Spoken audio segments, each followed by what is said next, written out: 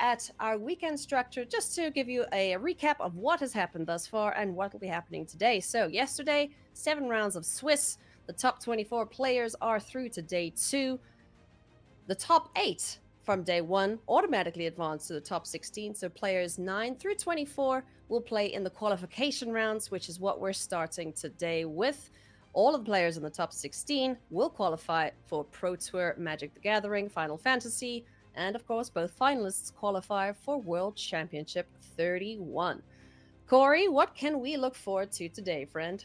Yeah, so let's check out our schedule here to see what we're going to be seeing for the rest of this event. Saturday, that's in the books. Rounds 1 through 7 with Explorer, all done. We're down to 24 players from our starting field of 50. Now Sunday, single elimination matches all the way down. I mean, there is nothing more exciting than these high-stress matches over and over and over again. Everything is going to have a lot of weight to it. Pro Tour invites, Worlds invites, like you were saying, Ailey. Going to be really exciting every single round. That'll be starting right away here at 9 a.m. That will be the qualification rounds. This is where we're down to 24 players. 8 of them are already removed. So the qualification round is 16 players, losing 8 of them. 8 of them go to the next round, and 8 of them head to the Pro Tour. Then we have our true top 16, and we go 16 down to 8, 8 down to 4, and then all the way to the finals here at around 4:30.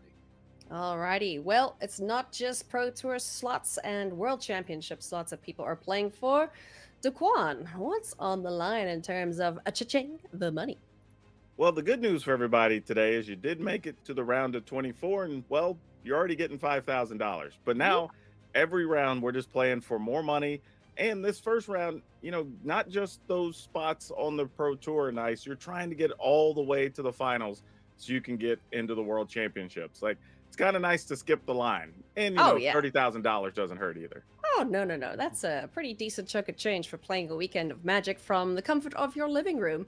And, if you at home would like to do the same as our players this weekend have, Corey, tell us what players can do to make it into the next Arena Championship. Yeah, absolutely. So this is the first couple steps here. The 3 things on the right there, starting with the qualifier play-ins. This was yesterday, and unfortunately, Ailey, we're not allowed to play in any of these for the season anymore. We got our 6 wins on our first try, and right.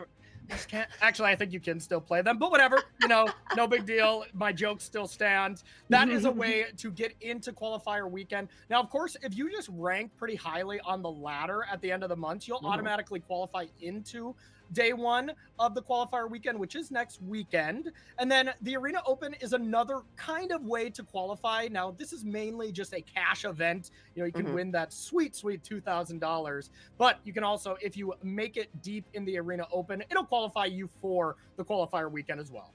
All right. So once you've ticked all those boxes, Daquan, where do we go to from there? Well, that gives you a chance to play in that qualifier weekend. And if you do well enough, that puts you into the Arena Championships, which we're playing this weekend. And then, like we were talking about earlier, that's how you can get to the top 16 that gets you that Pro Tour invite. And if you're extremely lucky and skilled, it'll get you to the finals and you get to those World Championships. What's the saying? Rather lucky than good? Or, I don't know. Hey, on some days, that's what you need to be, Exactly right. And perhaps today even more so with single elimination. But friends, if you are interested in competing in the Arena Championship yourself, well, best of 1, unfortunately, you can't do that anymore. That is done and dusted. But for Ether Drift Limited, if you want to take part in the best of 3 play-in, go and sign up on April 4th, followed by the qualifier weekend itself on April 5th and 6th. You can compete right now, or next weekend, I should say. The event format is limited, and the winners get to compete in the Arena Championship 9 qualifier happening next weekend. There's also Alchemy coming up in May and Historic in June. If that is not your speed, if you'd like to just, perhaps win some booster boxes, well, Arena Direct. Want to win physical Magic cards while playing Magic on Arena? Do that while you watch. There's an Arena Direct going on right now the whole weekend, and you can win 2 Ether Drift Play booster boxes that'll be shipped to your doorstep. Corey, what's your count now, bud? Well, first I just want to say good speed pun leading into this Arena Direct story. Oh, that was totally really unintentional. nice. Thank I know you. you planned it, but I'm I up to know. 6. This is one of Wow. the best Arena Directs I've done so far. I've played 6 of them total, and I'm 3-3 for getting boxes. So yeah, I'm gonna have so much Ether Drift product. This is gonna be great. Yeah, I hope you open all the lands. Yeah, let's try. All right, well, back to the matter at hand. This weekend, we have 24 players itching to get going here. Take a look at our bracket. The second bracket you see there, those were our top 8 players from yesterday, so they get to chill for this round, as the players in the first column are going to be doing battle. The first half of the bracket, we take a look-see here. Corey, what are you looking forward to in this half? I'm just looking forward to, after playing the Arena Championship 7, I just think it's cool y'all added a second day because, as far as I know from that event, it was only a 1-day event, right? Just on Saturday? Yeah, yes. Yeah. You didn't miss out on anything. Don't worry. Okay. So yeah, I like this. I like this change where players get to compete on Sunday as well. Really looking forward to a lot of these matches here.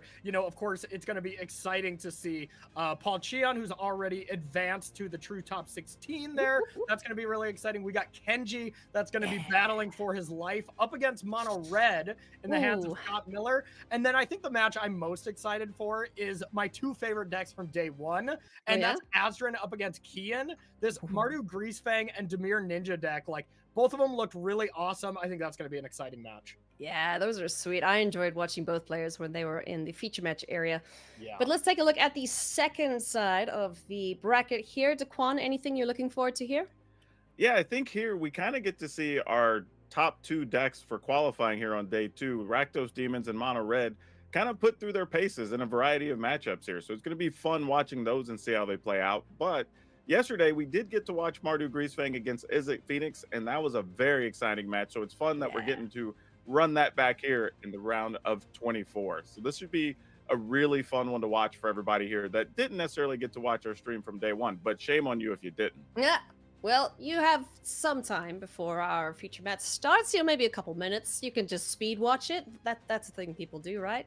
There just you to get go. caught up. Yeah, why not? Watch it in 3x speed. There you go. You might get through a match or 2. But yes, that is the bracket, my friends. So if you are keen to see your favorite players doing battle, then stick around because we're going to be showing them off very shortly. But before we jump into our feature match, fellas, I want to ask you, if you were playing this weekend, what would you have brought to the table, and would you still be happy with your choice at this point? Daquan? Ooh.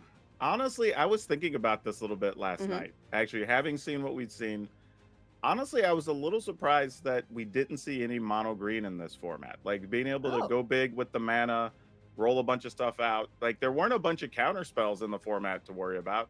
And you get some good cards to deal with graveyard stuff. So could have been a pretty interesting choice this weekend, and there were none that were registered. There weren't. I think the closest green deck we had was maybe Abzan Greasefang. Yeah, and I think there was a one Selesnya something or other. Yeah. With like a single the hammer deck. deck. Yeah. That was Give pretty us cool. back Corn? Karn. Give us back Karn, and we're getting that mono green deck back going. Like, come on, Karn did nothing wrong. Free Karn. We'll make that the official. We say that now.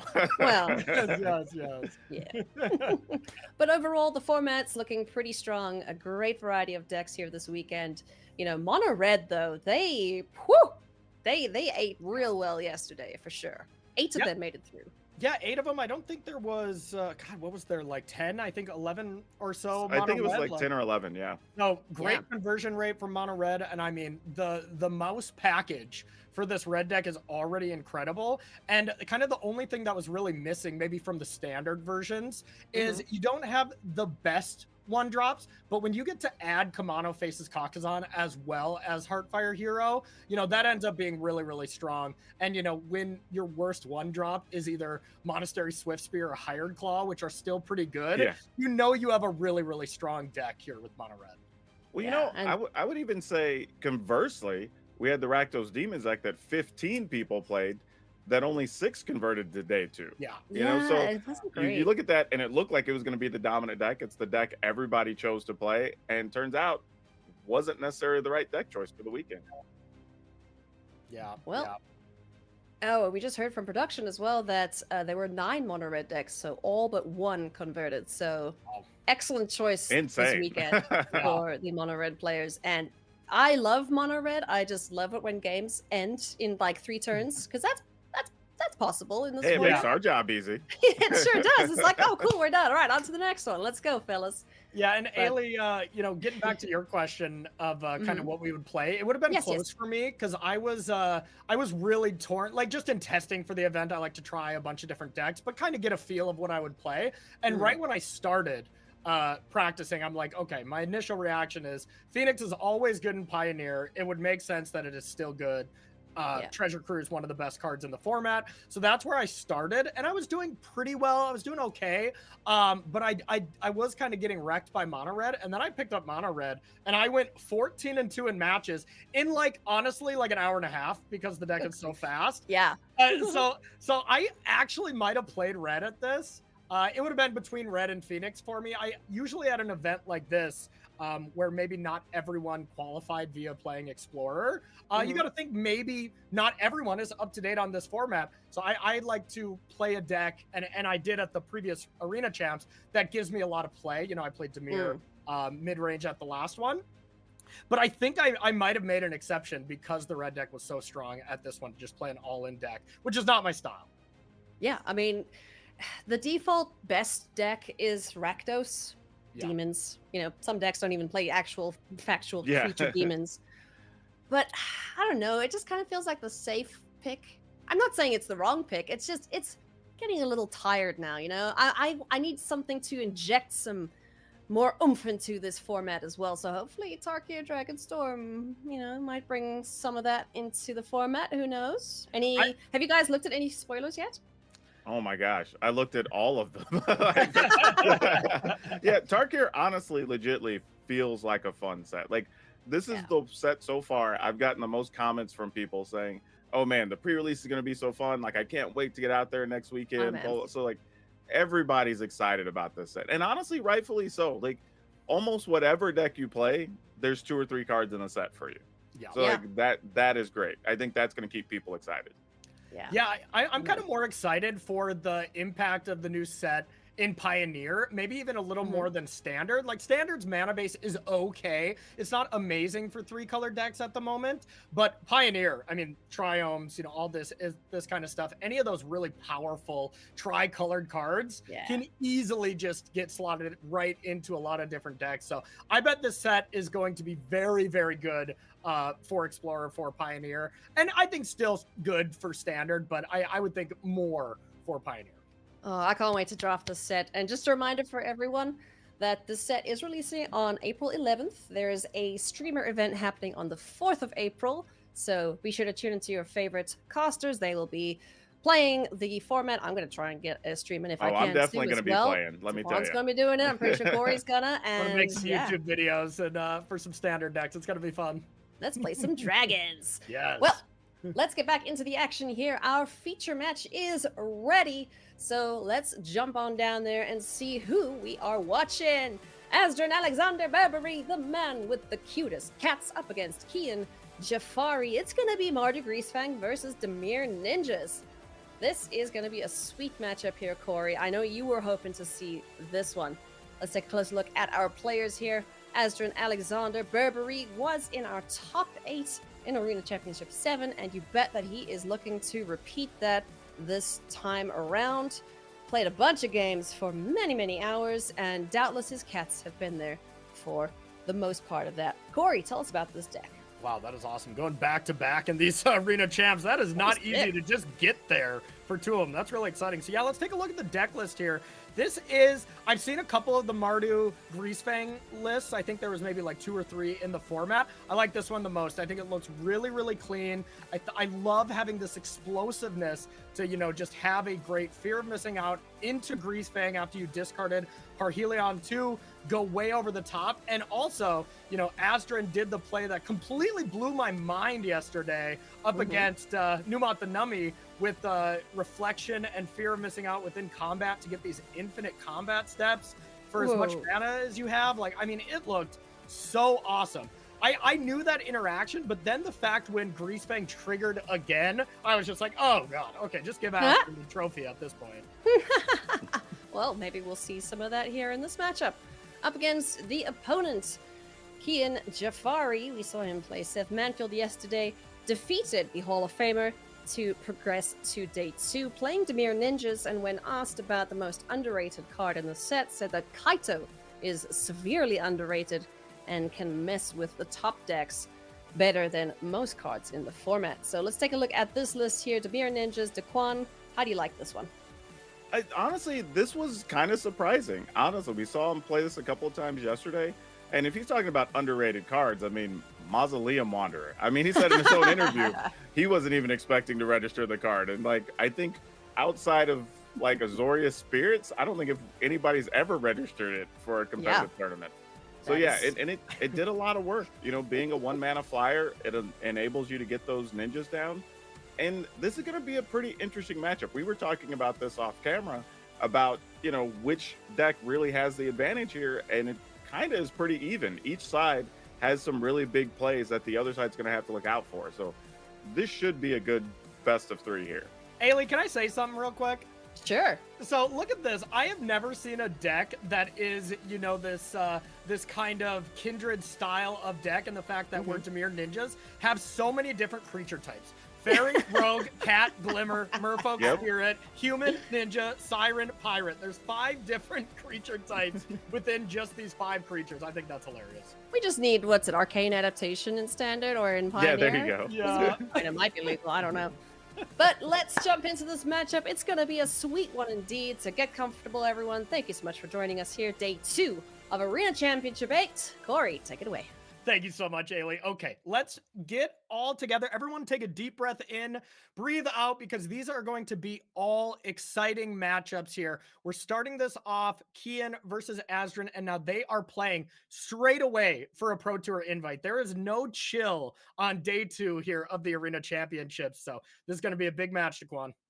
Yeah, like put it in perspective for the viewers here. Like if you're in their seat, how stressful is this that you get one match today potentially to guarantee your slot to the Pro Tour? Yeah, so stressful. That's why, you know, when I qualified for the last one, I really made a conscious effort to not qualify for day 2. Just the stress was too high, you know, so it was a lot easier for me. I was just watching the broadcast at this point.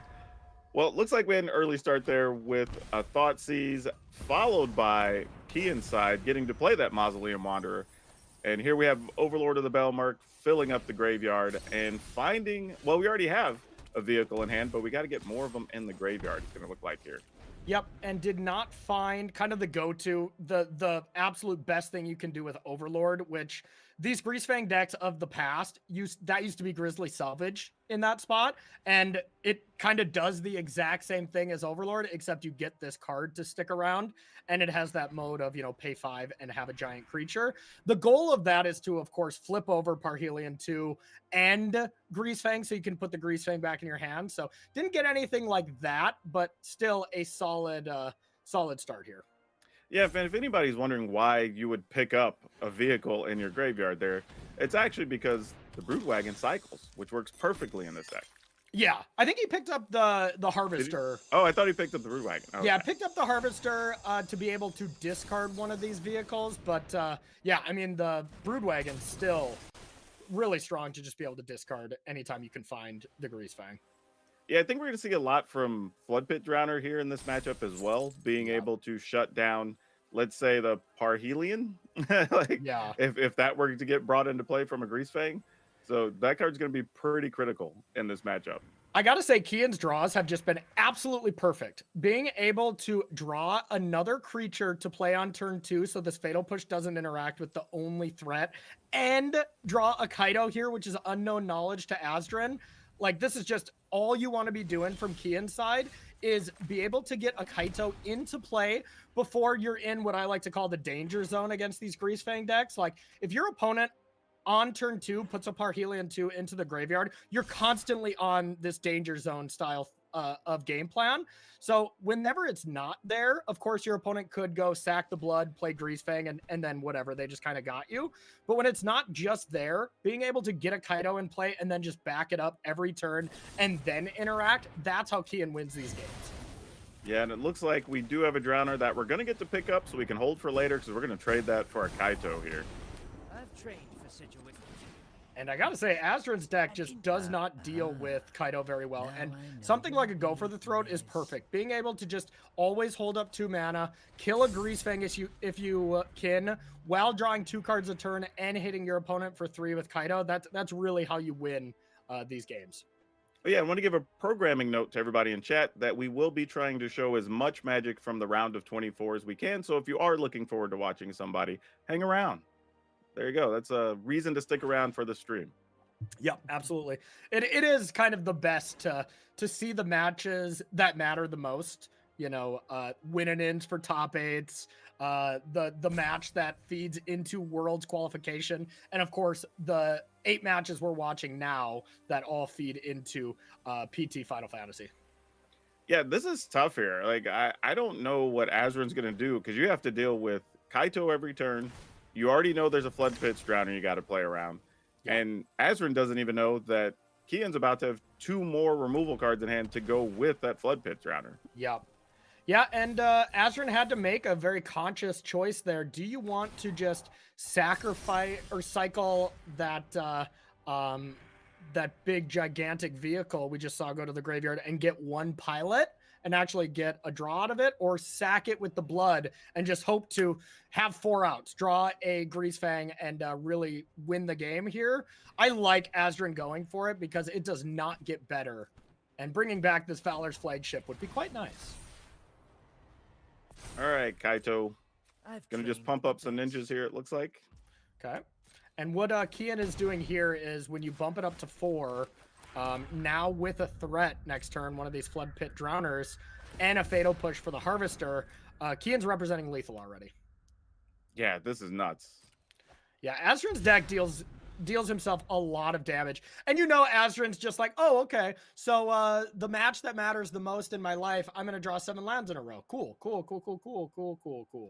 Yeah, that's a hard one. Like to open your day with, you know, that's not how you want to go out. Exactly. But the flip side, Kian will definitely take those. So Daquan, from the Azrin side, of course, you want to just not draw as many lands, but what are you trying to do here in the post-board games?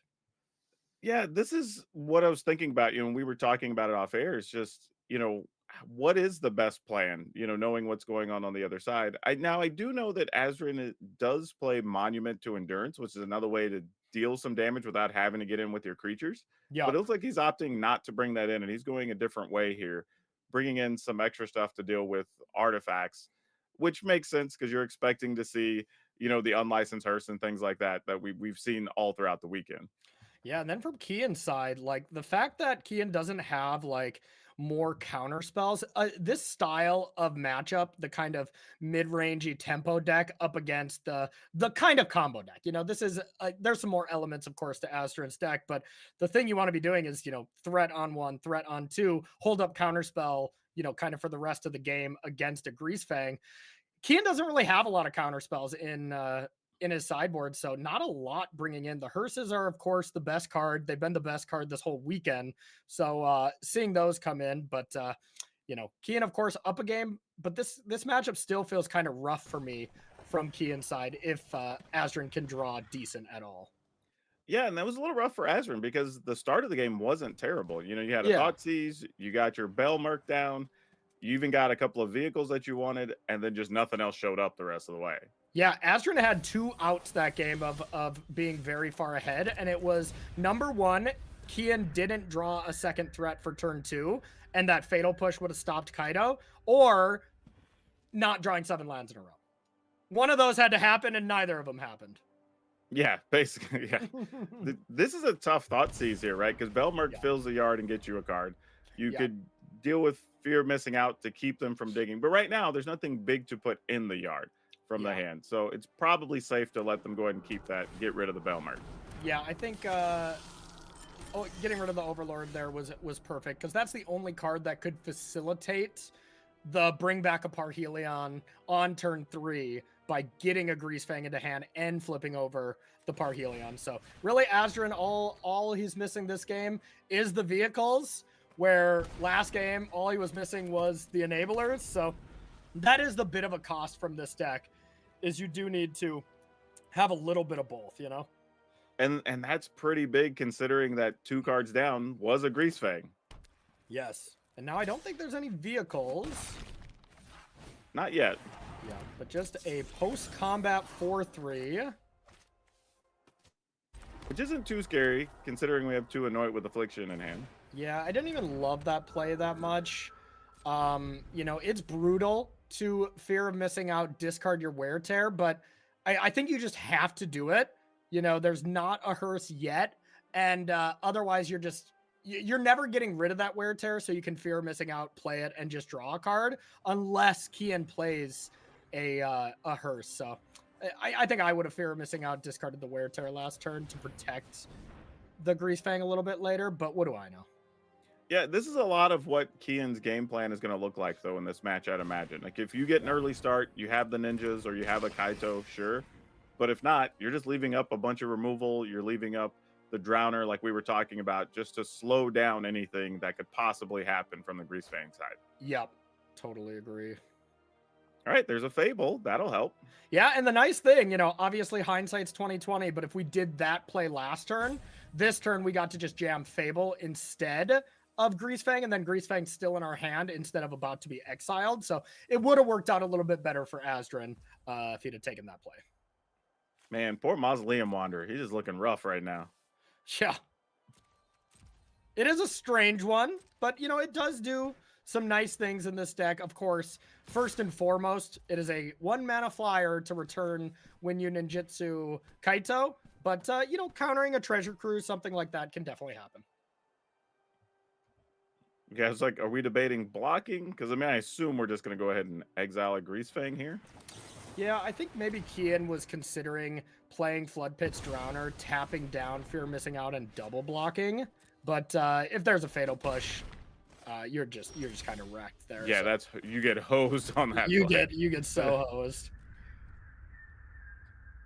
Yeah, Wanderer, like, these are turns I always try to tell myself, if I'm not blocking, I'm attacking. So if I do neither, I feel bad.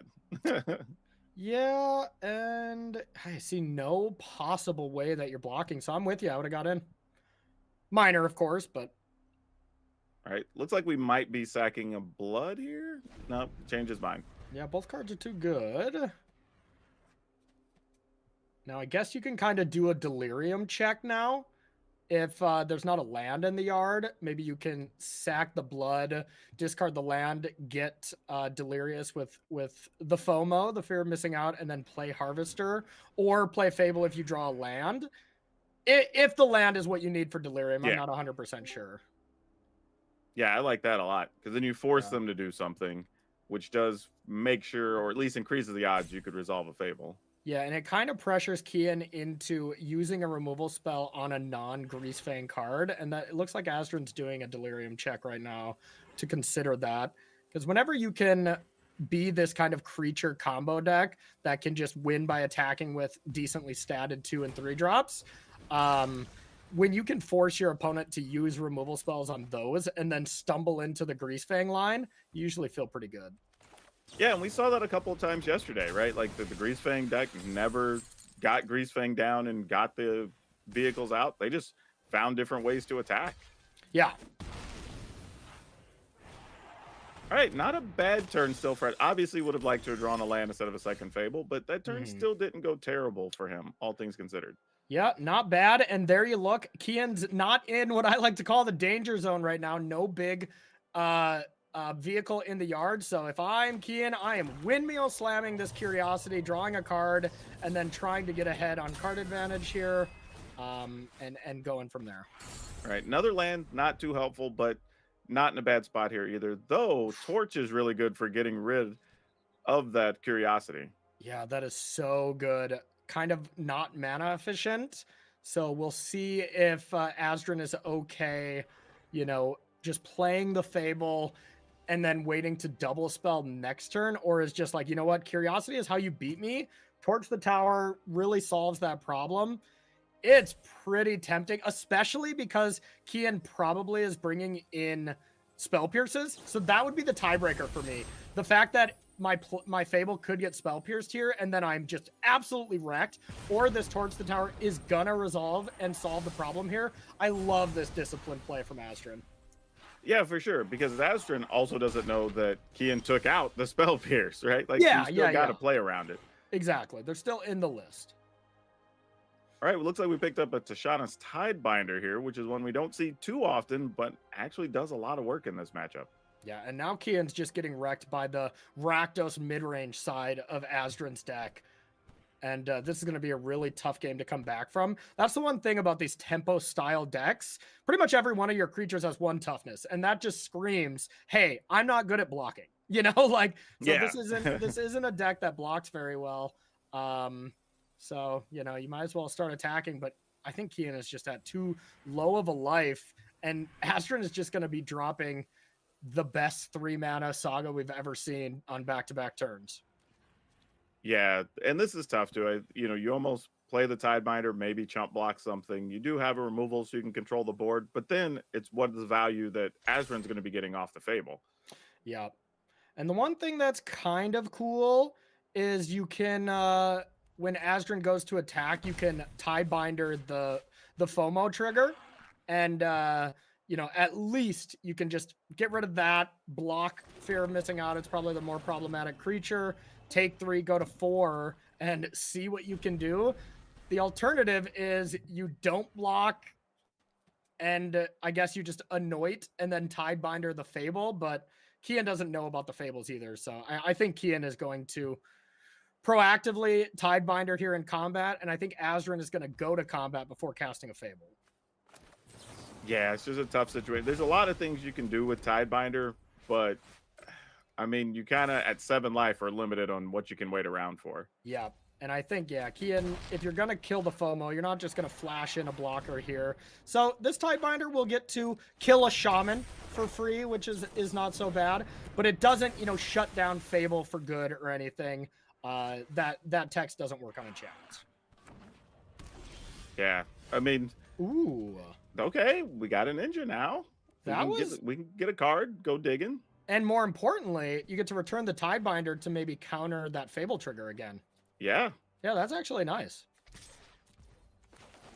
All right, so here's a little bit of action. You know, it was looking a little grim, but this is cool. I still don't understand the not attacking with Wander thing. Am I missing something? It doesn't get +1 based on Merfolk. It's just when a spirit comes into play, right? Yeah, I believe so. Oh boy, now is there a vehicle? Still no vehicle. There's not. Wow. It's pretty clutch. Yeah. There is a sequence here where this works out really good for Kian. If Asdrin attacks, Tidebinder blocks, and Asdrin decides to play Greasefang instead of Fable, this push gets to deal with it. But looks like that's not the way we're going here. I think I would block with Tidebinder here. Yeah, I feel like you got to block with something. Going to, I mean, I guess if you go to 1 and you've got everything covered, I suppose. But it feels yeah, you're dangerous. definitely not taking it. It's either push it or block it. But oh, this works out perfect for Kian. Yep. Wow. Yeah, if Asdrin would have known that, you see the shrug there, that Fable would have been so good. And drawing an annul for the Fable, this could not have worked out any worse for Asdrin. Sick. And he get another card here.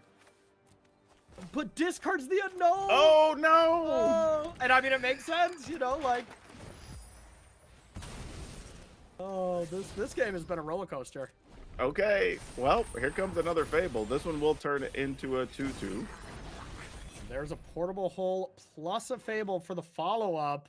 Everything's still looking good for Asdrin, but this could have been a lot worse for Kian if Asdrin played that Fable last turn. Yeah, then portable hole. You get your pick. Or you save it for a hearse if you're not afraid of any of these cards. And I don't know how afraid Asdrin is. If there was only one flyer, I would portable hole one of the flyers just to prevent a Kaido ninjutsu. But the fact that there's 2 flyers and the 2/1's gonna more than likely get blocked by the shaman anyways, it's reasonable to hold this and maybe even consider discarding it to Fable next turn. This is a tough call. I'm not sure what is even correct with perfect information. Well, yeah, you see Azrin giving it a real think here. It looks like he's just going to pass and hold on to it. Yeah, I think I like it. All right, Flood Pit's Drowner. All right, as it stands, this is going to work out pretty nice here for Kian, as that's a pretty good draw. I mean, if I'm Kian, I'm Flood Pit's Drownering the Shaman and forcing the block with the Reflection, or letting me loot. Yeah. You want to tap down the worst creature to incentivize not trading, essentially. Also, tapping it down, prevents some silly things from happening on the next turn if they find another Harvester or something or anything like that. Yeah. All right, looks like the team is gearing up to attack. Reasonable. But didn't I kind of giving Azrin the option of what to block here still, though, or Yeah. what to block with? Yeah, I think Kian is just at so low of a life that Kian's okay with just any trade. And to be fair, I guess it doesn't really matter, because if he's going to block with something anyway, it's going to be with the Goblin token regardless. Yeah. All right, there is Parhelion 2 to the graveyard, but a complete whiff. Yeah, just a Thoughtseize and a land. Yeah. So brutal stuff. This could be the beginning of this game slipping away from Azrin here, as when we go to combat, this Reflection's going to get drowned, and then Azrin will have perfect information. We'll know there's a Watery Grave with that eyeball on it, so there's going to be no reason to Thoughtseize. You could play a land, and all of a sudden, Kian will be teeing off for 4 next turn. And if he can find a big draw like a Kaido, Enduring Curiosity, something like that. Wow, Whoa. The Reflection. Yeah, just let him get in. Now I'll be curious if this Drowner just blocks. Ambush Viper style. Oh, okay. Was not expecting that. Yeah, I think it's reasonable to just block this too, because the Reflection next turn with the second Reflection coming down is very threatening. Very threatening, so... I feel like since you let Azrin attack, you have to block here. Yeah, it's interesting. Like, I generally thought I'd just lock it down. But because here, if there is a removal, you end up at 2. Yeah.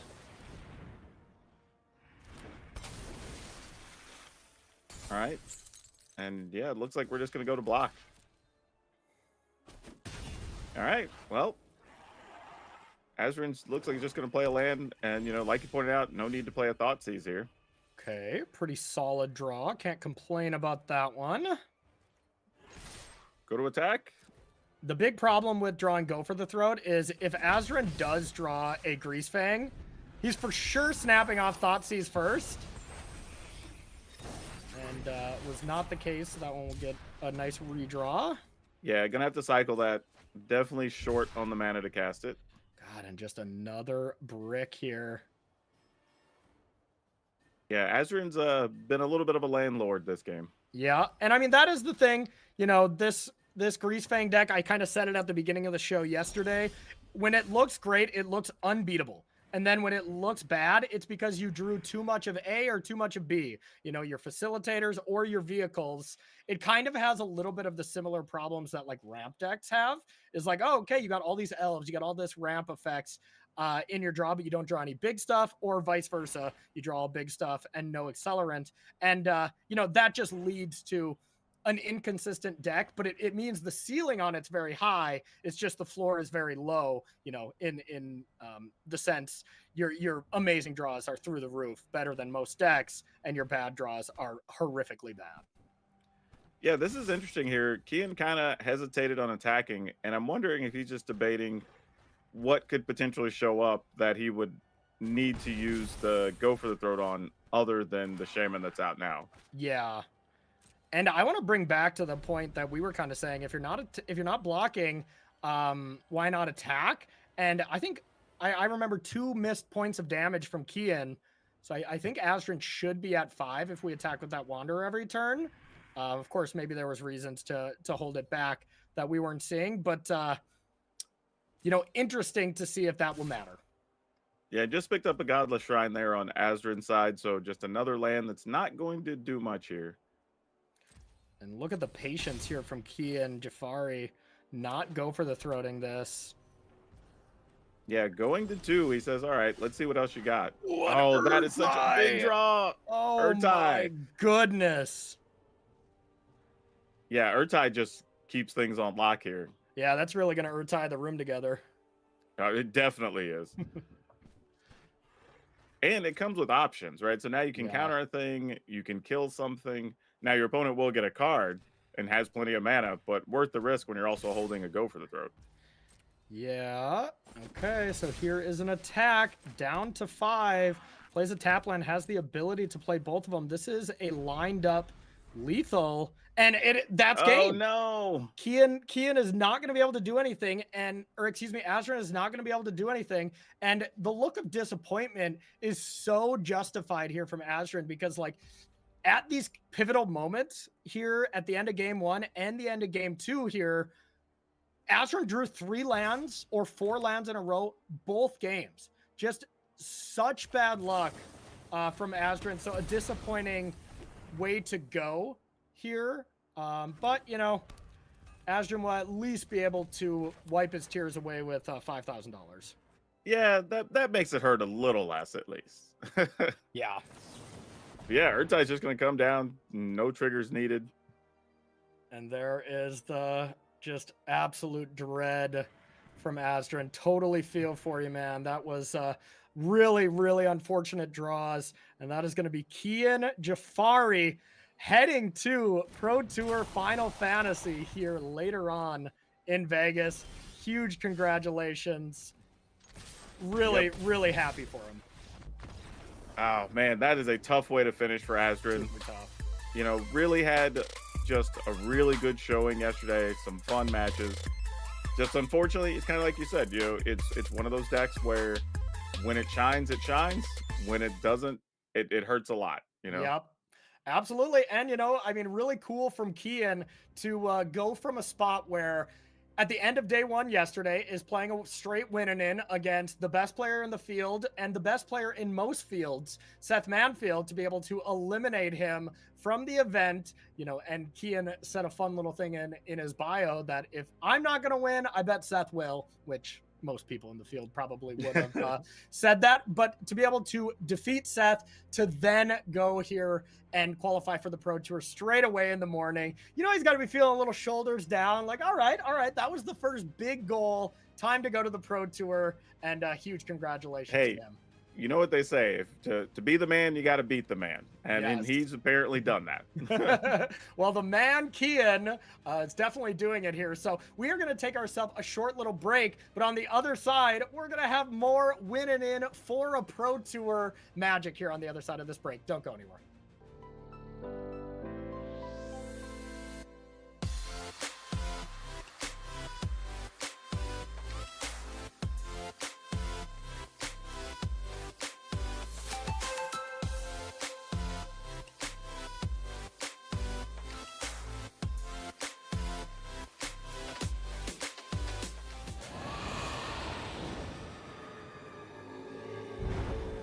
The skies darken with a new threat to Tarkir. It will take the combined might of the 5 clans to face what's coming. Let those who summon the storm be the ones to break it.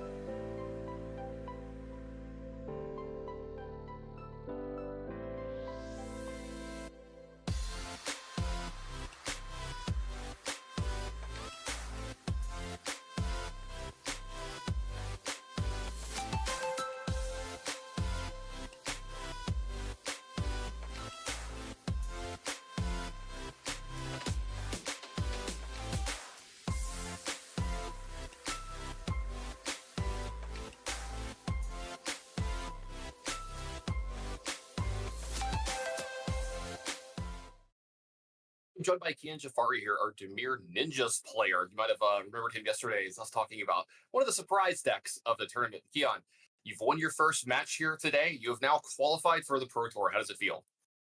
Yeah, for me, this was the match of the day. Honestly, PT invite. This will be my first paper PT invite, and so for me, this was the most important match today.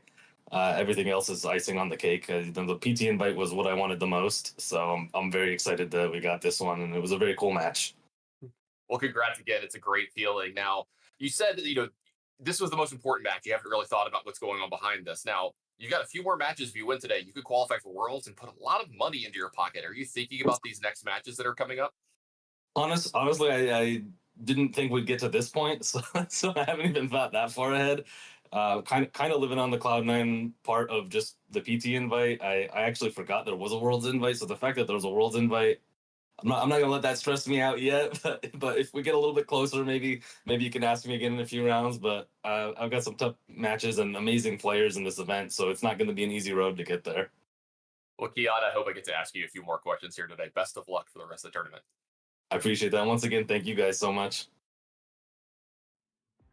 All right, really nice to hear from Kian with this Demir. I'll say ninja deck, but it's actually the Demir Fairy, Rogue, Cat, Glimmer, Merfolk, Spirit, Human, Yeah, Ninja, exactly. Siren, Pirate deck. I just don't think that name fits on our graphic, so I'll defer to Demir Ninjas for now. Yeah, it's easier. Yeah, absolutely. So we got more magic here on the other side. We are going to be seeing Scott Miller on Mono Red. And Daquan, you heard about this guy? This Kenji Igashira, Numont the Nummy streamer? You heard about Somebody this guy? told me he's got a few viewers. So Yeah. people probably want to watch this one, I imagine. Yeah, and the great quote of the day from Kenji, he's like, oh, top 24 qualifies for day 2. Well, I'll just take 24th. Took 24th on tiebreakers and made it into day 2. Kenji Igashira, Numont the Nummy here on Twitch and YouTube, playing Azorius Control. So Azorius Control up against Mono Red here. Some great stats for both players. Scott Miller has one of the most impressive win rates here. Maybe we'll get confirmation from production if this is the highest one. I think both Seth and Paul had 66. So Scott might be the top dog here. But let's take a look at their deck list here. And Azorius Control versus Mono Red. It is an interesting one here. Okay, I guess we do have Jacob Roberts at 72%. Wow, okay, That's insane. all right. That doesn't even sound like a real number. Those are like video game stats. Yeah, no kidding. That's really impressive. So Mono Red versus Azorius Control with the old bird, the Sky Noodle Yorion. What do you like here? Yeah, I think this is a chance for Mono Red to actually get out early, but more importantly, maybe even hold on to some of those haste creatures. So as the board gets swept by some of these farewells or other things that go down, you still have something to play, But Kenji's coming in with a deck that has a lot of options for this matchup. There is a ton of removal, even some early counters, a bunch of sweepers. So this is not going to be an easy fight for the red deck. Yeah, this isn't a matchup I played at all in practice here. The Azorius Control against, well, anything. I didn't really know this was a competitive deck still, no offense to Kenji, but Kenji obviously did a lot of testing for this. So you would think he feels okay against Mono Red because you had to know this deck was going to be there, Yeah, and I would say if you're the red player, this is probably the one deck in the field you really don't want to play against. Oh, you think so? Because of so many of the tools here, with even looking at Kenji's hand, already having like temporary lockdown and whatever, which basically is almost everything in the deck, except for maybe Screaming Nemesis. So yeah, this could be tough. But I mean, that being said, I think Kenji's just dead here. Like, the fact that you get to Omen here and now Screaming Nemesis is going to be a card that doesn't get eaten by lockdown. Like, you're taking 6, 7, 8, going to 8. The lockdown will, essentially put Kenji down to 5. And like, how do you live at 5 life? I mean, I guess maybe there's some life gain here, but I think Streamer's just dead here. Yeah, gotta find. Okay, that's big. Yeah, Wandering Emperor's big call there. That's a start. So then you just get rid of everything here except for the Nemesis. Okay. The Wandering Emperor is insane. This is a phenomenal card. What Scott would really love to get here is something like just a Burst Lightning to just Burst Lightning his own Screaming Nemesis and prevent that life. That could be big game. But now we have the haste here. This is putting Kenji down to 2. Yep, not let's see. You'll be able to get rid of that. You actually not going to be enough. Oh, actually does We got a have Supreme verdict. Verdict. Big draw step from Scott.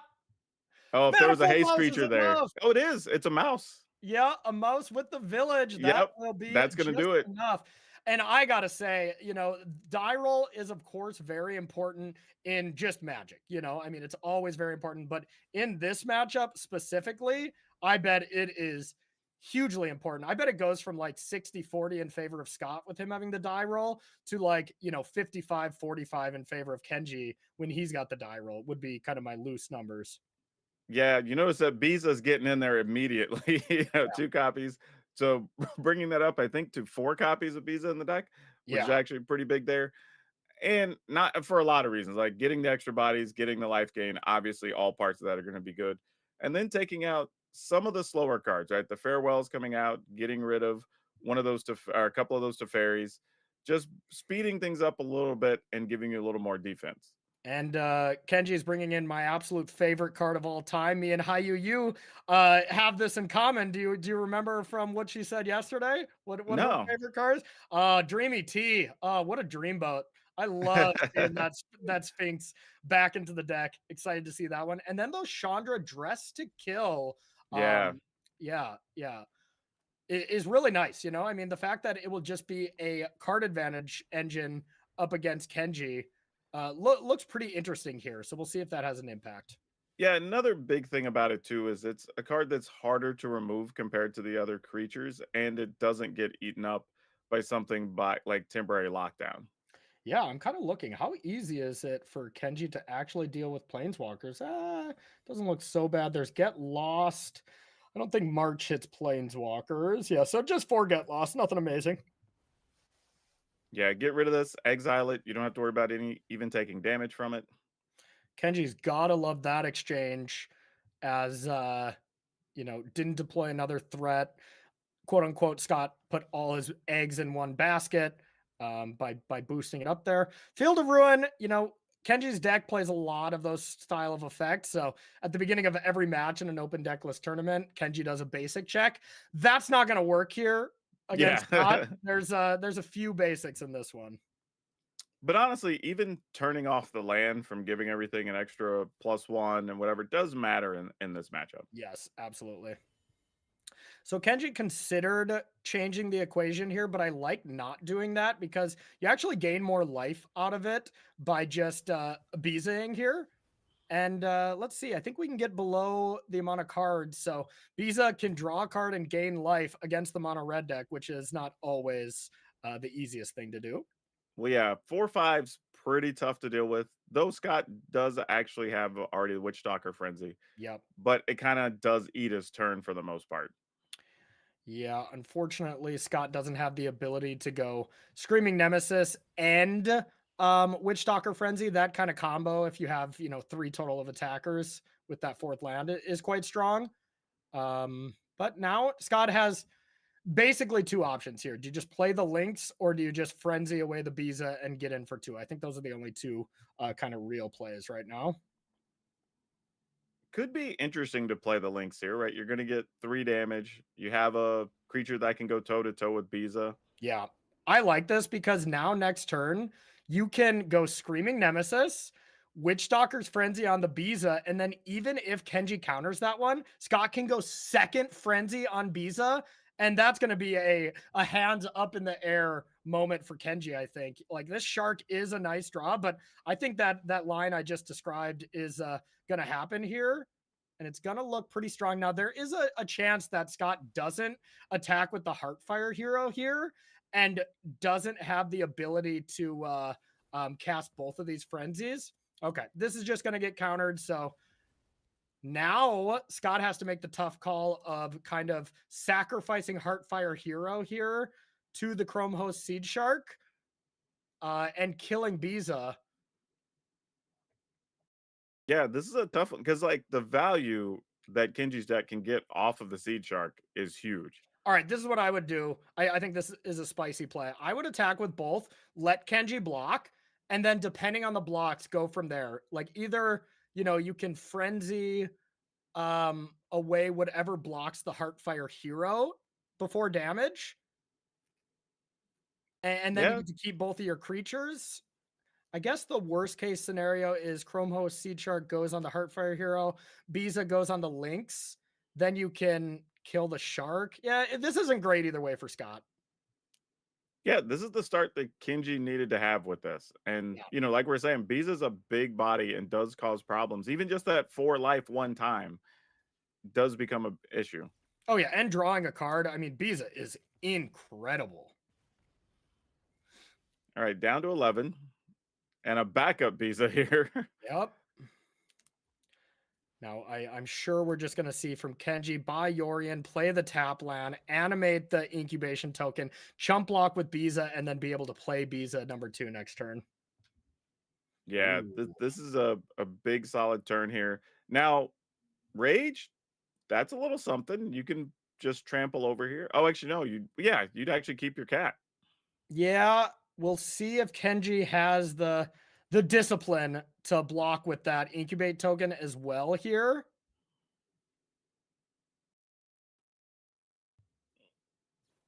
Okay, Oh, so just says we're goes not even going to wait around. Just going to get rid of it now.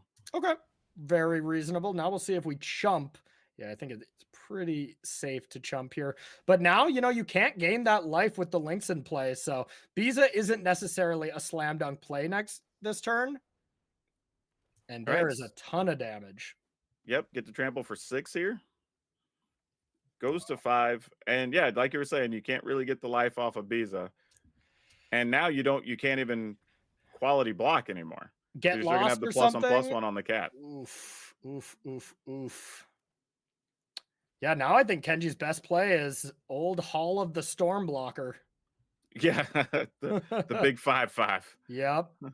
And that is just another great draw. It doesn't kill Kenji immediately. And if this attack gets in there, which I think you want to do, maybe you don't, because Kenji's holding up the mana now. This is a very, very measured play from Scott and ends up working out great based on what Kenji has. Like, this is just Scott saying, okay, you left up the mana this turn. You're not going to leave it up every turn, Yeah. Oh, this is so tough for Kenji. Like you get the temporary lockdown. So I Look, guess you have to do Daquan, this and then sorry to interrupt you, but look at how devastating this turn would have been if there was no Hall of the Storm Giants and no Lynx. You would get to lock down away every permanent from Scott and then Biza and go to 8. yeah. But the one nice thing about this is that roll is a card that gets taken by the lockdown. So Lynx is shrunk a bit.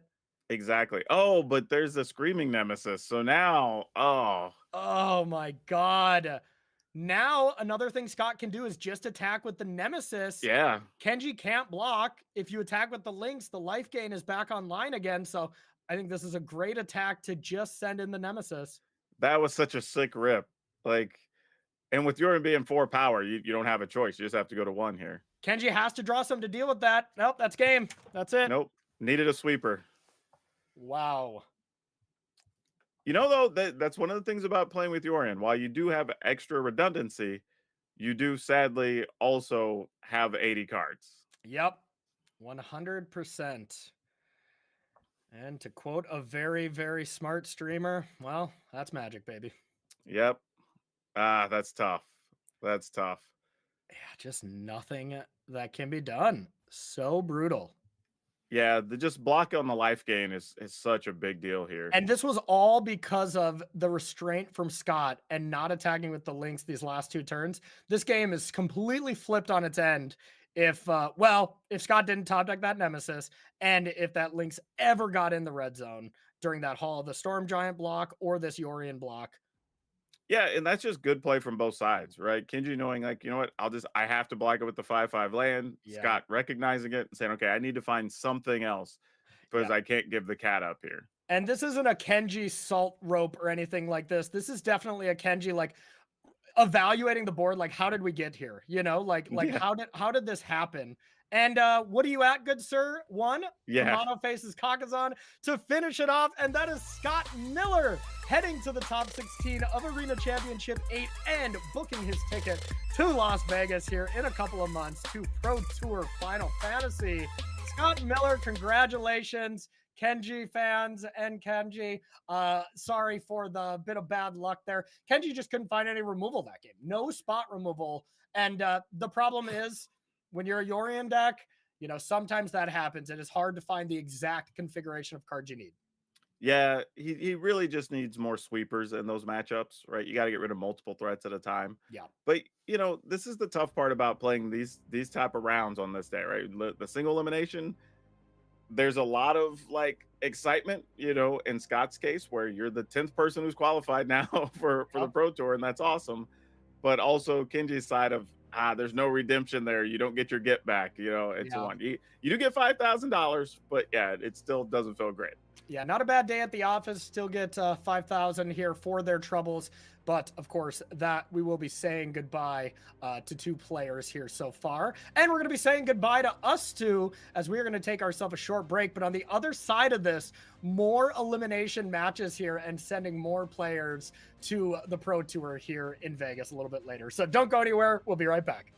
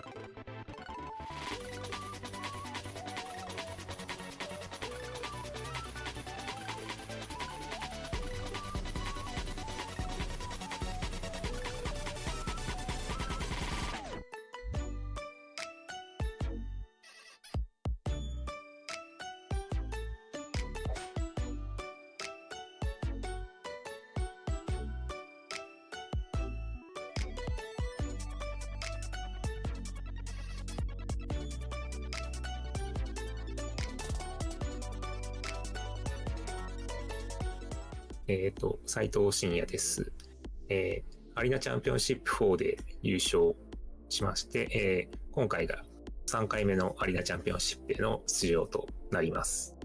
This is it. Sauron's Ransom on the stack. We're going to see Wizards Lightning pointed upstairs at Basel. Good game has been declared, and Shinya Saito takes down the Arena Championship number 4. はい、アリーナチャンピオンシップ4の時と比べると、正直なところ今回の方が、自信としてはないです、少ないです。それは、アリーナチャンピオンシップ4の時が、今回以上にそのメタゲームの立ち位置がいいと、本当にもう、これは本当に優勝できそうだと思えるぐらいの状態だったので、それぐらい最高の状態だったので、それに比べるとちょっと下がってはしまうんですけれど、でも今回もそれほど悪くはない、状態だと思うので、いい結果が出せればと思います。Leading the tournament the entire way and winning the whole thing. It just seems like this was definitely Shinya's tournament. はい、テイロスからマジックを始めまして、マジックは競技的な大会シーンがすごい好きでした。プロツアーに、すごい憧れまして、特にその世界を飛び回ってる選手たちを見ながら、このマジックのプレイザーゲームシーザーワールドという、ものに、自分も体験してみたいという憧れを持って、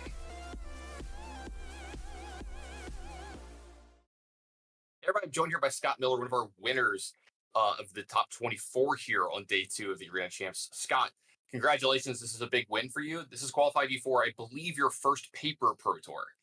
Yes. Yeah, that would be the first one.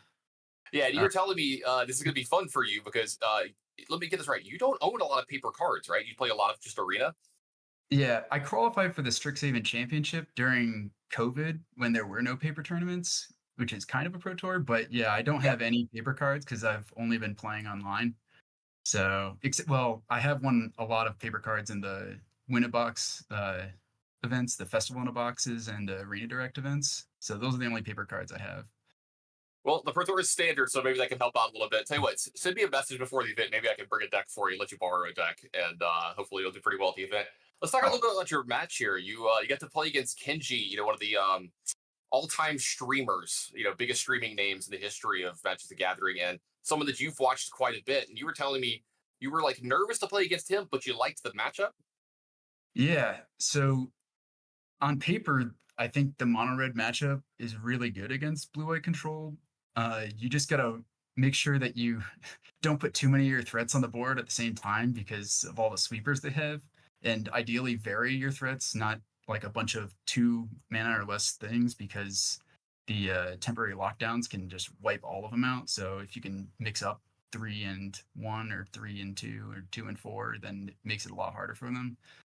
But I was really nervous to play Kenji because I watch his YouTube videos every day whenever he puts out his daily YouTube video, and I watch him on stream. So I know he's a really good player, and I just got lucky, I guess. Well, I know I'm a fan of his as well. A lot of people at home are a fan of his as well. But Scott, you are the victor here. You're going to be going on. Best of luck the rest of the day. Thanks.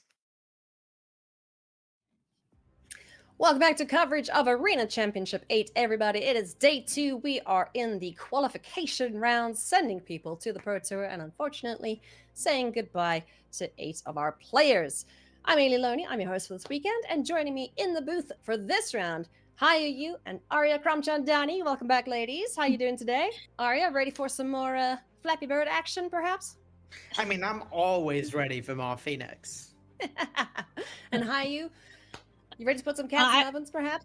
Oh, I'm not sure about that one, but at least I won't say it so loudly that my cats can hear. But when yes, you you're said a cat Flappy person Bird, too.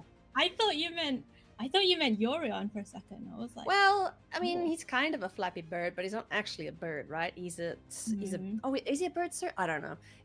Whatever. He's the thing that flies sometimes.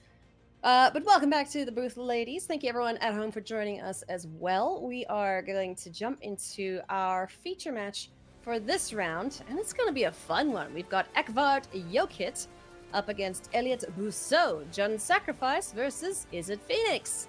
So, Flappy Birds and Cats and Ovens coming up very shortly. Let's take a look here A little closer at Ekvard, playing one of my favorite archetypes, Joan's Sacrifice. He is a Estonian Nationals winner and two-time Estonian Nationals finalist, so no stranger to competitive magic. What do we think about this deck list here, Hayu? Yeah, I mean, this is John's Sacrifice. You know, we've mentioned it. It's been around, all the way since Throne of Eldraine Standard. If you can imagine how long ago that apparently was. It's been 84 years. 84 years. This actually does follow that original archetype pretty well. You know, you've got your Cat, Oven, Mayhem Devil going on. Obviously, with a few additions from more recent sets like Blood Tithe Harvester, Fable, you may as well get that mid-range package in there, and you know, the big finisher now in this deck, Egret Eaterable, allowing for that instant combo kill. Hungry Kitty. I love this deck. I'm so amped to see it in action. Up against what we could, I guess, call another graveyard deck in the hands of Elliot Busso, Elliot Dragon Online. You've probably seen him around. Playing Is It Phoenix, Elliot has 1 GP win, 6 GP top 8s, and 2 Pro Tour top 16 finals to his name. Arya, tell me about this Is It Phoenix list. Yes, Is It Phoenix, a staple of Pioneer, been around since close to the beginning of Pioneer Explorer, whichever you wish to call it. And the deck has really gotten sort of turbocharged by artist talent recently. So this deck's all about trying to just cast spells, put cards into your graveyards, eventually win getting back a bunch of Arclight Phoenixes. It's sort of like a combo control deck at this point. Notably, Elliot's version of the deck does not have Galvanic Iteration Temporal Trespass as sort of this combo kill. Instead, it's just winning the old-fashioned way with Arclight Phoenixes attacking a bunch and Prof Eidetic Memory, often putting out a lot of damage really quickly. It's pretty easy for this deck and going off turns to draw 6, 7, 8 cards a turn and just kill you out of nowhere, even without Temporal Trespass. Well, let's see. To trespass or not to trespass? That is the question. Let's jump into this feature match. Who is going to make it on through to the Pro Tour? Hayu, take it away. Thank you so much, Ailey. Welcome to qualifier round action here at Arena Championship 8. Edvard Jokic up against Elliot Busso. John Sack against Is It Phoenix? Arya, I feel like we've been here before, you know, many times in the past, but this is always a fascinating matchup to watch. Yeah, it's a matchup as old as like the format itself, but somehow the matchup seems to keep changing in terms of what it's about. Gone are the days of Lyris and Meathook Massacre, and I mean, gone are the days of Galvanic Iteration, Temporal Trespass, and Ledger Shredder. There's no thing in the ices to claim the firstborn anymore. So what it's about is actually pretty different than what it used to be. Yeah, that's one of the fascinating things about Pioneer, the format. You know, the size of the card pool just means that you're gonna see the same archetypes, the same themes through the narrative of the format, but each time they come around, each iteration, if you will, it's just a little bit different and dynamics will shift. So the matchup that you thought you knew might not be the same matchup that you're going to be playing, even if superficially the decks look similar. Let's have a look at what is going on here in the opening turns of the game. It looks like Elliot kept a 1-lander, but sleight of hand finds that second land. And honestly, Aria, I love a deck where you can keep a 1-lander. Yeah, I mean, Phoenix keeps a shocking amount of 1-landers thanks to all the cantrips. General heuristics are to try not to keep 1-landers on the play, even with 2 cantrips, but on the even with just 1 cantrip, but with 2 cantrips it becomes much safer because you get looks at 5 cards to find a land. At the end of the day, you can't maul hands with that many spells, particularly when one of them is Artist Talent. Yeah, this hand, really good for Elliot. Artist Talent, something you very much need early in this matchup. Given there's not the trespass sort of like kill condition late, Jund can definitely grind sort of indefinitely. So you really want your engine going quickly to be able to kill them as quickly as possible. And so yeah, really happy to keep a hand with Artist Talent, maybe even 2 Artist Talent here from Elliot, kind of exactly the start you need. You see Elliot hovering a little over Scavenger's Talent, the first play from Ekvard. This is one of the newer talents from Bloomborough. It's just a black mana Whenever one or more creatures you control die, create a food token once each turn. And then level 2, when you sack a permanent, target player mills 2 cards. And level 3, you can do some reanimation shenanigans. But you know, what role does this new card kind of play in the John Sack deck? So this is mostly an enabler card for Junsack. So the way sacrifice decks in general have moved, they've shifted towards being sort of a Cauldron Familiar Igra combo deck, where you can play Igra, and then loop 2 Cauldron Familiars back and forth since their food's in play to immediately kill your opponent. It's a little less the deck does it a little less in its Jund iteration. It's more about mid-range with Mayhem Devil does less copies of Igra. But what Scavenger's Talent does is it gives you food to like sort of keep your engine going, let you generate material when you're doing Witch's Oven stuff, and even when you're not doing Witch's Oven stuff, just like get some value off of Cauldron Familiar.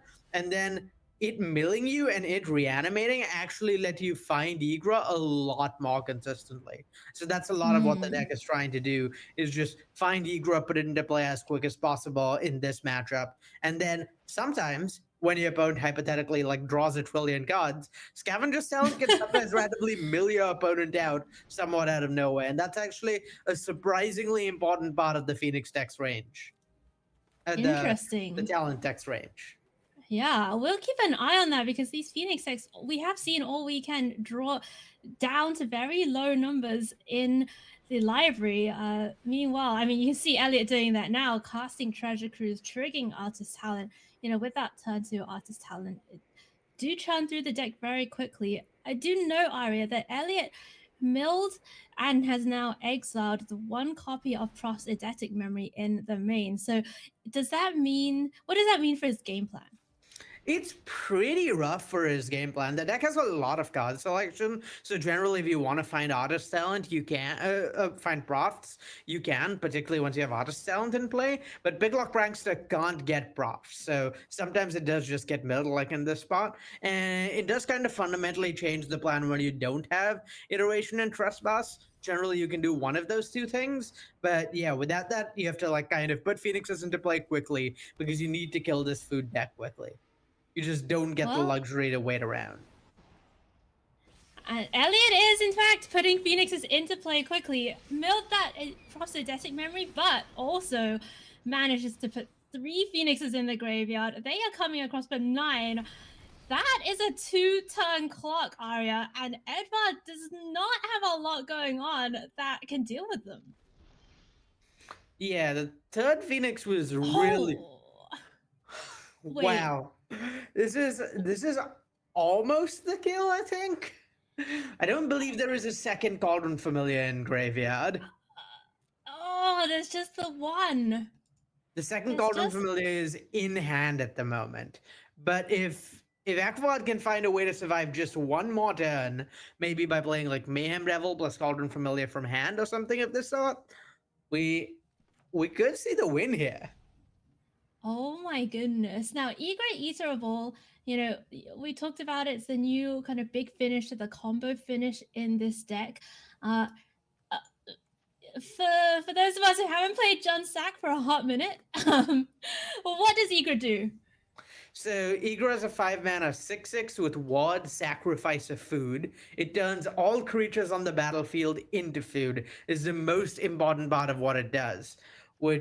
So what that means is your Cauldron Familiar in play, also food. The Cauldron Familiar in your graveyard sacrifices a food to come back. A food such as, for example, another Cauldron Familiar. So you get to just swap your Cauldron Familiars back and forth from the graveyard in play and try and kill your opponent that way. Oh, okay. All right. So let's see what Egvad does here, because he's at 8 life, right? The Phoenixes are attacking for 9.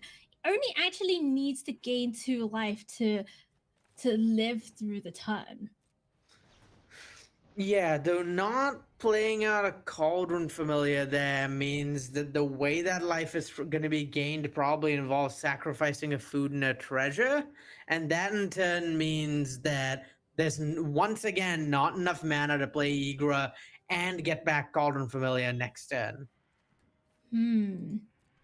Interesting. All right, let's see. Let's see what happens here. So Fiery Impulse is going to be targeting Mayhem Devil. Eggbot, thinking about the response, could sacrifice the food now, get 1 ping, but that, well, get 2 pings, I guess, because you would get the sacrifice of the treasure. Is there any other way? It would make a food, right? When the Mayhem Devil dies as well. So I think, yeah, the Mayhem Devil dying will make a food. We could have seen, we might, there was some chance we ended up seeing some convoluted line where a food, where like the cat got brought back and then killed with a Mayhem Devil ping. But yeah, I think this is just going to be, I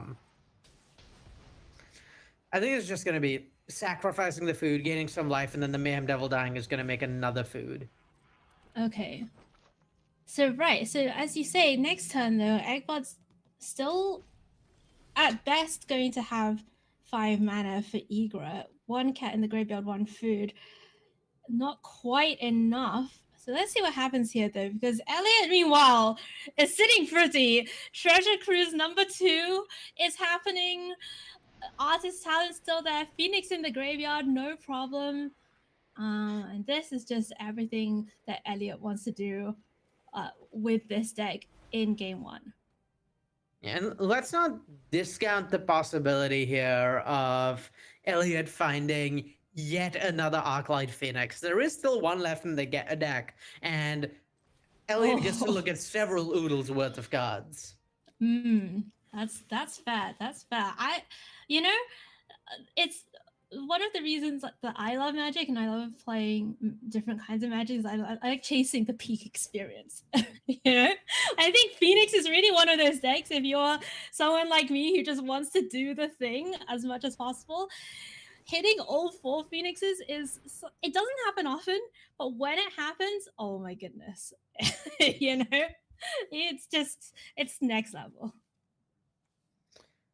So another thing worth noting here is that with Into the Flood more in hand, comboing gets pretty difficult for Akbad. It's always possible to interact with that. Never mind. Oh my goodness. Oh my goodness. Well, I mean, what's the opposite of Caster's Curse? That's what I want to know. Caster's Blessing, perhaps? Oh, that sounds like a magic card. I demand that be turned into a magic card, Aria. No, Eggbot's gonna scoop it up. Not gonna let the 4th Phoenix hit the battlefield. Fair enough. We're gonna go to sideboard here. Elliot Fuso, Elliot Dragon up 1 game in the qualifier round, 1 step closer to that Proto invite. Yeah, and I mean, just a testament to how strong the Phoenix's deck sort of card advantage engine is, where, like, sure, we saw 4 Phoenixes in play. It might look like Elliot got lucky finding all the Phoenixes that quickly. Actually, I think Elliot went through, like, well over half his deck, so it didn't really need to get that lucky there. You just look at so many cards so quickly once Artist Talent is in play.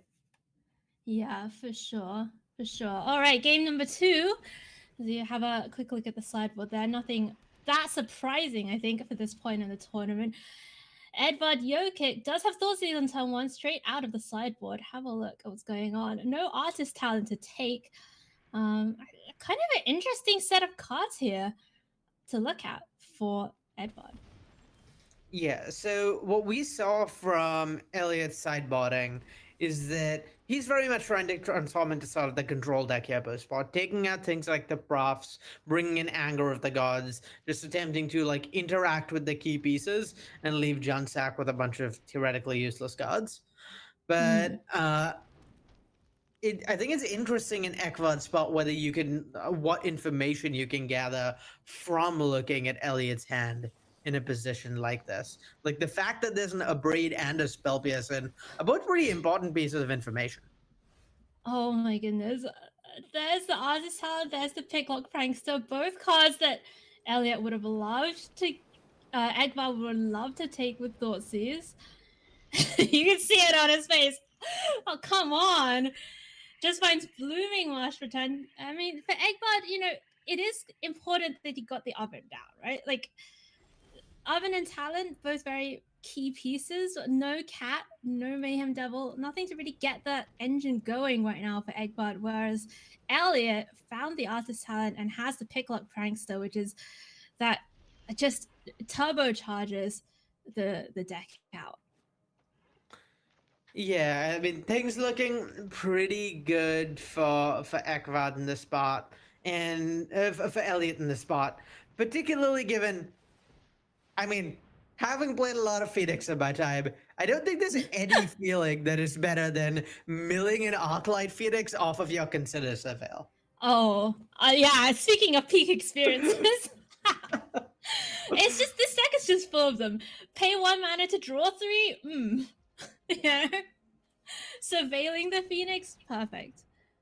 Just yeah. Using yeah. Free the Fate to find another picklock prankster. It's not peak, but it's up there.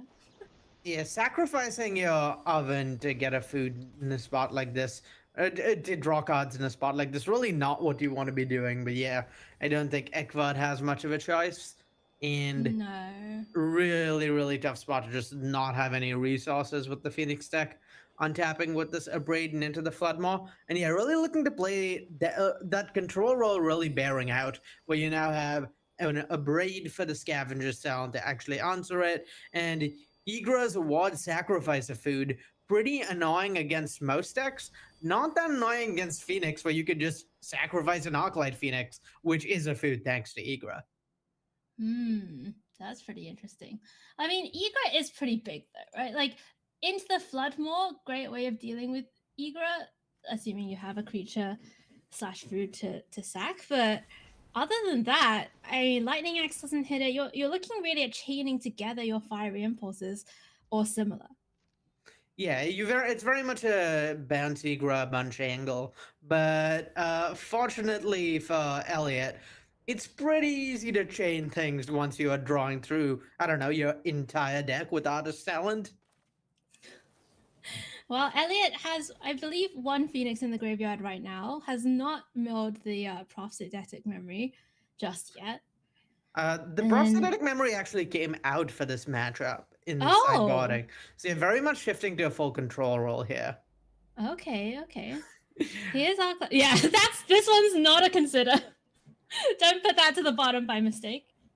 It's a pretty tough choice for Elliot. Like putting an Arclight Phoenix on the bottom of your library is like you just know is going to slow down your clock a bunch, but you really need to find Treasure Cruise here.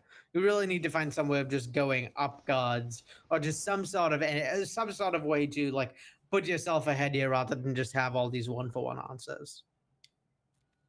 Yeah, that was a very, very disciplined play there from Elliot. I don't know if I could have done it. And that's obviously why Elliot is sitting in the feature match area and I'm just here yapping with you, Aria. But when we see these players, and that's really the beauty of watching high level Magic, is when the players make the plays that you wouldn't make or you wouldn't necessarily have made. Like, it's so interesting to think about why, what's going on through their minds, how they're seeing things. So yeah, Elliot using into the Floodmaw just to balance the Scavenger's talent this time.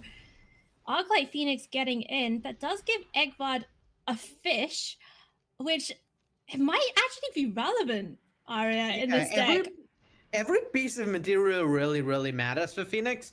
And I mean, this is going to be backbreaking, right? We're going to see a Thoughtseize probably takes like sleight of hand into cast to clear the way for Igra to cast it, and that's so good for Ekvad here because both into the Floodmaws in Elliot's deck are already in his graveyard. We just can't find another copy. Oh, Thoughtseize could take a null to clear the way for Scavenger's talent. Also pretty reasonable because I mean if Elliot's spending his turn cat dripping, that's pretty fine. And the Spell Pierce is completely dead now that Ekvad knows about it and has infinite mana. Right. So yeah, we might end up seeing Igra get bounced with Otawara, but again, that's really not what you want to be doing. Just spending a turn and a Phoenix to like trade off with this Jund deck. You really want to be getting your engine going. So yeah, Elliot really needs a Treasure Cruise, really needs to kill this Igra. Doesn't really have time to kill this Igra. Okay, well, it's gonna start with sleight of hand. Let's see what Elliot can find. There is, of course, the artist talent trigger as well. Yeah, the Elliot recognizing what you're saying. That spell pierce doesn't do anything when your opponent, Egbot spells all cost 1, right? Other than Igra, and uh, he's already on 5 mana. So let's see, artist talent, consider, find another consider, surveils a land. So once Igra's on the battlefield, Arya, as we watch Elliot kind of search through the deck, let's say Egvard gets the Witch's Oven down, the Scavenger's Talent down. Is there anything that Egvard can do without the cat? Not really. You can sacrifice a bunch of food by playing mana, but that's not really what you want to be doing. I think most of what Ekvad will want to be doing here is leveling up that Scavenger's Talent and milling himself with the sacrificing food to try and find a cat and put it in his graveyard. Notably, if he does find a cat, he could almost certainly just get lethal by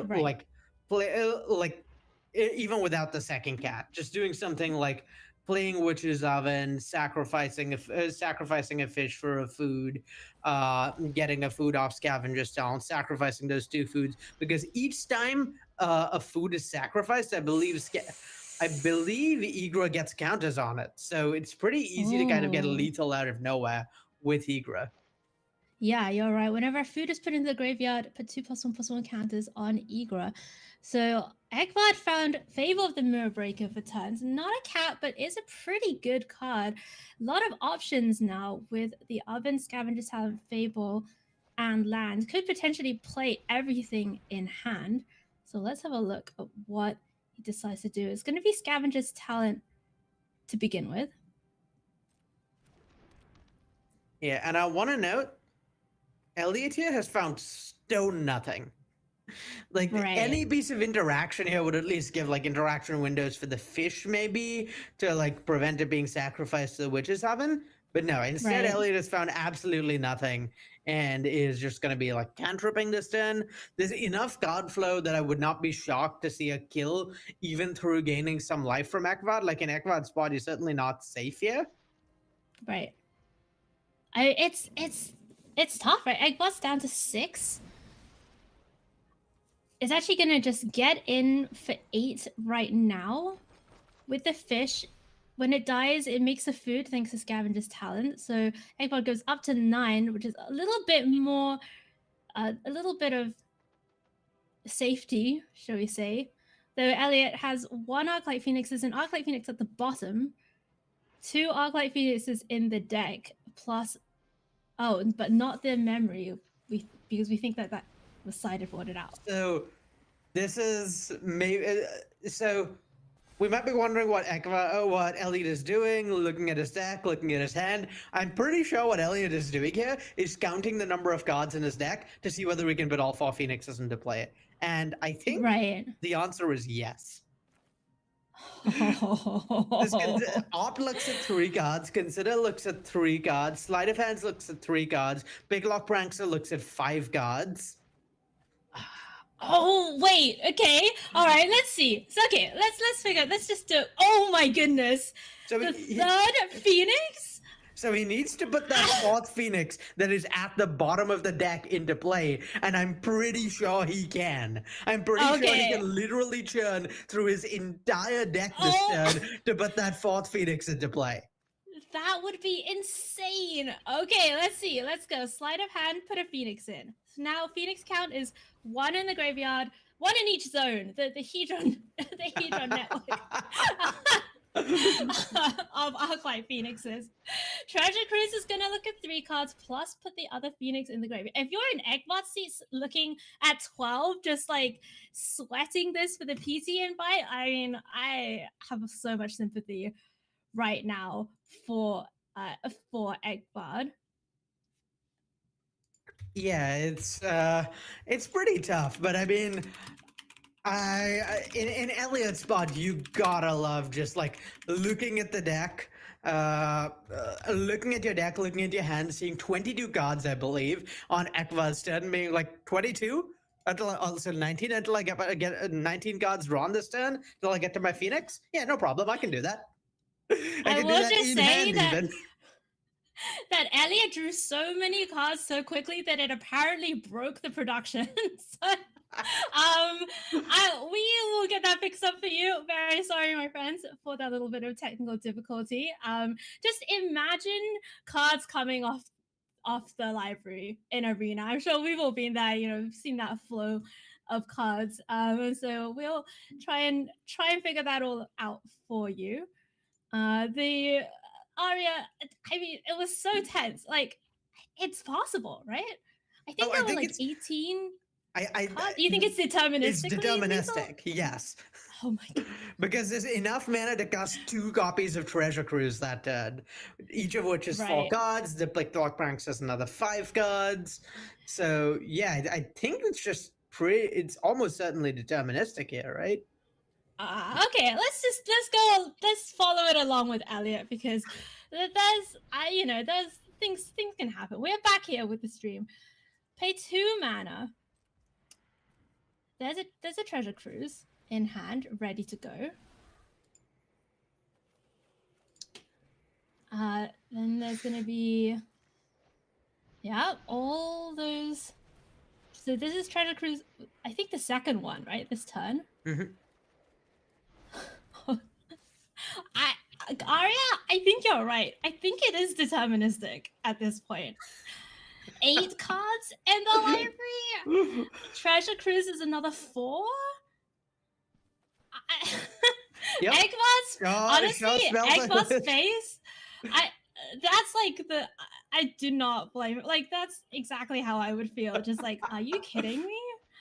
Are you serious right now? I just got set up, and a little bit heartbreaking, I think, for Ekbard, given, a bit of flood in the early game. It was tough to get set up, and Elliot is just absolutely going off, sitting at 6 life. Doesn't even matter. 4 cards left.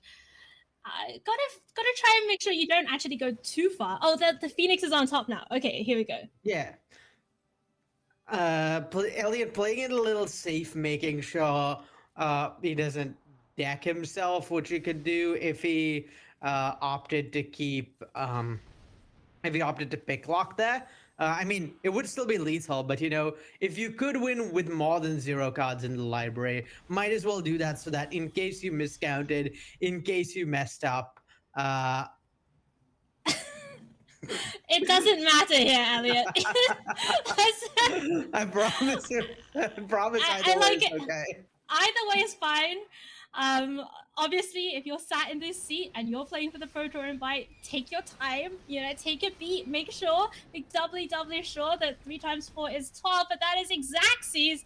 Elliot Busso, Elliot Dragon, is gonna take away the win in the qualifier round for the Pro Tour invite. So great news for fans of Elliot Dragon and for Elliot himself. Congratulations. And for Egbert, commiserations this time, but we all hope to see you at a future Arena Championships. Aria, the Phoenix deck. Incredible. Artistellan is no joke. That it really has fundamentally changed the way the deck plays. Just like your engine is on a different scale now. You just churn through your deck so quickly. Really impressive showing. Right. I mean, like, there aren't that many decks in constructed Magic generally where you can count on drawing all your cards, right? And that wasn't even a great hand for Elliot. We in the opener of that game, there were a lot of interactive cards, a lot of 1-for-1, not a lot of cantrips.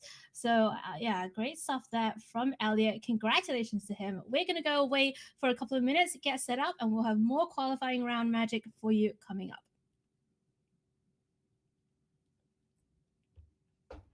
Hi, I'm Elliot Dragon, well known for GP finish first in Prague with Red Black Dragon. I'm a streamer and a content creator in Magic the Gathering, and I've been playing Magic for more than 25 years. Yes! Yes! Yes! Take that, bro! I'm going to win the event because I'm very experienced Magic player, and I have no opponents like Jean-Emmanuel Desprez to beat me. Je m'appelle Jean-Emmanuel Deprat et le prochain champion du monde, c'est moi. I'm very happy that I can compete today on Arena Championship. I've been spending 4 years streaming MTG on Arena, and it's been very difficult to qualify to the event. So when I'll be winning the event, I'm very happy that my community can see my results.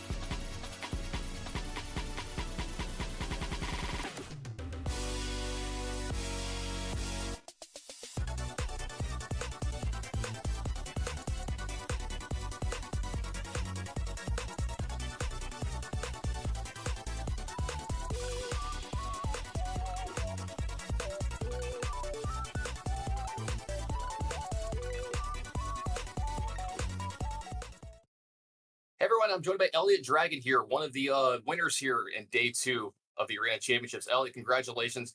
You've already qualified for this Pro Tour, so, you gets got to notch your belt again with that one. The thing I wanted to ask you about is coming into this event, you have one of the better careers out of all the players here. You've got a ton of experience. You've got a GP win along with about, I think, 5 other GP top 8s. You've got a couple of top 16s and top 32s at Pro Tours. So you're no stranger to high pressure matches and high pressure events. Do you think that's helped you prepare for this and play in this event? Definitely. Yeah, definitely the Pro Tour preparation when you do like 1 week boot camp to train for big event is a very good experience to know the matchups and to be prepared. And Explorer is quite similar to Pioneer. So I've been testing a lot of Pioneer for the last ERC with Jean-Emmanuel Despraz, Thierry Rambois, and other good French player. So actually, preparing for the event, I just brought back most of the technology that we had for the last ERC, and it definitely helped going into good conditions for competition like this. Yeah, getting to play tests with a world champion probably helps out just a little bit. You're talking about bringing back, some of the stuff you've learned from earlier, but you were singing the praises of a newer card that's been added into these is it Phoenix decks, the Artist Talent. Tell me a little bit about that. Yeah, that's a crazy card. Like, this is one of the only deck playing Treasure Cruise, which is like one of the most powerful cards we have access to. But Artist Talent is kind of like extra cruise. You can sometimes, if you end up with it on your board, you can discard all the Phoenix from your end and draw. Like in my last match, I drew like 31 cards to get the Phoenix that I put in the bottom with a Slate of Hand. So I needed like 4 Phoenix to kill my opponent, and yeah, a few crews and Artist allow me that. And I don't think other cards could do it like this one. Sure, absolutely. Well, Elliot, you're doing great so far. A few more wins to qualify for Worlds. Best of luck. I'm trying to. Like, World has been my goal for the last 2 years now, and I missed it twice last year from 1 match. So hope the curse is undone. Like, well, I hope you win one more match here this weekend than you have been in the past. Best of luck, buddy. Thank you.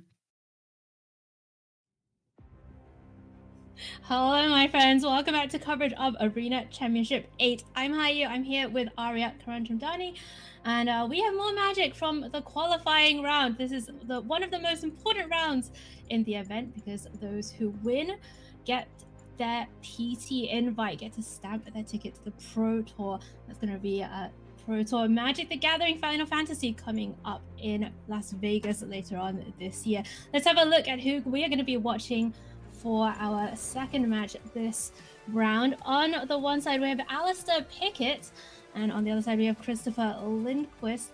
And pretty interesting, Alistair is playing Rakdos today and told us that his qualification memory was that he won the last round versus the Mono Red Mirror match, whereas Christopher told us that in his qualifying rounds, he won the final game with Unstoppable Slasher, a black card. But interestingly, it's kind of switched around because Alistair's playing red-black and Christopher is playing mono-red. It'll be interesting to see how this matchup plays out. It is our two most played decks in the field today. Rakdos Demons, I think it was just under 20% Aria coming in. A little bit under over. 30. Sorry, under 30%. Yeah, it was about a fourth of the field. Yeah. And Mono Red Aggro following behind as well. And just as an aside, Aria, fourth is a cursed word. It's called a quarter.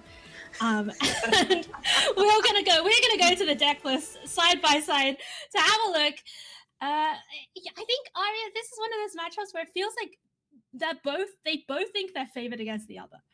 Yeah, I mean, but it's really interesting to see these like players having swapped decks. They probably understand the matchup pretty well. Like any matchup with Rakdos, it's probably fairly close. It's not like that favored one way or another. Traditionally, I think Rakdos has been a little favored in this matchup. You have a lot of early interaction and life gain off of Unholy Annex, as well as Shieldred has been pretty meaningful. But at the same time, Christopher's come prepared for life gain, let's just say. 4 Screaming Nemesis, 4 main deck Sunspine links. This is a 4 in the main? Yeah, this is a mono red list that does not want to lose the life gain out of Rakdos. Okay, all right, let's go down to the action and find out what happens. Let's have a look at these key openers here. Christopher with the Kumano faces Kakazan. A mouse nemesis. I mean, this is kind of how you draw it up if you're Christopher.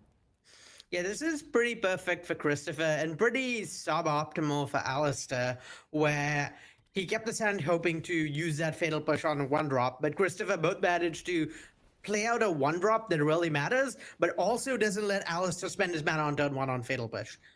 This is game 3, by the way.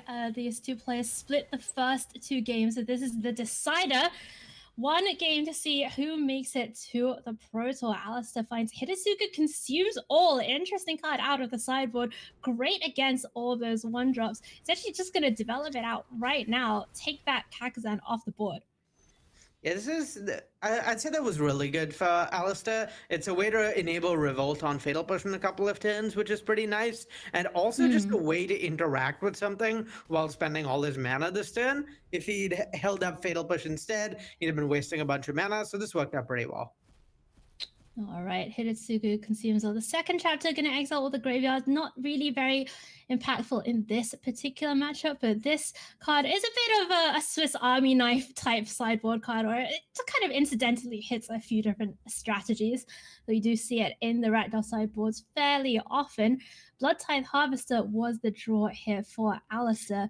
Down to 16 thanks to the Screaming Nemesis hit, and Arya, I always feel like 1 Screaming Nemesis fine, but the second Screaming Nemesis can feel so backbreaking.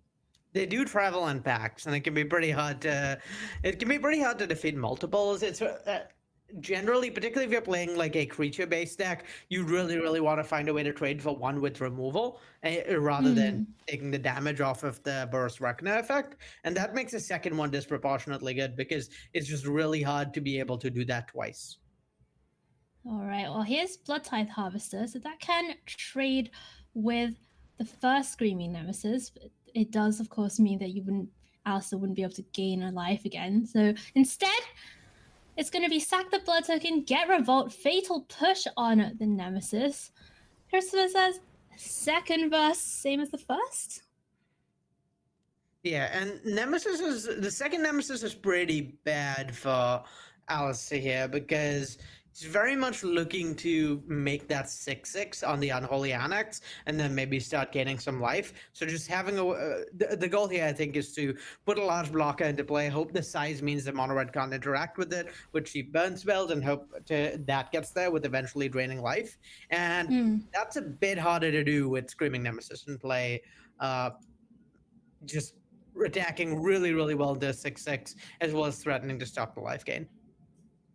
All right, well, we have seen Hidetsugu Consumes will flip. Vessel of the All-Consuming is a 3/3 with Trample, does a bunch of other stuff. It says they lose the game on it, which, that's pretty enticing as text on cards. But, yeah, I don't know if we're going to see this one hit the red zone anytime soon, Arya. Yeah, not quite, I'd say, reliable way to win the game. I think if it's dealing 10 damage to an opponent in a single turn, they're very likely losing anyway.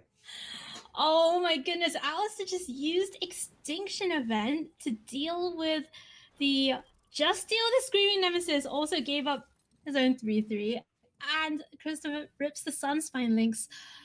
Plus, it's going to be the double mouse this turn.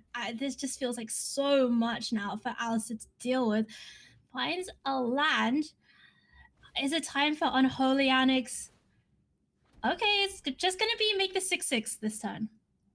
Yeah, that makes sense. I mean, you gotta start applying some pressure. So I like Annex in this spot. Well, speaking of pressure, it's Christopher down with the Ember Heart Challenger. This combo is just so devastating. Yeah, and Emberheart Challenger can even attack into the demon this turn and just straight up eat it if it gets blocked thanks to Reckless Rage. That is gross. Yeah, where you deal 4 damage, where you Reckless Rage at the beginning after blocks, and first strike damage kills the demon before it can deal damage. Whereas this version will merely trade with a 1/1 mouse instead. Merely. Oh, and by the way, you're taking 6. Yeah, not really not what Alistair wants to be seeing in this spot. Oh my goodness, Thoughtseize, that not a great card for Alistair. Might, getting that Sunshine Link's pretty good, right? Taking 2 damage while you're at 7, not great. Yeah, Thoughts is not ideal here, but I mean, with what's in Christopher's head, Alistair might not have known this drawing it, but Thoughtsy is like almost certainly preventative from losing on the spot. Because now he now he can unlock the unlock Annex, activate Mutavault, and drain at end of turn, go up to 7 life, you have another card in hand, and maybe, just maybe, if Christopher blanks for a turn or two, you have a decent chance at taking over this game. You can also threaten to leave up the Mutavaults to block, I think. Pretty reasonable play as well. Just right. Either way.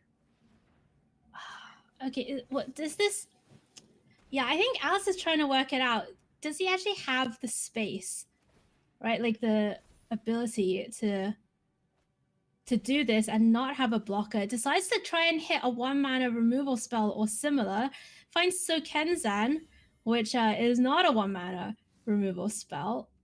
Oh, Manifold Mouse finds Kumano. Is that lethal? Nope, that is only 6 damage 1 here. away?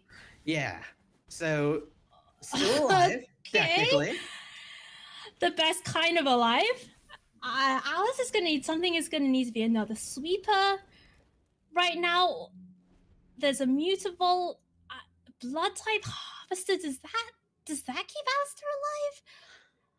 I don't believe so. In fact, I'm not convinced the Blood Tithe Harvester helps at all, because you have to activate a Mutavault this turn, which means that you can't Blood Tithe Harvester and discard Sokenzan. So Harvester is like pretty close to blank here. I suppose you can drain for 2.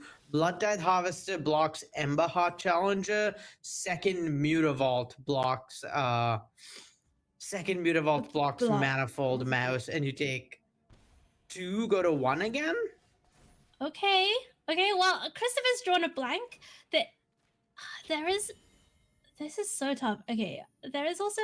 Christopher has a Mutavault. Found a second Mutavault. That's another blank. That doesn't kill this then. Not this turn. That's for sure. And Alistair has a second Unholy. And if Alistair comes back from this, that would be wild. That would just be so cool. And look at this. Christopher doesn't even commit the Manifold Mouse into the attack. Doesn't want to lose it into the Blood Tithe Harvester or one of these Mutavaults. Yeah, I would also be super careful here. Don't let Auto Tapper tap your Mutavault by accident. I mean, it's going to be a trade and a chump, either way. Yeah, in this spot analysis seat, I'm kind of wondering whether you want to not actually trade with the Mutavault with the blood, trade your Mutavault with the Blood Tithe Harvester. Try and see whether there's a line where you can maybe kill the Manifold Mouse. Yeah, like a double block here. Wow. Makes a lot of sense to me if you're stopping Christopher from drawing extra cards. Right. I mean, obviously, if your opponent has like a Monstrous Rage, it's over, but Alistair was never beating Monstrous You're Rage certainly anyway. not beating your opponent being able to do anything at all in the spot. Right. But that's how you have to play, right? That's how you have to play in these tight spots. That's how you get to these spots, by playing to every single out. Just make sure you hit all the edges. Alistair survives at 1, finds another Mutavault, has second Unholy Annex, Fable in hand. Christopher has 3 attackers. 4 attackers, unfortunately, with the commander that's flipping this time. Oh. Okay, but Alistair can go to 5? Yeah, that's not going to be enough, though. Alistair can go to 5 with 1 blocker? Yeah, which would, I That's think, not leave enough. Alistair dead. Yeah.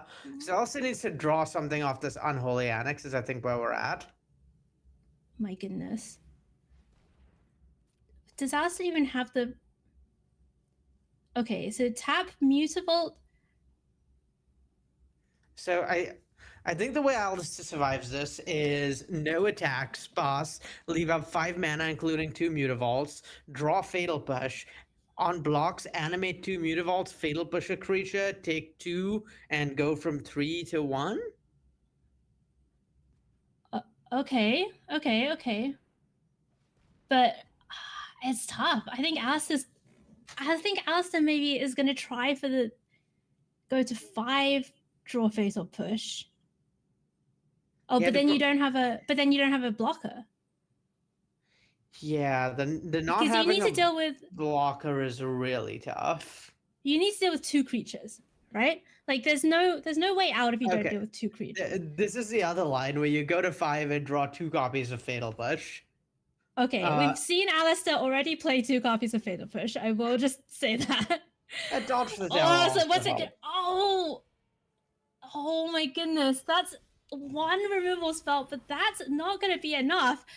Christopher Lindquist is going to flip over the Kamano, Etchings of Kamano, fire up double Mutable. Of course, Christopher doesn't know, right? Like in his seat, you've also got to slow down. You've also got to figure out what are my lines to losing here.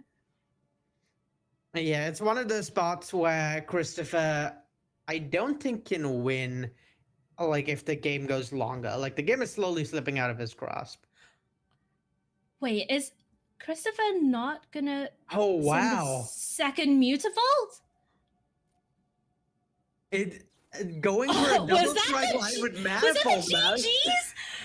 Alistair with the brutal GGs to go for the Well, third. there's a Ramanap ruins in hand, Oh my right? goodness, So we a only round take of the 3 runs. damage. Okay. Oh my goodness, still gonna be Xaxes. Christopher Lindquist with the win and locking up the brutal invite here in the qualifier round of AC8. High drama in that last game, Aria. My goodness. Yeah, The double strike on the Mutavault definitely like giving a bit of a scare there, but yeah, with the Ramanap Ruins, it's deterministically a win through a single removal spell either way. This line maybe encourages a tap out even, which is kind of nice. That's something you want. So yeah, makes sense. Also, just gives you about that extra bit of a roller coaster ride as they think maybe they've survived for a turn. Wow, that was insane. All right, congratulations to Criswell and Quiz. For Alistair, commiserations. I'm sure we'll see you at a future AC. And of course, congratulations for making it this far. It is very difficult. You heard Elliot talking in the break just now about how tough it is to qualify for one of these. It's 50 people, the 250k prize pool, 2 worlds invites. Like, this is one of the peak events, the hardest events to get into in Magic, maybe the hardest event to qualify for. So pretty big achievement to make it this far. And for Christopher, pretty big achievement and a lot of stakes still to play for in the tournament. All right.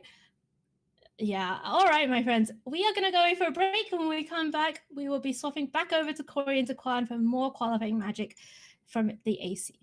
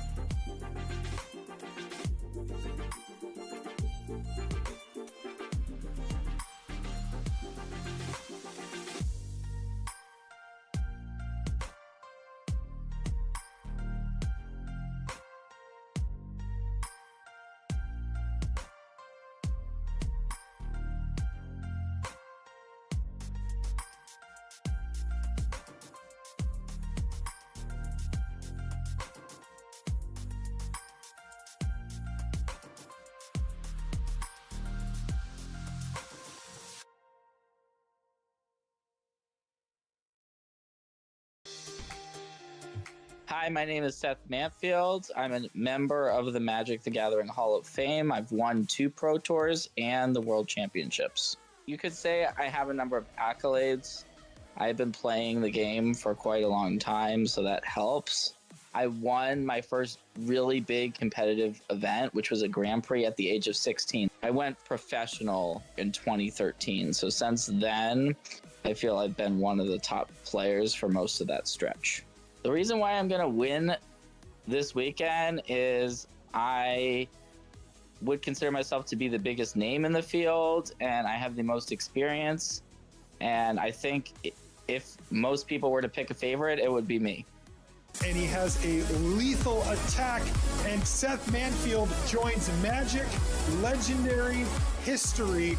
I'm excited to play against my teammates in the so whether it's Adam, Liam, or Paul Cheon, I feel like we're going to be playing in the later stages of the event, so like the finals, you know. So I'm excited for the finals. I'm already penciling myself in there, so I'm just waiting to figure out which teammate I'm going to face there in the mirror match. Congratulations, Seth Manfield.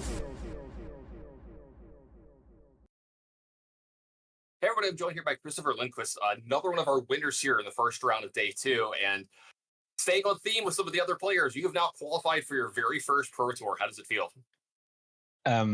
Yeah, what can I say? It's been a long wait, a long journey, and finally here. I mean, I've been playing since 1995, since 4th edition came out, so it's a few years.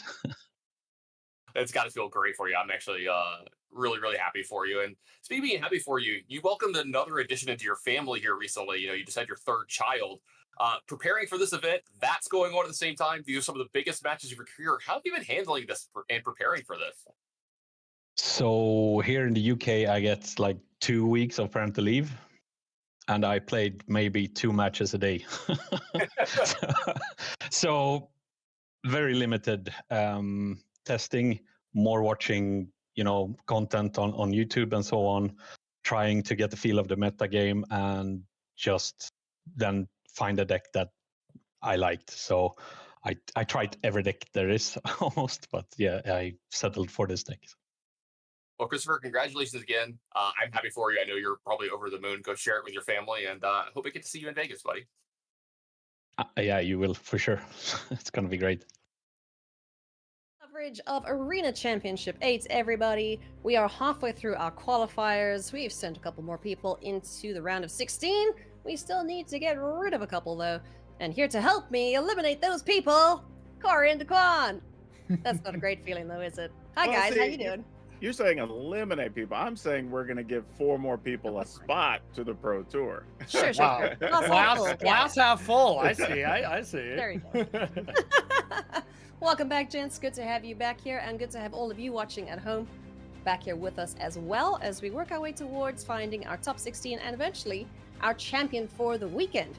If you've just joined us, good timing, because we're about to show you how the bracket looks at the moment. We showed it to you earlier that all the players that were sitting alone in the 2nd bracket were top 8 from yesterday, so they got this qualification round off, essentially.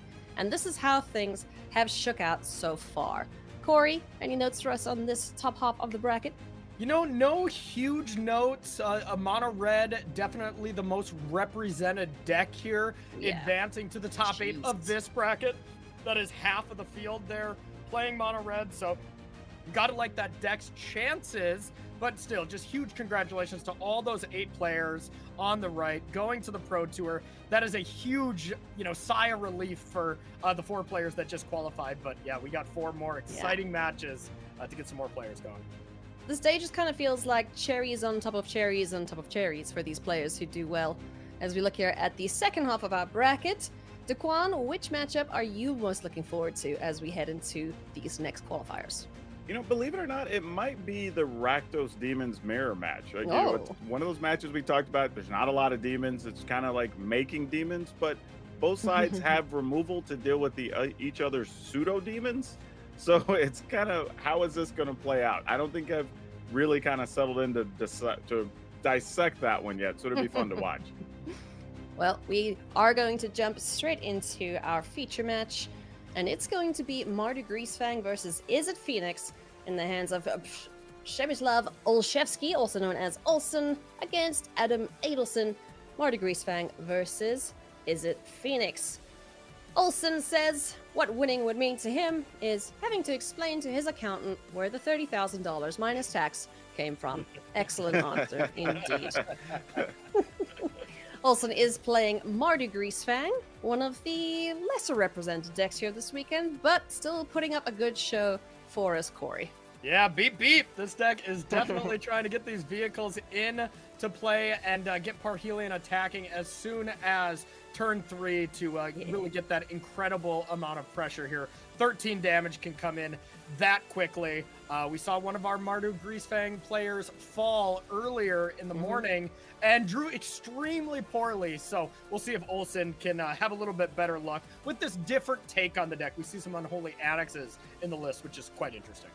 Greasefang gang represent. Alrighty, on the other side of things, it is Adam Adelson. He is playing Is It Phoenix, having a top 8 in Murders at Karlov Manor and a top 16 in OTJ. Maybe looking to get to top 4 or even perhaps the finals here this weekend on Is It Phoenix. Daquan, any standouts in this version of the list? I think the biggest thing here is going to be holding up the removal alongside your bounce spells, right? Because you just don't want to get got by Greasefang getting something huge out of the graveyard and just shifting the game.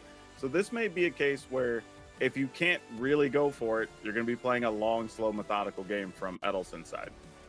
Well, is it going to be Phoenixes or is it going to be Angels? Phoenixes, I think, is the group word there for the birds. So let's jump into the action here. Corey, take it away. All right, thank you so much, Ailey. Let's dive into this. So this matchup, the kind of way it plays out, at least the opinion of the Bird Bros here, Team Is It Phoenix, they think this is their best matchup. So I think this is very much an uphill battle for Olsen to be able to deal with. But at the end of the day, you know, you can still Greasefang, you can still put Parhelion 2 into play if Adam's draw doesn't line up properly. Yeah, and I think from the Phoenix side, you're going to see so many cards that the cards you need for the matchup, you should be able to see 2 or 3 of them during the course of the game. Yep. So I think that's what's going to make this really difficult here for our Greasefang player. Yeah, absolutely. So let's dive into the match here. This is going to be extremely exciting. Reminder for anyone who hasn't been here the entire broadcast, this is a winning in to the Pro Tour here in Las Vegas here in a couple of months. So a gigantic match on the line for both of these players. Yeah, this is just such a cool format for today. For the viewers, I will say a little more stressful for the players, I'd imagine. But it comes with big rewards, right? You win this matchup, you're guaranteed a spot in the Pro Tour, and then you get a chance to play for the World Championship. Yeah, absolutely. And we did see Adam Edelson being very emotive in our intro, and that was losing to a Greasefang deck where they kind of top decked the Greasefang at the last moment. And Adam ended up losing that match, ended up rallying back to be doing quite nicely here in this event. So, you know, you definitely can lose in this match. It's not a 80-20 type matchup or anything. Yeah, and we saw it yesterday, just a lot of back and forth in this matchup, like lots of big top decks. Each side has multiple ways to dig for cards. So this is going to be pretty fun to see how it progresses, and both sides have reasonable openers here to play with. Yep, absolutely. So we see Fear of Missing Out as well as Imastrum Raider, which is definitely Fear of Missing Out at home. You know, Yeah. I don't think there's a better way to describe that card. Fear of Missing Out decides to be the card played immediately, and now a world of considers here for Adam. Yeah, sometimes you just need redundancy on cards, right? Like, and you don't always get the best option, but you take an option. Yep. And didn't hit the land on the first cantrip, but able to lock in an island for the second one. And no problem, should be able to hit the land drops. But outside of that, Adam's hand is not exciting. You know, like you have the Consider, which kind of needs to find lands. You know, the Treasure Cruise was really the card that was needed in this hand to make this hand look good. It looks pretty awkward as it stands. Yeah, it's also a thing you see the Phoenix players do sometimes, though, is keep those one land hands with a bunch of cantrips, just knowing they can dig to the land. The issue here is just going to be, can you get the land and set up before things get away from you? Oh yeah, it's almost never correct to mulligan one of these like double cantrip one landers, but those hands have a fail rate, and you feel pretty unlucky if you don't hit a land, but Cruz on top has to feel real good here. Yeah, that's what Adam's checking. He's like, okay, I have 4. I'm going to have a couple of land. Like, what do I got to do to use this Cruz? I feel like you have to keep it. It is awkward because I don't think Adam's cruising next turn, even if we find a certain draw, but being able to play that Jwari Disruption on the backside as a land, say go, and have a removal spell for one of these creatures, and then maybe do some cruising next turn looks perfectly fine to me. Yeah, and this kind of what you're hoping for best case scenario when you have to use those cantrips to find your lands, right? You did get your 3rd land on turn 3. You still have action, so you're not just going to fall too far behind here. And then if you do get to Treasure Cruise, probably going to get to run away with things a little bit. Yeah, absolutely. And right now, Adam isn't in this kind of danger zone from the Mardu deck, aka if there is one of the gigantic vehicles in the graveyard, you're always on edge and you always have to leave up mana. We're not there yet. Still just a very tame graveyard here from Olsen. Yeah, I was looking to see if there was a way to get to Delirium, but it looks like you could only really get rid of a creature or a land for the most part here and have it make sense. So just going to get a normal attack in here for 4. Yeah, and would seem to make a lot of sense here to minimize damage. But, Adam doesn't know that Olsen is about to just jam 2 more creatures. So you might be tempted to not kill anything here. But I think if Adam had perfect information, Adam would snap off, kill one of these Fear of Missing Outs. Yeah, looks like we're going to go ahead and Lightning Axe a Fear of Missing Out here, getting rid of a Phoenix, which makes perfect sense. I was going to be interested to see if we were going to maybe Lightning Axe, get rid of a temporary Trespass and just delve that away, instead of putting a Phoenix in the yard where you actively don't want to exile that yet, but maybe just not worth it. All right, another Fear of Missing Out. We're going to get rid of our pseudo Fear of Missing Out to just draw land, unfortunately. Yeah, I would have liked to see Olsen, if Olsen was going to discard that second creature, to do that pre-combat, because then if you brick like this, you at least have the out of attacking with a Mutavault, so maybe a missed couple damage there with the way Olsen sequenced that. It also looks like discarding the creature gave him Delirium as well. Yeah. So now here's the awkward spot. Does Adam go... The play you want to do here if you're the Phoenix player is Fiery Impulse, FOMO, the Fear of Missing Out, then Treasure Cruise. That would be the 8th card, and then you can leave the Phoenix in the yard, and then, go from there, try to cast the 3rd spell.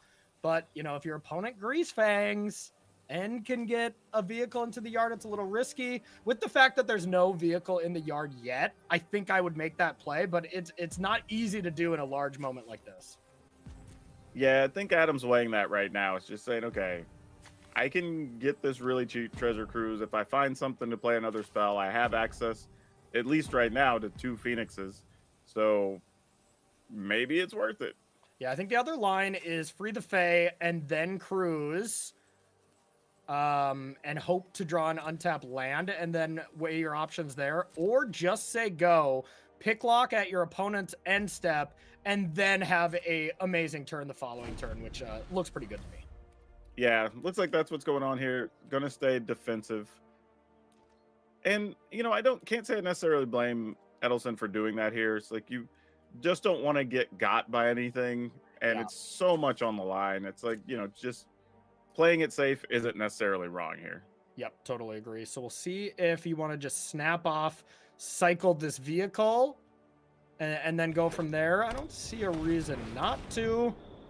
And maybe you can find a Grease Fang and you actually have something to return if you want to go for that line.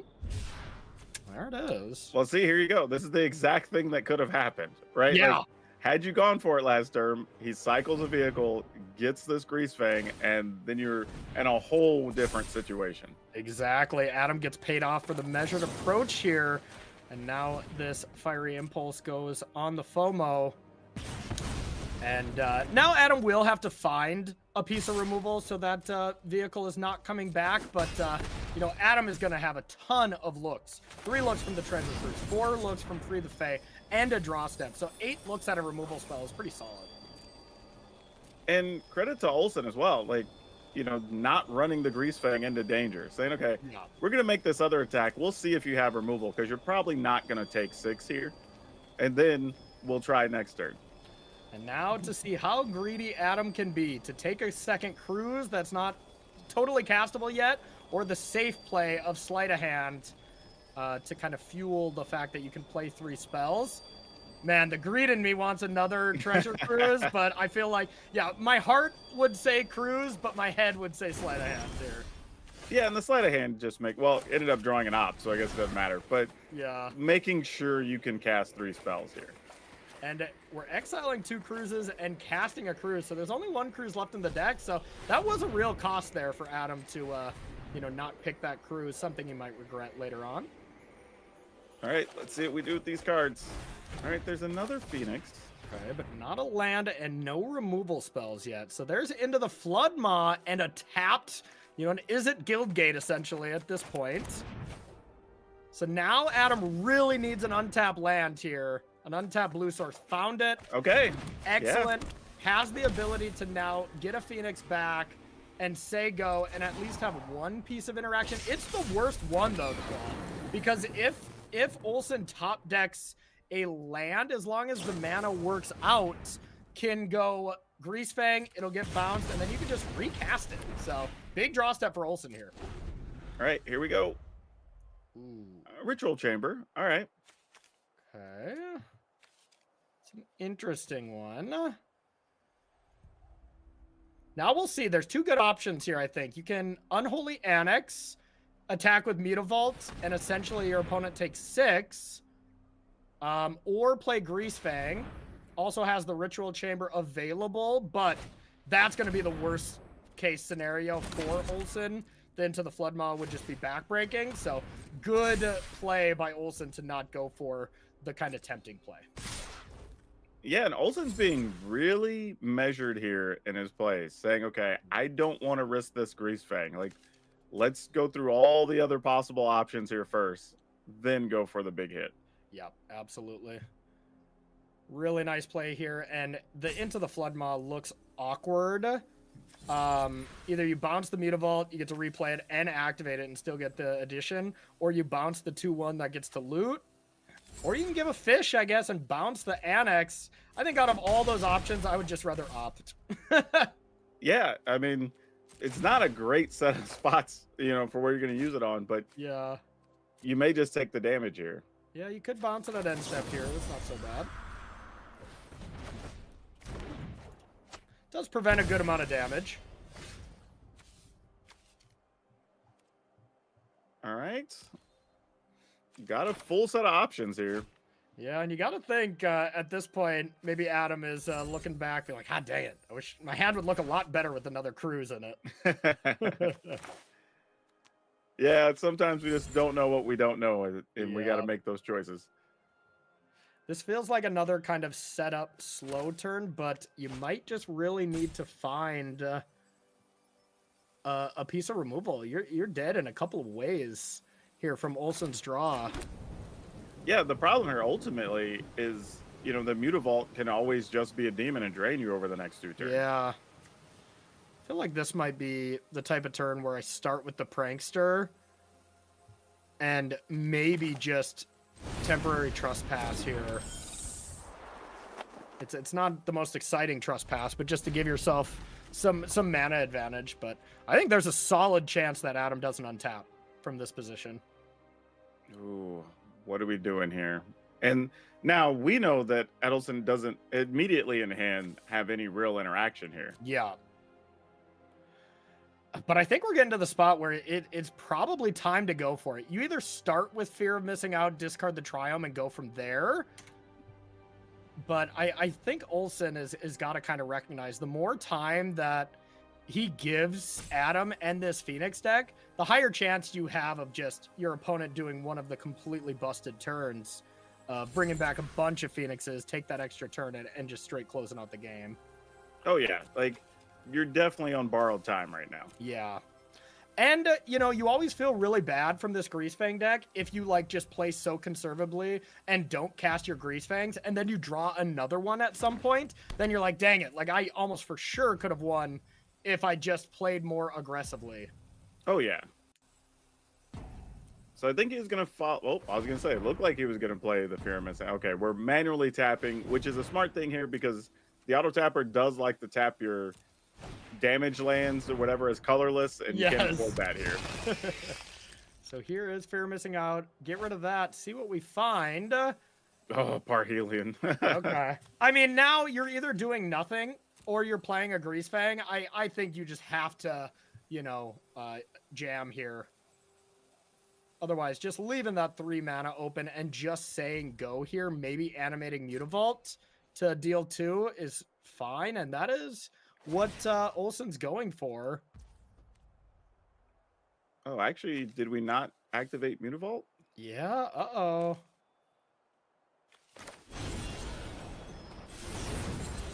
Now that gives Olsen a chance to animate it in case that was a mistake. Yeah.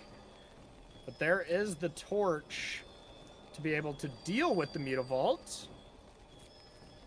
It appears we're still not. God, and you know what would have happened here? If that Grease Fang got cast, you cast the Picklock Prankster, there's not anything to bargain. That Torch the Tower would not have been able to deal with the Grease Fang. Grease Fang would have brought back that vehicle. Olsen would have won game 1. Ouch. All right, so we just drew a Fable here.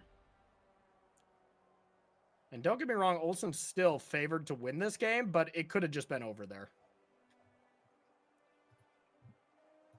Yeah, I don't know. Is there a line here that Edelson really gets out of trouble?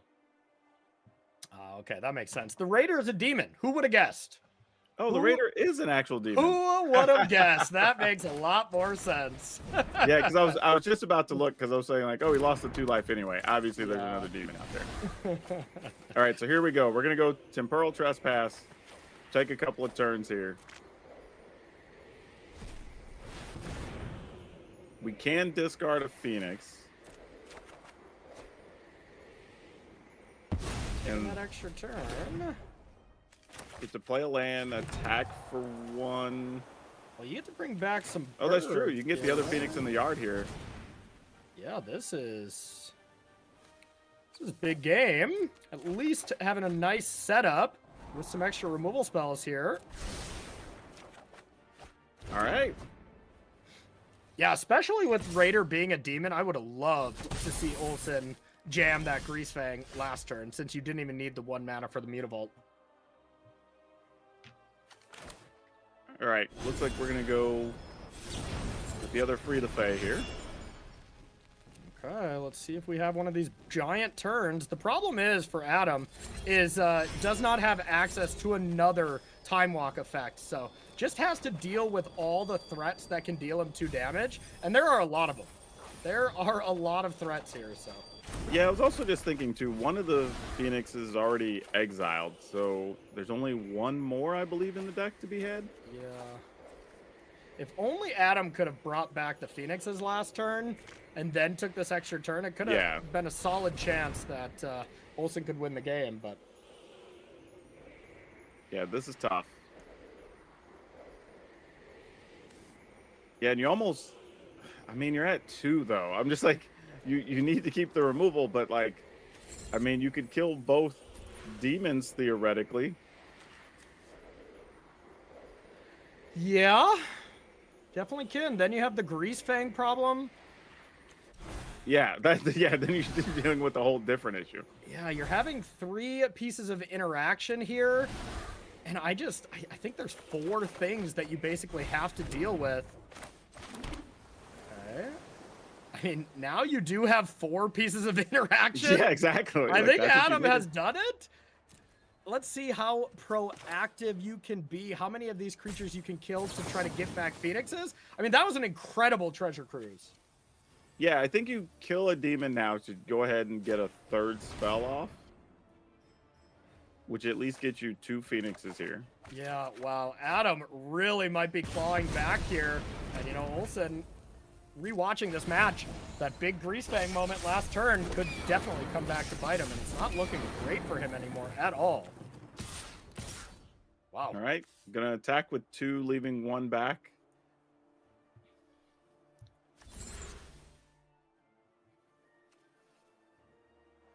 Oh, I wonder if he's deciding, like, is it worth it to attack for 6 instead of 4? But no. Yeah, I just think made it 4. 4 at the very most here. You're really just trying to play the control role at this point and make sure you don't die out of nowhere. Oh, a tune-up. Actually, a new card from Ether Drift there. Okay, okay. Another way to get you some vehicles in play if you don't have your Grease Fang. Olsen's list is pretty wild, I must say. You know, tune-up is a way to be able to for sure get a vehicle back without having to have a Grease Fang live, so kind of a big deal if we can get this Parhelion to the graveyard. You can just, of course, bring back your big Golgari vehicle to deal with something here, but that's very much less exciting. Yeah, I think this all hinges on, can Edelson just keep demons off the battlefield right now? Yeah. And this is the kind of hand that it looks like whenever you don't jam from the Grease Fang side, and then you get, oh, now I have 3 great cards I want to cast, but I can only cast 1 of them per turn. Then you're like, dang, I really wish I just would have been more aggressive. All right, here comes the Grease Fang finally. Not going to get to attack. There goes a Grease Fang.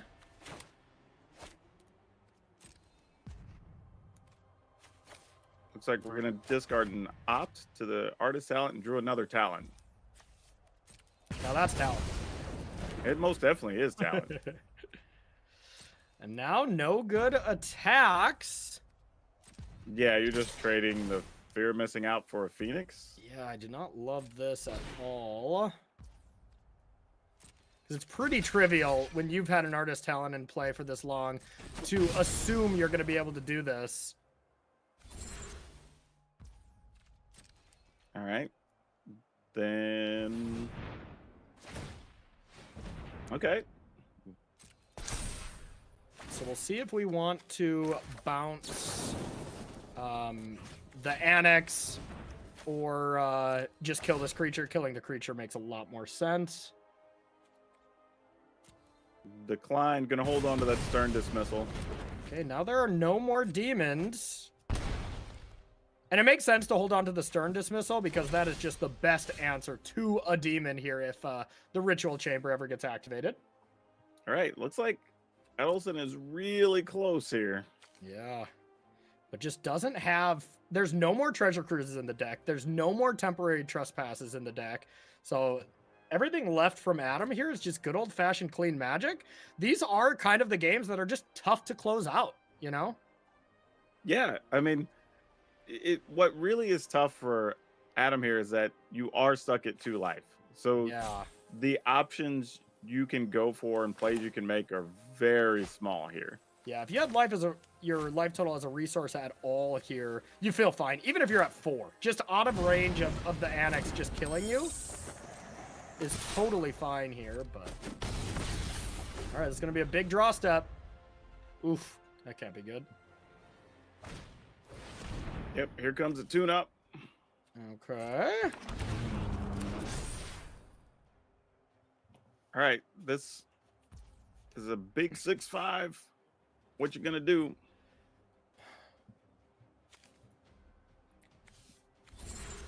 Yeah, and it just stays an artifact creature. Looks like here.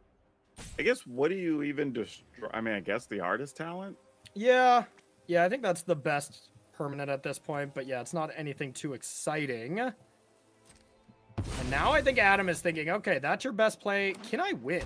You know, and that puts Olsen down to 7. You can Stern Dismiss, bounce the Broodwagon. You have 5 power, and if you can just bring back any of those Phoenixes, you'd be all good to go. So I will be curious to see if we go for this Galvanic plus Stern Dismissal. All right, this is okay, that's it. I was gonna say that's kind of anti-dramatic or anticlimactic here. I was gonna say this is I'm going for it. If I hit, I win. If not, Adam would have lost. And this game, I want to go back to that Grease Fang play, not playing it where it would have worked and Olsen would have won, and instead Adam claws back to win this game. Impressive stuff.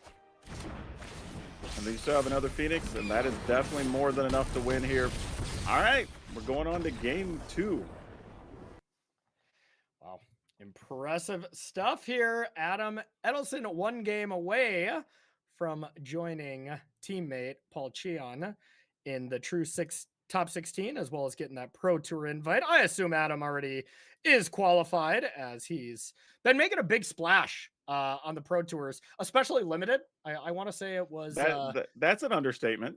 yeah, I want to say it was his first Pro Tour was one of the 6-0 drafters. And I've never been a 6-0 drafter at a Pro Tour, and I've played 10 years worth of Pro Tours. You know, I guess that's just saying I'm bad, but Adam, an extremely, extremely good limited player and a great constructed player as well. Yeah, now these are interesting sideboards, right? Because not much really from Edelson's side, but Olsen is going extremely different. Yeah. Yeah, absolutely. A lot of changes there from Olsen's side. You know, I think the go-to, always bring your hearses in every single match. And Go Blank. You know, Go Blank is one of the best cards against Phoenix that we just don't see anymore. You know, like it is not in a lot of sideboards these days. And it's an interesting choice because it is very, very good if you can hit Phoenix. Yeah, discard some things and your yard. Yeah. So deciding what to put back there from Olsen, I like putting back the verse. And you have the ability here with this draw of just going fast, cycling the Broodwagon, hopefully get White Source here, and just bring it back straight away. All right, going to opt. I mean, this is a kind of similar to last game for Edelson. Just a bunch of really cheap spells, cantrips. Going to be just rolling through stuff here. Did pick up. Well, we don't actually have the max damage there on the Fiery Impulse, though, do we? It looks like we do with that sleight of hand, right? Ah, true. Yeah, so that was a great pickup, allowing you to play the sleight of hand. Otherwise, I was going to be curious if Adam was going to just say go to have a braid, because it's here. The Greasefang is ready to go. And wow, playing the Fable of the Mirrorbreaker instead, I mean, definitely the correct play in hindsight, but Adam has 2 answers to this. Yeah, and a null is really slick, but he is debating if he should use a null or the Spell Pierce here. God, if someone plays a Fable of the Mirrorbreaker and I have an annul in 1 mana and I don't cast it, like, what are you doing here, you know? That's wild to me. Like, I get it, but I would be way too tempted to counter the enchantment with the 1 mana counter target enchantment card. Now, this is pretty tough here from Olsen's side because he could... Okay, just going to go for the Fable. I was going to say there was a possibility to Duress and Go Blank. No, because that is a tap land there. That's a... Oh, it's a tap. I thought it was... Yeah. Oh, I thought it was a damage land. No, it's a cave, but you are totally right, Daquan. That lines it up for next turn of Duress into Greasefang. Bring back that Golgari thing, and wow, it looks like Adam is playing into it with air quotes by putting a permanent onto the battlefield. But as it stands, Adam has the perfect hand here with 2 answers. So we're not going to see the Greasefang this turn, but this just looks like a super, super juicy Go Blank to me. Yep. And look at how incredible this Go Blank looks right now.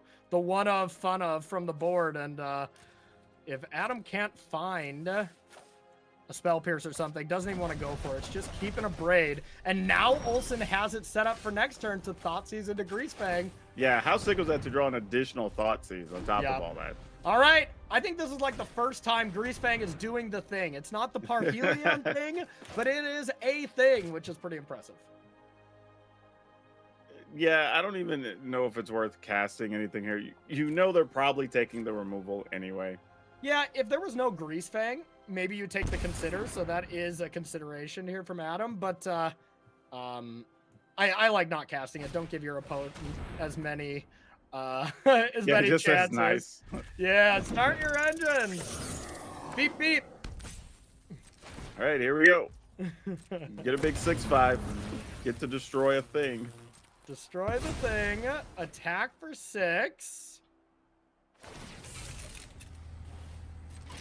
And then it goes back to your hand, and you'll get to cycle it and do it again next turn. Yeah, oh, sweet value card.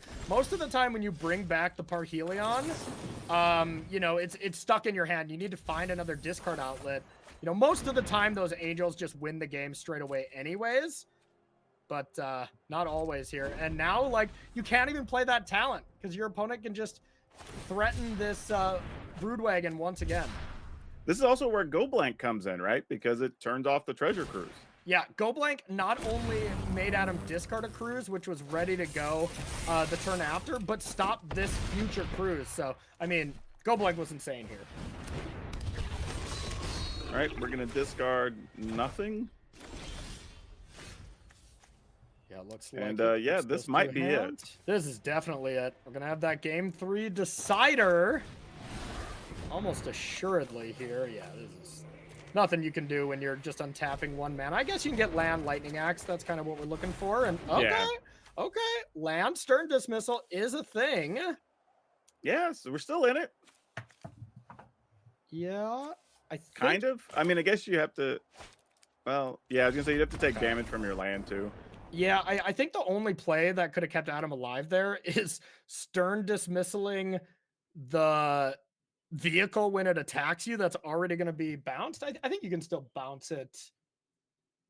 Yeah, I think you would have needed a non-damage land there, though, right? Because you take the 2, put you at 6, and then just lose to the remaining creatures that are on the battlefield. One of them had to crew the vehicle, though, so... Oh, that's true. That's true. You know, yeah, regardless, it did not look like Adam was in a winning spot there at all. And gets a Stern Dismissal out of game number 2.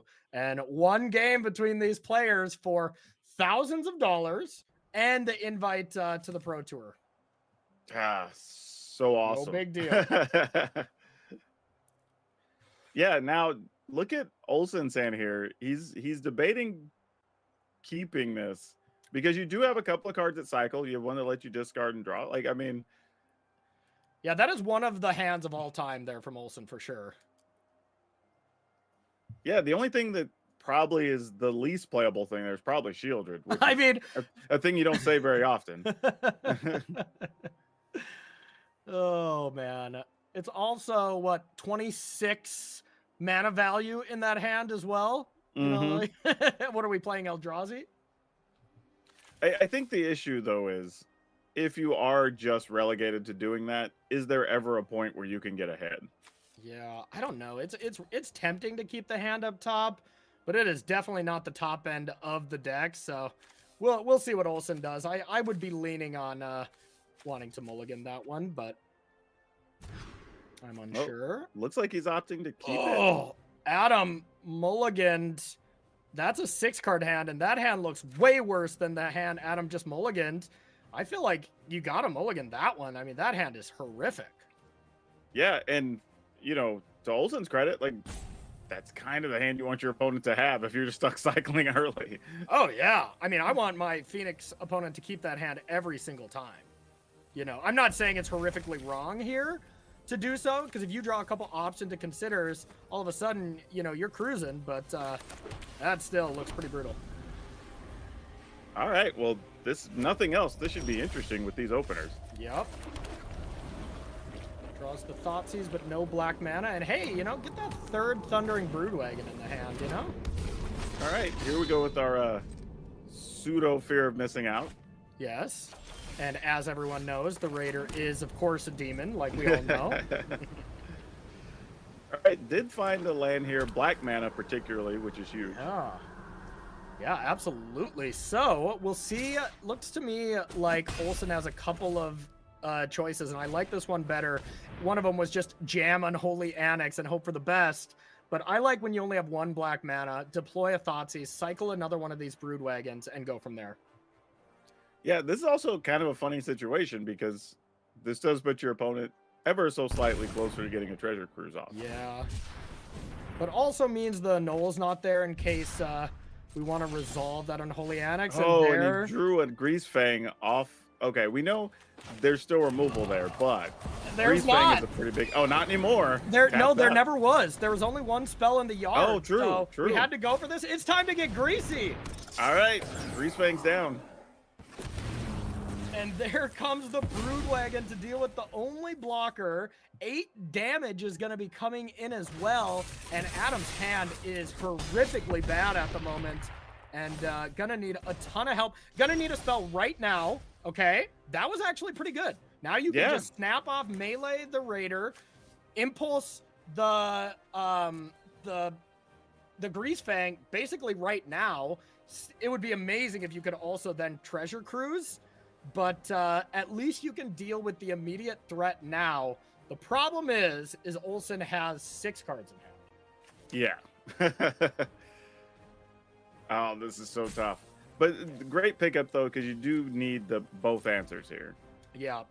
And I think you can safely be a little patient as, you know, you just go up until combat here, kill both creatures. Not too much or anything that can be interacted with, but I think Adam will have to pull the trigger here. Wow. Who needs Parhelions?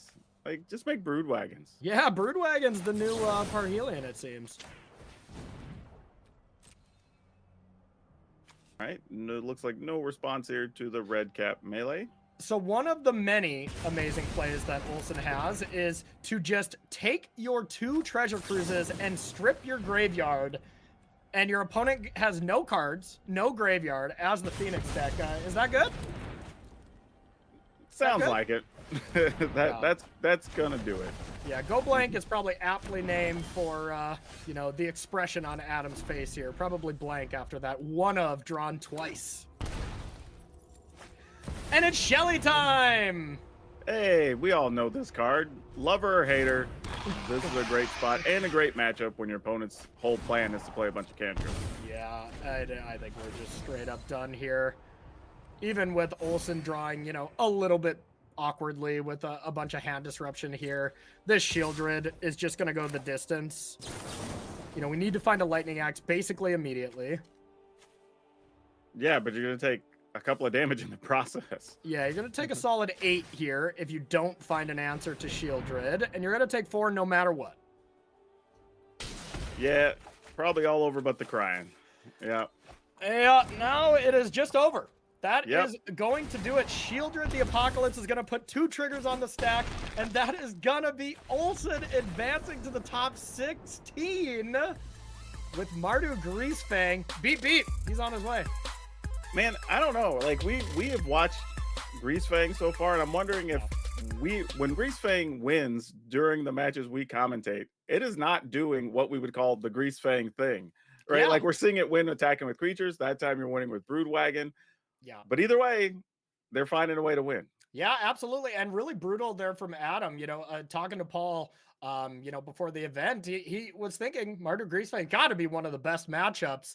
And Paul did pretty well against it. But Adam, you know, got pretty unlucky in some spots against that matchup and lost at least twice against it. But, you know, big congratulations to Adam for making it this far. And even bigger congratulations from Olsen making it to the top 16. Yeah, just tough mulligan there in that second one. Just that 6-carder was okay, but not great. And when you had 2 treasure crews, it's just hard to get there fast enough in that scenario. And that's the thing, you know, we're all going to look back and be like, wow, Adam should have mulliganed to 5. But when you're up against a 4 Thoughtseize, 3 Duress, 1 Go Blank deck, you know, sometimes you would rather just keep that hand and just hope to draw some Ops Considers and then have a Treasure Cruise to fall back on, you know, if your opponent has a couple of hand disruption spells. So, you know, it didn't play out that well from Adam, but I respect the keep as well, and kind of a rock and a hard place thing there. But hey, we get more exciting Greasefang. That is true. More Greasefang, and we're going to have some more magic on the other side of this break. So don't go anywhere. We'll be right back to send more players to the Pro Tour. Hey, everybody, I'm joined here by Przemysław Osewski, fresh off a win here in the first round of day 2. Now, this qualifies you for the Pro Tour, but you were already qualified for this event, and you've had a lot of practice and big events here over the last year. And you were saying that kind of helped you out and made you prepare for this event just a little bit different than usual. Well, what I meant is that after playing a bunch of PTs in the past, I learned that I don't need to prepare. I mean, that over-preparing for an event is also a possibility. So for this one, I just played a bit, felt, you know, the format, kind of learned what the decks are popular and found my deck. And, I'm just playing it on vibes mostly, I would say.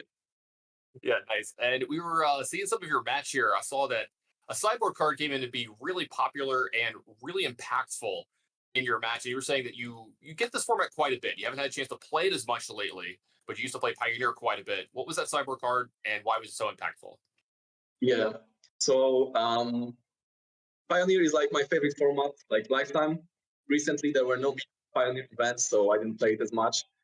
So I know like Phoenix and like Ragnar's midrange, those are all the decks that were in Pioneer for decade, well, not decade, but for many years. Yeah. And you can attack the Phoenix deck in many different angles, but the most like impactful single card that you can bring in against Phoenix is not like stacks pieces similar to like High Noon or Deafening Silent. All of those cards are okay, but they are not as backbreaking as you can be. And the most impactful card against Phoenix from decks that can play black is Go Blank. And I put it in as my after a friend recommended me that card.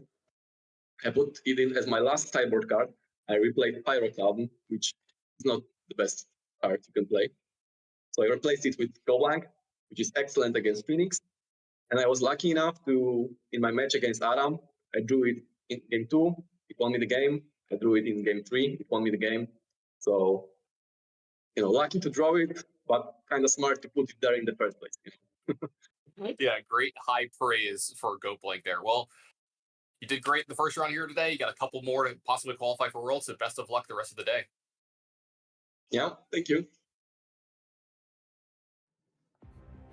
Gotta love it. Everyone who says that you shouldn't mull over that 15 sideboard slot and you should just get some sleep early, that interview fully disproved that. That 15 card sideboard slot definitely just booked Olsen to the Pro Tour and got him at least an extra $2,500 as well. So yeah, really nice last card to put in there. So, all right, impressive stuff there from that match. Let's watch some more Magic to send some more players into the top 16 and, of course, send another player home. Let's see what we got. All right, we have Weiho Mock up against Julian Wisewer, and we got Mono Red up against Demir Bounce here from these two players. Daquan, this is a matchup we really haven't seen too much of here between these two decks. What do you like here? This is an interesting one because the Demir Bounce deck does have a reasonable amount of early removal, and that's the thing you kind of have to have against the mono red deck. So I'm not 100% sure how this is going to play out, but those momentum breakers, nowhere to runs, like all that's just going to be really good here, along with fatal pushes that are also in the deck. So lots of early spot removal to at least make this a fight.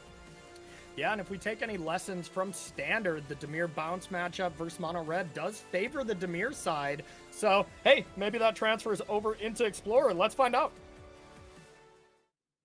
All right, welcome to our feature match here. Looks like players are heading into game 3 here, split the game. So we got one match to see which one of these players are heading in. Let's jump down and check it out.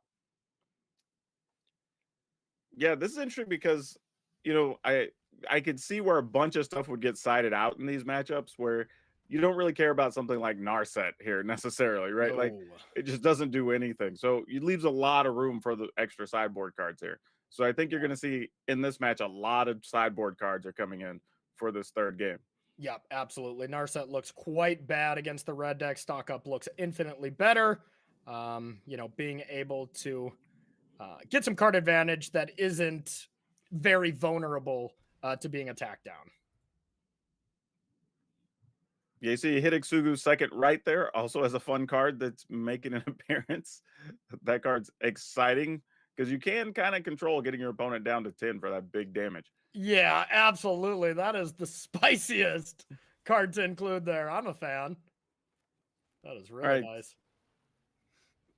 So here we got Fear of Isolation. Get to replay some discard, which isn't bad in this situation.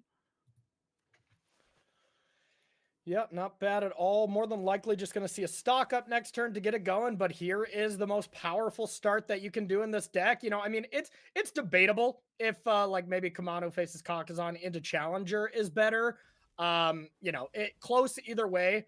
There's a lot of really strong, powerful starts, and that is definitely one of them. So, didn't play the Shores, which is really interesting. I suppose it doesn't matter to it's just always better to play the Shores, I would think. as no matter what, that's coming into play tap now, and the Watery Yeah. Grave at least gives you an option. But it's time Screaming to do some Nemesis. screaming. Screaming Nemesis is coming in, and we're gonna be able to fatal push the mouse here and take 3 down to 15. I think this match and this entire, these players' future will be riding on the draw step here from our mono red player. If there's land Yep. 4, what are you gonna do? Yeah, that was a chance for like a nowhere to run, something like that here would have been really good. Yeah. Maybe even the breaker would have also been fine. Make him sacrifice a creature. Yep. But instead, we stock up, pass the turn with no interaction. Julian's for sure going down to 12. If we brick on the land, can go down to 10 with that Mutavault, but big draw step. Is it land 4? Oh, my. This is gonna hurt. This is Oh, gonna hurt. yeah. Now you take 7 instead. You have a 5 power creature, and you have 4 more damage in the holster. I don't even think the power of Shieldred in this matchup is going to be enough. Yeah, and even with this town ain't big enough, you're not gonna want to bounce the links because that's just 4 No. more damage. Oh yeah, here's the problem playing the Yorion version 2. Like, you have to leave in cards like Omen of the Sea and Hopeless Nightmare sometime. Even stock up, all of those cards don't look great, but Yorion just can't take out all the cards it doesn't want to play, almost historically in every Yorion deck. That's the disadvantage. Usually you got to leave in some so-so cards like Omens and stuff like that. Yeah, I don't think there's a quality way out of this. I mean, you still just this town because it's what you got, but like Yep. All right, we're going to be coming in for 8 damage here. I guess the best play is to bounce a Screaming Nemesis and chump block the links. You can, of course, block the links, bounce the Nemesis. I believe you can this town your own Mutavault. Might be non-land. I'm not 100% sure. Either way, it doesn't really matter. Like we're still in a world of hurt. This whether is you have a Mutavault just or an not. ugly scenario here. Yeah.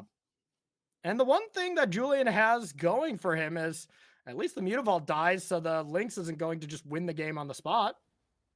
Silver lining. Yeah, I guess so. So maybe that is a reason for Weihomok to be proactively casting that Lynx. But, if there were any counter spells left in, I think it is safer to just play it post-combat. What's your opponent going to do if they're at 1 or 0 at this spot? Yeah, this is just rough. Here, kitty. Yeah. There we go. Sunspine Lynx. Huge shake of the head from Julian.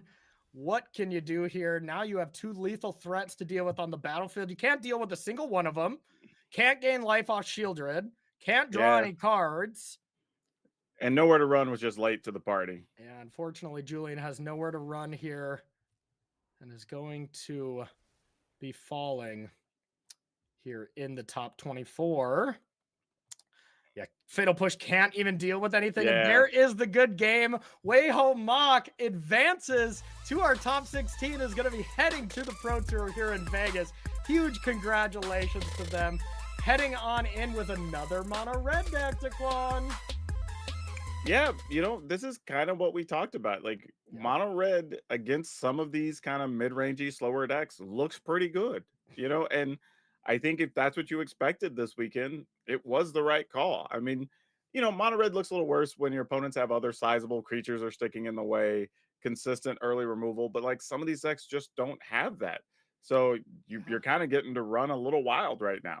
I think really mono reds look good against every single matchup. The one thing I just personally haven't seen a lot of on this broadcast, at least, is the Rakdos Demons matchup. That seems like the one where you have so many fatal pushes, you have so many good quality pieces of removal, plus then you have the Haywakers of Shieldred to gain life, or Ritual Chamber and Unholy Annex to gain life. I think that's the only bad matchup, and I think it's super close regardless. So mono red kind of looking like the deck of the tournament, where day one it was looking like Phoenix. So still more story to be told here at the Arena Championship 8. So we're going to take ourselves a short break, and on the other side, more Magic.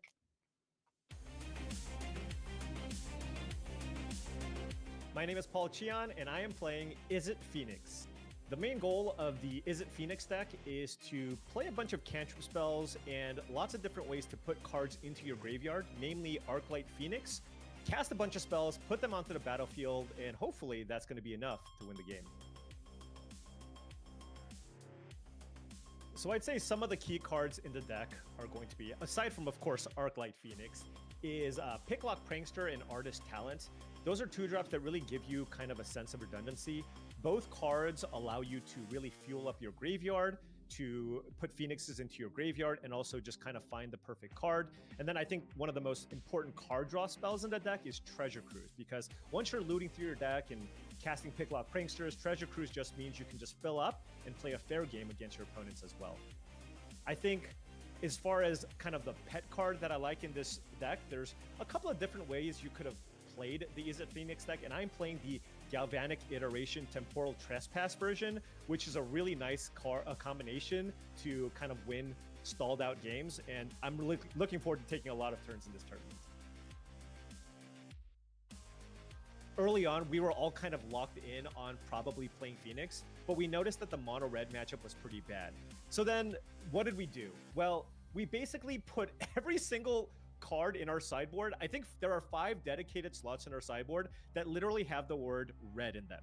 And that was our approach to at least making that matchup better, because we also expected a lot of people to submit decks that were good against red coming into this event. So we thought the most heavily played deck in this tournament was going to be Rakdos midrange, which I do believe the Phoenix deck has an edge against. And then we also expected some Azorius Control and Greasefang, which I think also do pretty well against red. And we like those matchups as well. So ultimately, we chose to play Is It Phoenix, recognizing that red is popular, but we did everything we could to shore up our matchup against that deck, but we like our matchups against basically everything else. Hey everybody, I'm joined by Weihao Mach, fresh off his win here for the first round today. Now that qualifies him for the Pro Tour, and I was wondering, how does that feel?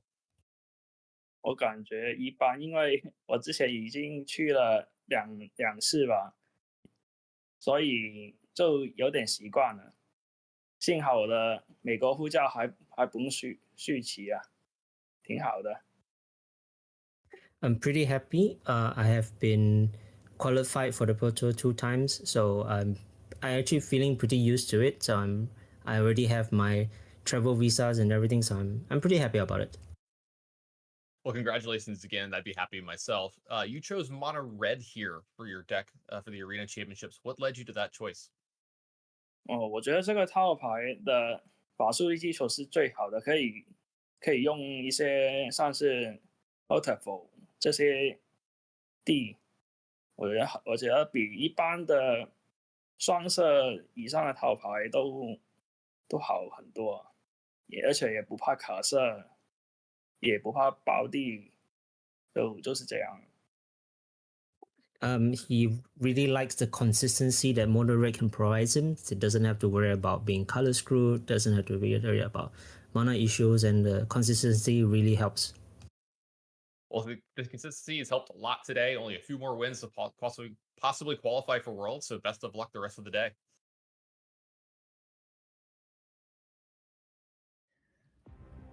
Welcome back to coverage of Arena Championship 8, everybody. I'm Ailey Loney, and I'll be your host for the rest of the weekend here as we edge ever closer to finding out who our champion is going to be, who our Pro Tour players are going to be, and who will make it through to the World Championship.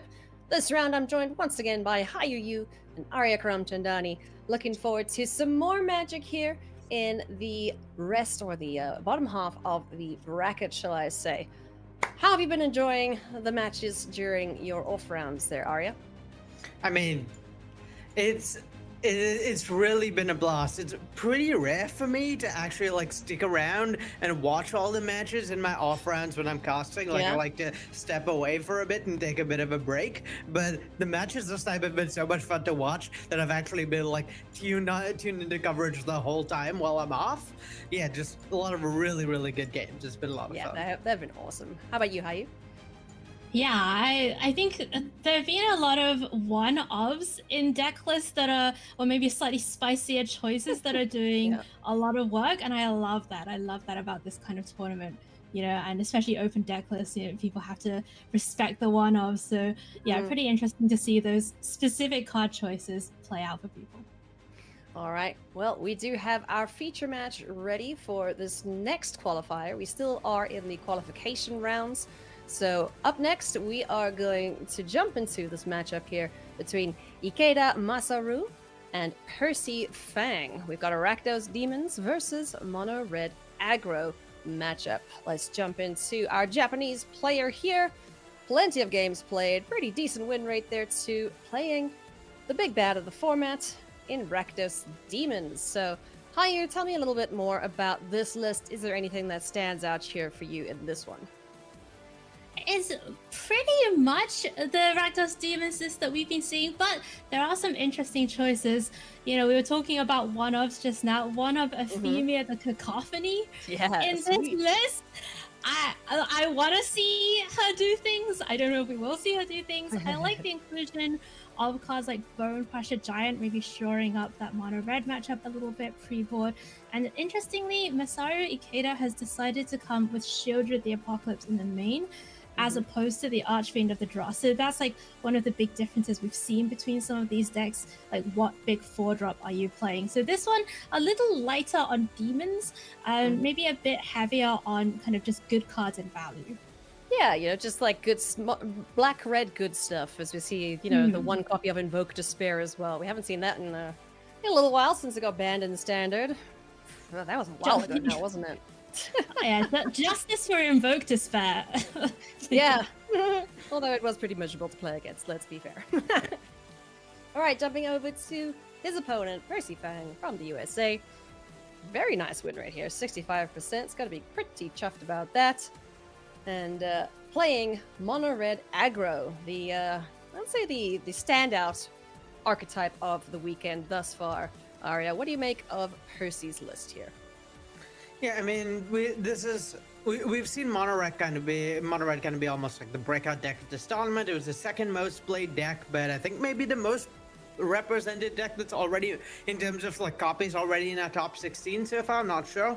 And part of that is it's kind of been this same old deal where Mono Red is the deck that almost everyone does not want to face. It's a deck that beats everything except the best deck. All the decks that people have brought to beat Rakdos Demons, Mono Red beats up on those. And the Mono Red decks we've seen do particularly well are the ones with 4 copies of Sunspine Legs, like Percy's, which is saying, okay, all the rest of the field are good matchups. I want to shut down that life gain out of Rakdos. I want to have face damage and staying power in that matchup. And so maybe if I can fix my Rakdos matchup, this deck actually has no bad matchups. So yeah, the 4 Sunspine Links, something I say is pretty key in this matchup.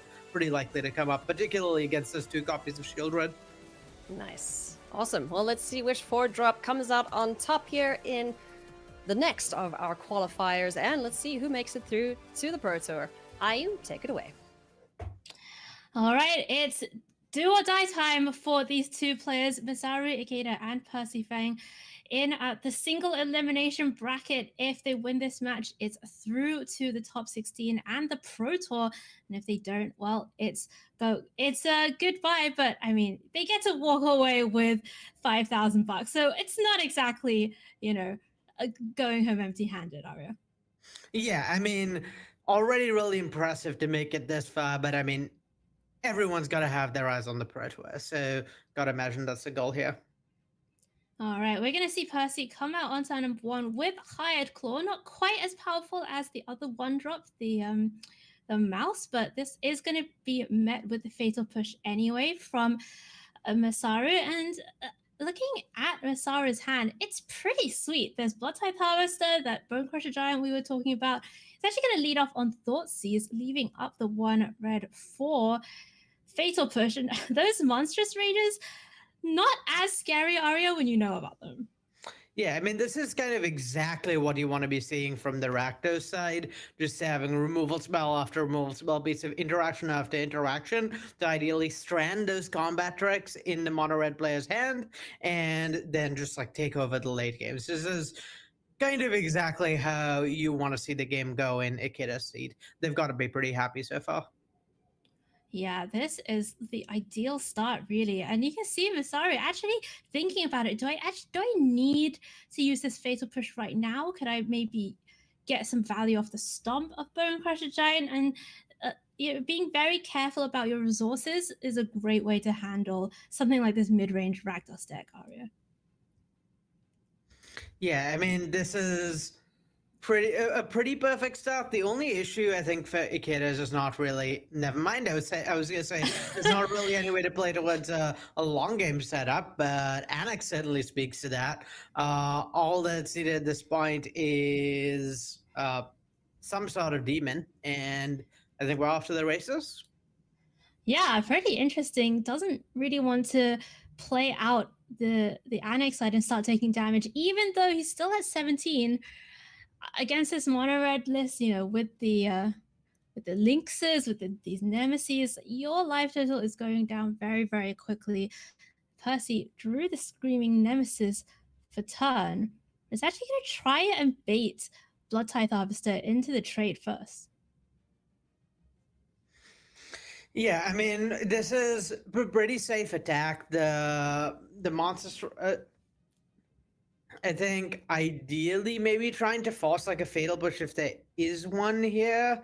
Monster should also represent a bunch of damage. I think if you play out Nemesis here and it just trades for Harvester, that's a pretty tough spot for Percy. And kind of try you kind of like don't have a threat to lean on over the course of a long game, so it makes sense to try and get this Mutavault trade in first. But yeah, next turn the Screaming Nemesis will be able to attack with Monstrous Rage up, and that's much better than being able to attack this turn without having Monstrous Rage to protect against the trade. Okay, Masara actually cycled away that Unholy Annex, trying to maybe find some more mana to work with. Instead, found Unstoppable Slasher and Bone Crusher Pot 2 for the turn. Oh, and look at this. Percy has found Sunspine Links. So there are choices here, Arya.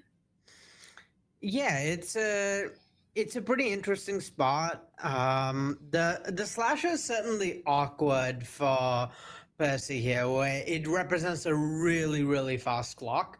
I mean, if slasher attacks, we could be seeing what that's that could get Percy as low as like 6 life this turn. And at that point, the Sunspine Link starts becoming dangerous for you. Things like those stomps in Ikeda's head start representing a bunch of damage. So yeah, slightly scary spot. And so like I kind of like leading with the Nemesis here rather than doing yourself a bunch of damage with Sunspine Links when Sunspine Links is not particularly good into Slasher, can't really attack into it well, and like it's pretty bad on blocks as well. So kind of either way is not ideal. Whereas in this spot, you at least get to deal a bunch of damage to Ikeda off of the Screaming Nemesis and slow down the Slasher a bunch. Yeah, this is interesting. Percy using the Monstrous Rage here. Now, that is going to get a few extra damage through to the face, but also when Screaming Nemesis dies, the extra damage is going to go at the Blood Tithe Harvester. So Masari gets the Slasher back. It is, after all, unstoppable, but it's not. It's kind of just sleeping for now, Arya. Just have a little nap. Yeah, and I mean, a lot of the time with Slasher, that like slowing it down doesn't really matter very much because the game like it'll come back in a couple of turns and then you're in a lot of trouble.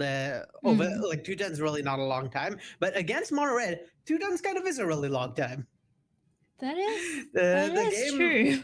The game may well be over before that Slasher is back around. Okay, here's Sunspine Link. So that's Masara taking 2, Percy taking 2. That's just fair magic, Arya. Yeah, definitely fair and like entirely normal magic. Nothing bad at all happening here in terms of that Monstrous Rage in hand. Surely the damage to both players must be equal. Must be. All right. Well, Masara's Unstoppable Slash is still locked down for this turn. It's unstoppable, but certainly not unpausable, Arya. And looks like Masaru found a land. Is that a blood crypt in hand? It's so interesting because if there's a blood crypt, there's definitely a few more options. I don't know if Masaru is looking to shock himself right now, though. Yeah, it's not ideal. I would not be thrilled to shock myself here.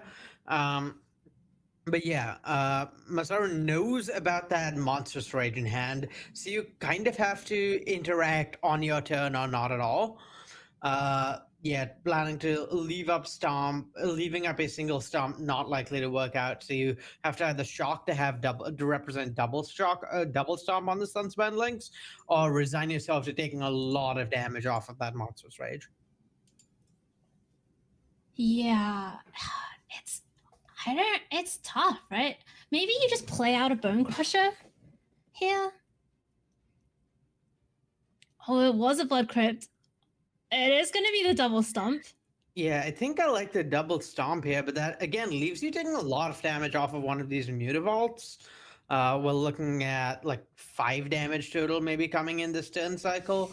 Putting if we see a land drop. Right. But notably, 5 does not put you in range of Ramanap Ruins. No. Well, okay. Here's Kumano. So that is definitely something for Percy to do this turn. So let's see. Do you think this Kumano, like, is Percy incentivized to hold on to the rage? Yeah, it would be nice to use the rage at a point where it's also trading for a card, not just getting in damage. Yeah, rage here rage cast here just represents 3 extra damage to face. The Blood-Earth Harvester would still trade with the Mutavault it was on, so not super excited to spend rage here. But at the same time, it's a little awkward where the rage being face up does mean that Ikeda should be able to play around it pretty well. And Unstoppable Slasher is untapping next turn. So as you can see Percy trying to figure it out. And you know, my friends, people I say this pretty much every time this comes around, right? Like people think aggro decks are easy to play. And it's just for me, that's just not true at all. Like the tiny edges, like the calculations you have to do, how much every single point matters in some of these games, there's a lot of finesse to it. Okay, Masaru goes down to 3, finds Blood-Tithe Harvester. Does not have enough mana to double spell this turn. It's gonna have to just settle for getting the Bone Crusher Giant down. To me, this pretty clearly says, I'm gonna try and kill you in 2 turns if I can. That's 1 point off of Kamano, and that's 2 more points off of Ramanap Ruins. You just have to live long enough to make it there. It's tough. It's tough to live long enough, though, right? Like, the Slasher means Percy's down to 6. Masaru has lethal on board. Yeah, I mean, the Mutavault can block, so at this point for Percy, it's can I... But then you have to draw a land. Can I fade a removal spell, and then can I draw a land or some sort of burn after that? Right. It's so close here. It is so close. Masaru cycles away the Blood-Tithe Harvest. I mean, all the information's on the board. Like, it's face up right now. Oh, a Mutavault? Oh, and another land. So Masaru does not have a removal spell. Does not have lethal this turn. And this is kind of exactly what Percy was playing towards, right? He recognized ahead, saw the line that led to just like counted the numbers, added up to 20. It was like, okay, so these are the steps I have to take. This is the order in which I have to play my cards so that I can get Masaru to exactly 0 life over the next few turns. And well, it's worked out. Now he just needs to draw the land. Right. Okay, here's the Mutavault. And Masaru is gonna have blockers, right? Percy knows that even without knowing about the Mutavault, there's the Bone Crusher Giant still in the exile zone. So a haste creature doesn't do it here. it's gotta be, well, I guess Nemesis maybe does it. Specifically, Screaming Nemesis would also do it. Okay, land or it's a land. And oh my goodness! You can see the wincing on Masaru's face. Exactsies from Percy Fang, Ramanat Ruins, sending this one away. And wow, game one going to Mono Red Aggro. That was really sweet. The tiny edges there that Percy had to find. We're going to go look at the sideboards, and oof, that's a lot of cards coming in and out for Masaru.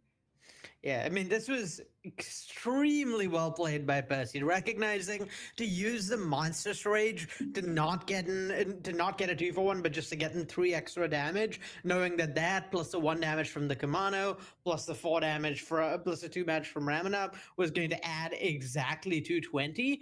Really, really well played. Right, like for me, I'm like, oh, I don't want to throw this card away. You know? All right, let's go down to game number 2. Masaru has to win this one in order to have a chance of getting through this round into the top 16 and the Pro Tour. But Percy just has to win this one game. It's going to be on the draw this time, out on 1 with Heartfire Hero, and that is immediately going to get face-up pushed. Yeah, and it's kind of interesting to see how this matchup changes per spot, the players recognizing their roles. Percy mostly just leaning on those copies of Witchstalker Frenzy coming in as an answer to Shieldred, but we saw Masaru taking out a bunch of cards that were not very good and bringing in notably Go Blank, which to people who aren't super familiar with this matchup seems like a strange thing to bring in against a mono red deck, right? Well, the thing is, it's a counting problem for the mono red deck. You need to get to exactly enough cards to add up to 20 damage. You need to make all your land drops to use as Mutavaults and Ramanap Ruins, and you need to be able to play all your burn spells. So just Mind Rot actually surprisingly good in this matchup, and Masaru recognizing that, boarding it in, really smart play. You know what else is smart coming out of the sideboard? Shieldred's Edict in Masaru's hand. The perfect answer to Screaming Nemesis. Maybe one of the only clean answers. And just this, it's the exact position that he wants to be in with that Shieldred's Edict, right? Like, take out some of the earlier small stuff with your stomps, with your fatal pushes. Shieldred's Edict hits the Screaming Nemesis. Masaru knows about Sunspine Links coming, but that doesn't get to attack, so fear of missing out even gets in. And I love these Rakdos players when they start to, get a bit aggressive as well. We saw it in that last game. The life total difference was 2 at the end of the game. So nice stuff here from Masaru. Finds a second copy of Fear of Missing Out. Gonna prioritize getting this Bone Crusher Giant down, though. Yeah, and I mean, speaking of that life total difference, Percy really recognizing how important that is, opting to go for, instead of playing out the Mutavault earlier, playing the Mutavault out second after the Sunspine links, just to take 1 pure damage off its Enter the Battlefield ability. Yeah, every single point of life matters. And this is a pretty cool attack, right? The Mutavault gets haste from Rockface Village and the +1/+0 Monstrous Rage in hand. And Masaru has to try and line up the blocks here. It's so tough to just do the obvious thing, right? You don't know that he doesn't know about the Monstrous Rage, but it's so tough here. And that's going to be a brutal Monstrous Rage for Masaru. Yeah, really tough ordering of draws for Percy in terms of Masaru's duress, where he duressed the exact turn before Monstrous Rage, so like he's likely to believe the coast is clear, and then the immediate draw off that rage brutally punishing, I think. Okay, here's Fear of Missing Out. Masaru needs to find a double fatal push. So Masaru can go 2-for-1 here. Yeah, right? Just still taking 3. Yeah, that Monstrous Rage putting in work even after it's gone, that extra 3 damage, definitely really scary, particularly with like 2 copies of Rockface Village in play, making a lot of the mice off the top really scary draws. Okay, but for now, Masaru is safe. Percy has nothing on the board, nothing in hand. Finds Manifold Mouse, so not a bad find in the late game. You get to use that offspring ability, make 2 copies. Yeah, And you Manifold can Mouse is. haste here. Yeah, you can, and it's. I think this is gonna force a removal spell because that can get haste, trample, and double strike and 2 power, and then Right. the other Manifold Mouse kind of forces another removal spell to successfully 2-for-1 the Arachnos opponent with this threat, and then any other mouse off the top. Well, your opponent has no removal spells left in hand, so that's worked out really well for Percy.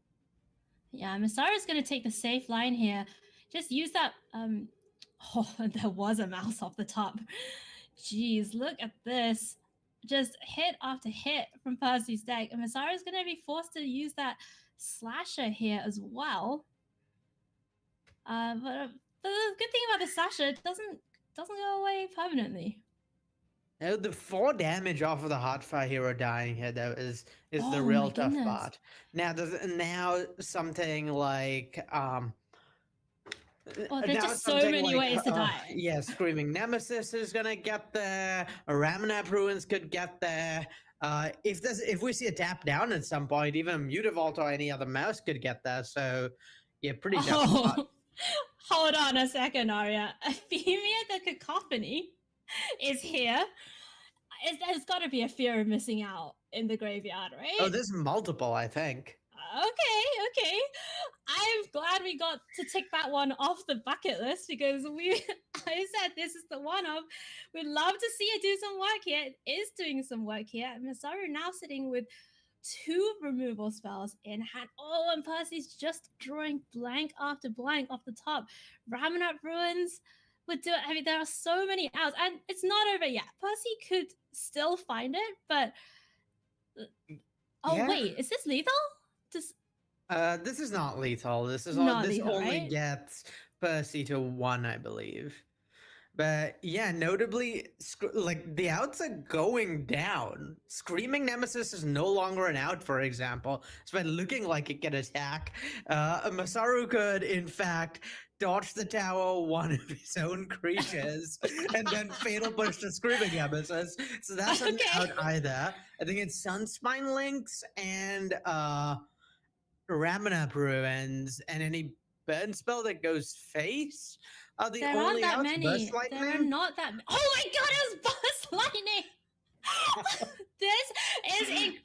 Oh, Masaru's face!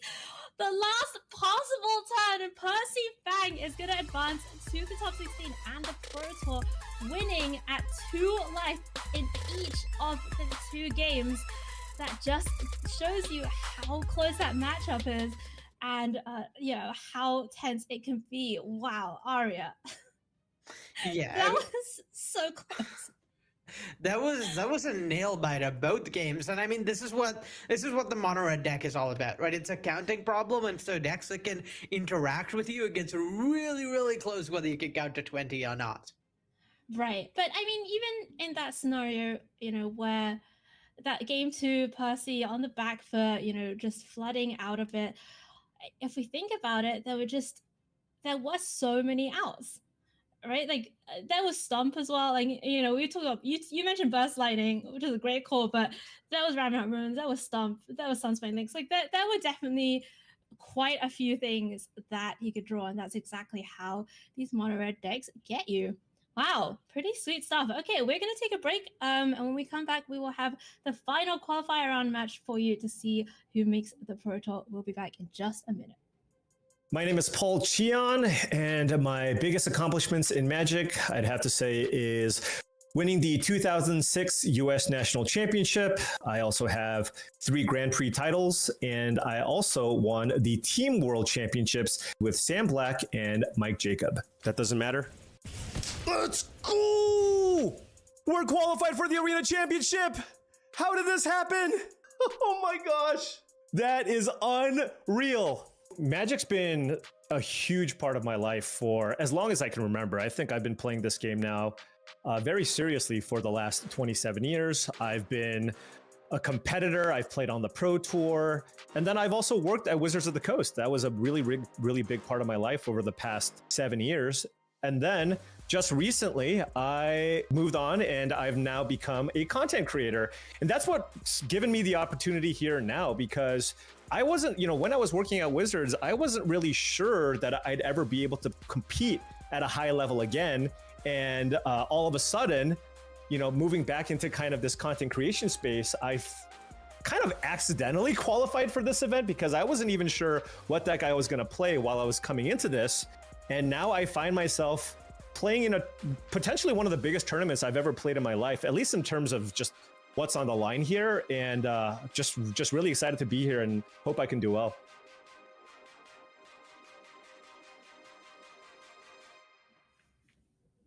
What's up, gamers? Welcome back to coverage of the Arena Championships. We are here in the final qualifier round of the top 24. Let's have a look at who we're going to be watching in this final match for you. The head-to-head, on the one side, we have Su Yuxiang, and he tells us that winning would mean self-affirmation, and the pride of our team is the first Arena Championship for him, going up against Kirill Sarkov, who has been here a few times before. I believe this is actually Kirill's third Arena Championships, and Kirill tells us winning would show some evidence of me being able to actually play the championships and not only qualify for one. Well, Kirill, you're here on day 2, playing in the qualifier round, though I think you can definitely say that about yourself. Be very proud of where you've got to. Let's go down to the action and see who is going to advance from this round. We're coming in game 3. It's the Rakdos Mirror. And Arya, we haven't actually seen that many mirrors coming in today. Let's go down to the opening hands, and you can maybe tell us a little bit about how this mirror plays out. Yes, this is very much like a grindy mid-range mirror, the way you expect mid-range mirrors to be for the most part. It's a lot of play to it. A lot about haymakers like Unholy Annex and Invoke Despair, particularly post-body, just trying to trade a bunch and cards that get you head-on cards. So Invoke, Unholy Annex, Fable of the Mirror Breaker, all those things are really what the matchup is most about post-bod. And yeah, just really, really grindy tight games where every bit of play really matters. I love these games. All right, I can see both players already have found some of those grindy cards out of the sideboard. Yusang with the one of Reckoner Bankbuster on the battlefield already, and Kirill with the one of Obnixilis the Adversary. Love this 3-mana Planeswalker. You can come in, sack a creature to do it. You get 2 copies, and then you can go up or down, make some demons, deal 1 damage, game life. You know the drill. Yes. Somewhat unfortunately, Obnixilis, despite, flavorfully being a demon, does not count towards Unholy Annex and only makes devil tokens, so almost the perfect card for this deck. If only there was someone from Wizards R&D here that I could complain about this to. Yeah, it's a real shame there isn't. Wow. All right, Kira does get both Obnixes. This goes down with both and makes 2 devil tokens, not demon tokens, and they do 1 damage to. Is it any target or is it player when they die? Any target when they die. Any. Okay, so that's that one of those is going to trade with that Goblin Shaman. And Yusang's gonna go digging with Fable, though. Have to say, I love Blood Tithe Harvester, but I do kind of miss the old 1-2 Reckoner Bankbuster Fable starts. So this is a nice little nostalgia trip, if you can count nostalgia as something that happened, I don't know, a year ago. I'm sure, I don't doubt for a second that you personally are nostalgic for Fable of the Mirror Breaker. All right, here comes Blood Tithe Harvester as well. Arya, a lot of time in these matchups, it almost feels like the first person to Fable is so far ahead in these mirrors. Do you think that still holds true? Yeah, very much so, particularly when a lot of your haymakers are pretty mana-intensive cards, like both Annex and Invoke Despair are. Fable giving you both card selection to find those haymakers, and also the ability to like ramp mana and get to playing your haymakers faster or at a greater rate means that whoever fables first generally fables hardest. Wise words from the sage Arya. How about whoever fables first and second? Because that is what Yu Xiang is doing. Double fable on the battlefield. Kirill has double Omnics that have survived thanks to those chump blocks, but they are both at 1 and no devil to get the life gain here. Finds fear of missing out for the turn. There's quite a few options. Could maybe start this annex going, maybe get the FOMO, maybe fatal push. What do you like here? I think definitely fatal push is almost certainly going to be happening in addition to the other things. None of Kirill's plays prevent push from being playable this turn. I think a FOMO's pretty likely here. It just lines up pretty well blocking against a 2-3, so we'll maybe disincentivize the second attack. Yeah, right. Mutavault also a devil for Odd Nixilis. So yeah, this kind of actually lines everything up perfectly. You can FOMO, still have Fatal Push up, and this lets you probably keep at least one of your Odd Nixilises alive, whichever one gets attacked with the Bank Buster. You probably Fatal Push the Bank Buster and keep that one alive. And depending what exactly Yu Xiang has on his next turn, there's some chance you're even able to keep both Ob Nixilises alive, which would be perfect. All right, we're going back up to Yu Xiang's turn. And by the way, this choice of what to discard here, I think really shows what kind of player Kirill is. I would be so scared to discard that land. Oh, it's 100% the land, yeah. 100%. That's totally it. Oh, all right. Back over to Yu Xiang, who one fable is doing the flip, and the other one is doing the, I can't think of a different dance move, but the rummage. Let's popularize the rummage as a dance move. Meanwhile, Duress is going on the stack. Oh, that's a lot of choices. Yeah, Duress is pretty tough here because it forces a Fatal Push before the Bank Buster gets crewed, and assuming you Fatal Push to Blood Death Harvester, that can just crew the Bank Buster. But fortunately for Kirill, there's not actually great attacks for Yu Xiang here, where I think you're kind of priced into attacking with just the Bank Buster. You don't really want your 2/2 Goblin Shaman eaten, and that means that you either get to kill one Ob Nixilis and don't eat any of Kirill's creatures, or Kirill can opt to chump block with the fear of missing out and untap with 2 copies of Ob Nixilis.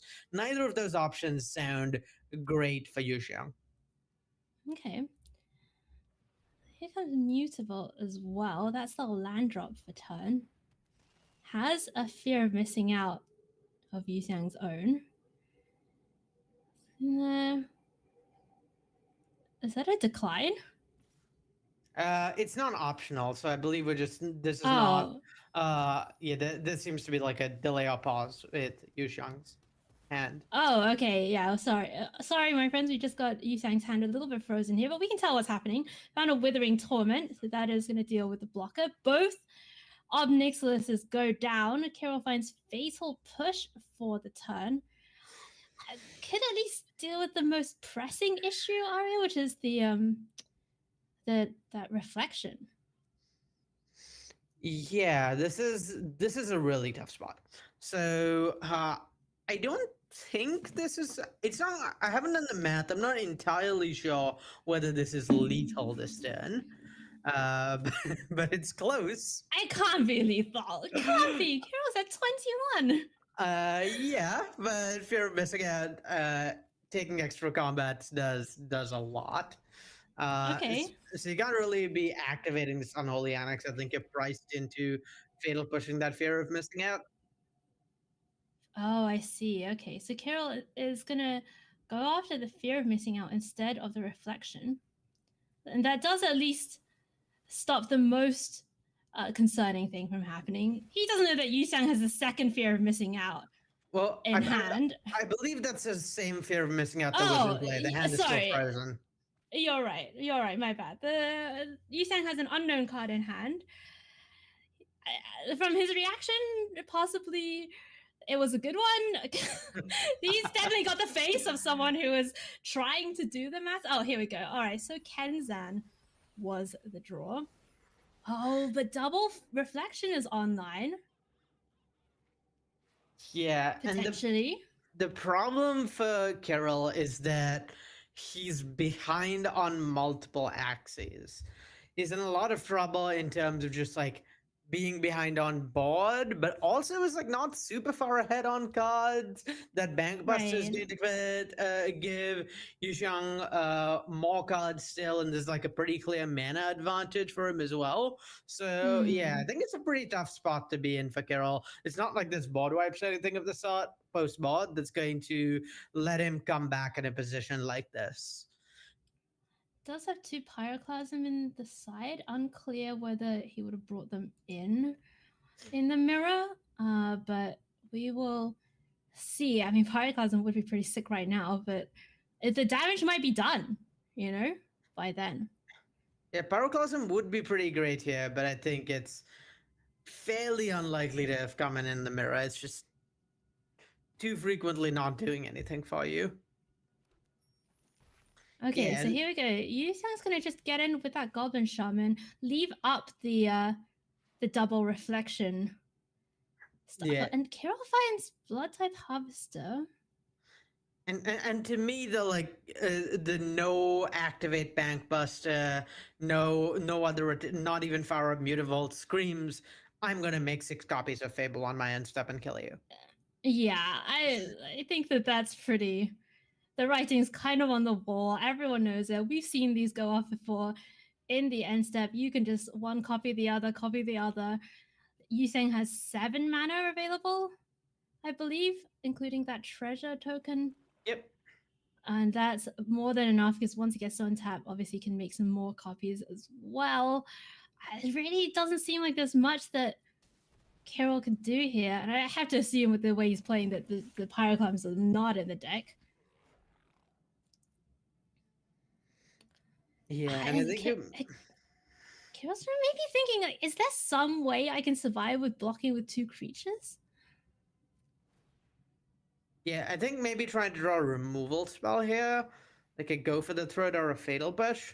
So yeah, it makes sense to activate in response before the card is drawn. This kind of forces the blood activation, and exactly Fatal Push here would keep Carol alive. Okay. What's it going to be off the top for Carol Sarkov? It's not Fatal Push, it is just Blackleaf Cliffs. So we think that is going to do it. Yuxiang Su sees the good news, gets to start copying, and that's really the only time you can interact, right? Like during this combo.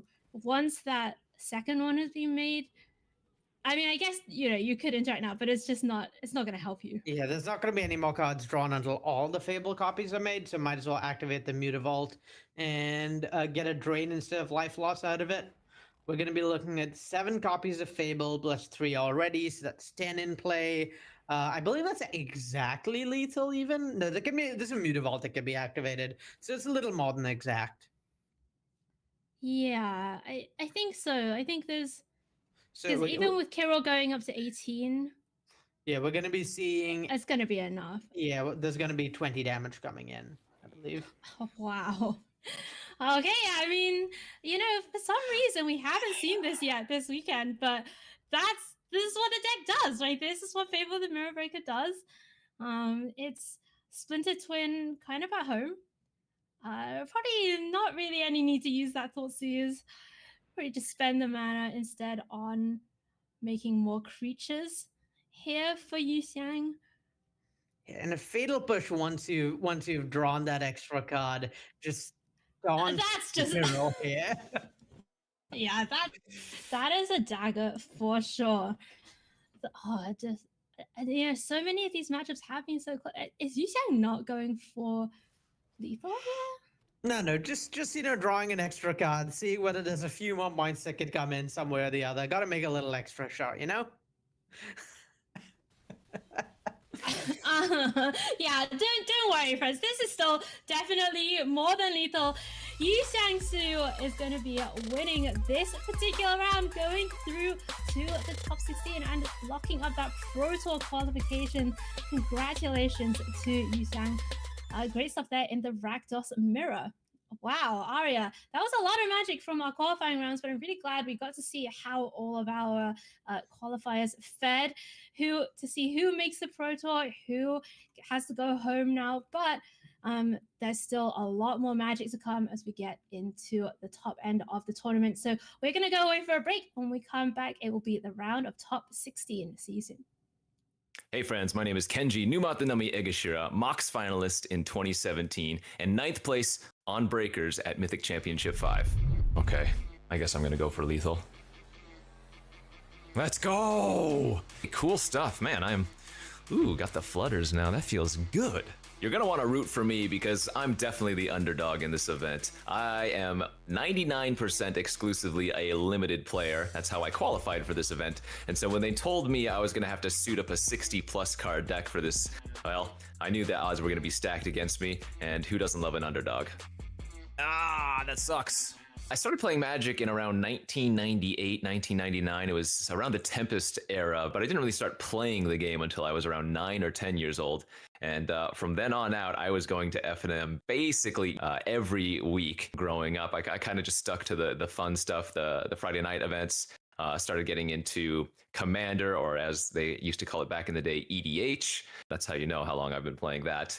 I'm most excited to play my father, Paul Cheon, because, well, as you know, father-son grudges always last long, and him and I got some beef to settle. It looks like Kenji is up next, so I don't know if anybody knows who that guy is. I know he's a better player than me. I know he's probably got a better deck than me, but that doesn't matter. I'm going to crush him. Top 16 make the Pro Tour. I've done that. Cool. Pro Tour is great. But the top 2 make Worlds. Like, if you told that to little Kenji, if you told me, hey, you had a, let's just say, 2% chance of making Worlds, that's insane, right?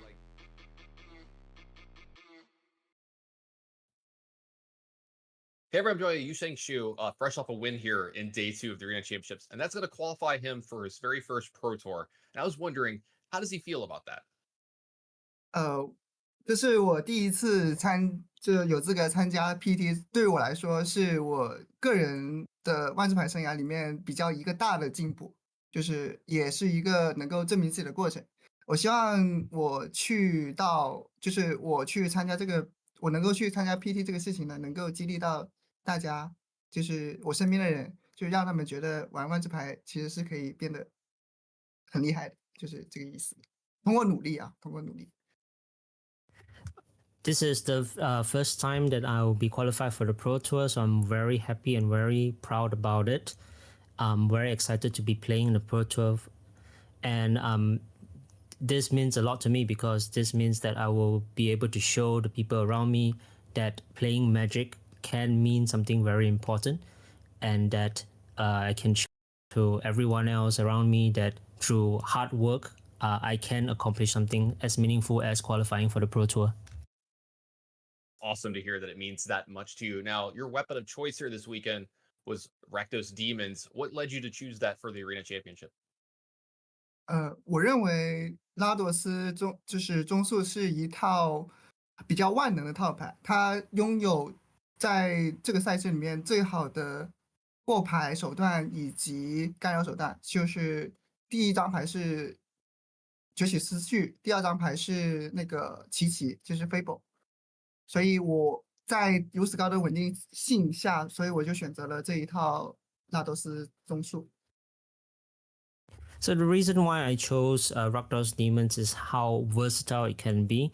I can lead off with disruption in the first turn, and then I can follow it up with Fable, and it just gives me so many options that this is what draws me to this deck. Awesome. It's been doing really well for you. You're only a few wins away from qualifying for the World Championships. Best of luck the rest of the day. Welcome back to coverage of the Arena Championship number 8. I'm Ailey Loney, and we are officially into the top 16 here. We've had some great action thus far, and we are very much looking forward to bringing you some more. We being these two fine gents that are joining me here in the booth. What's up, Corey Baumeister? I see you doing a little there that you always do. It was Blue Steel, yeah. Blue Steel? You don't do the chin grab with Blue Steel. It's just oh, it's just yeah.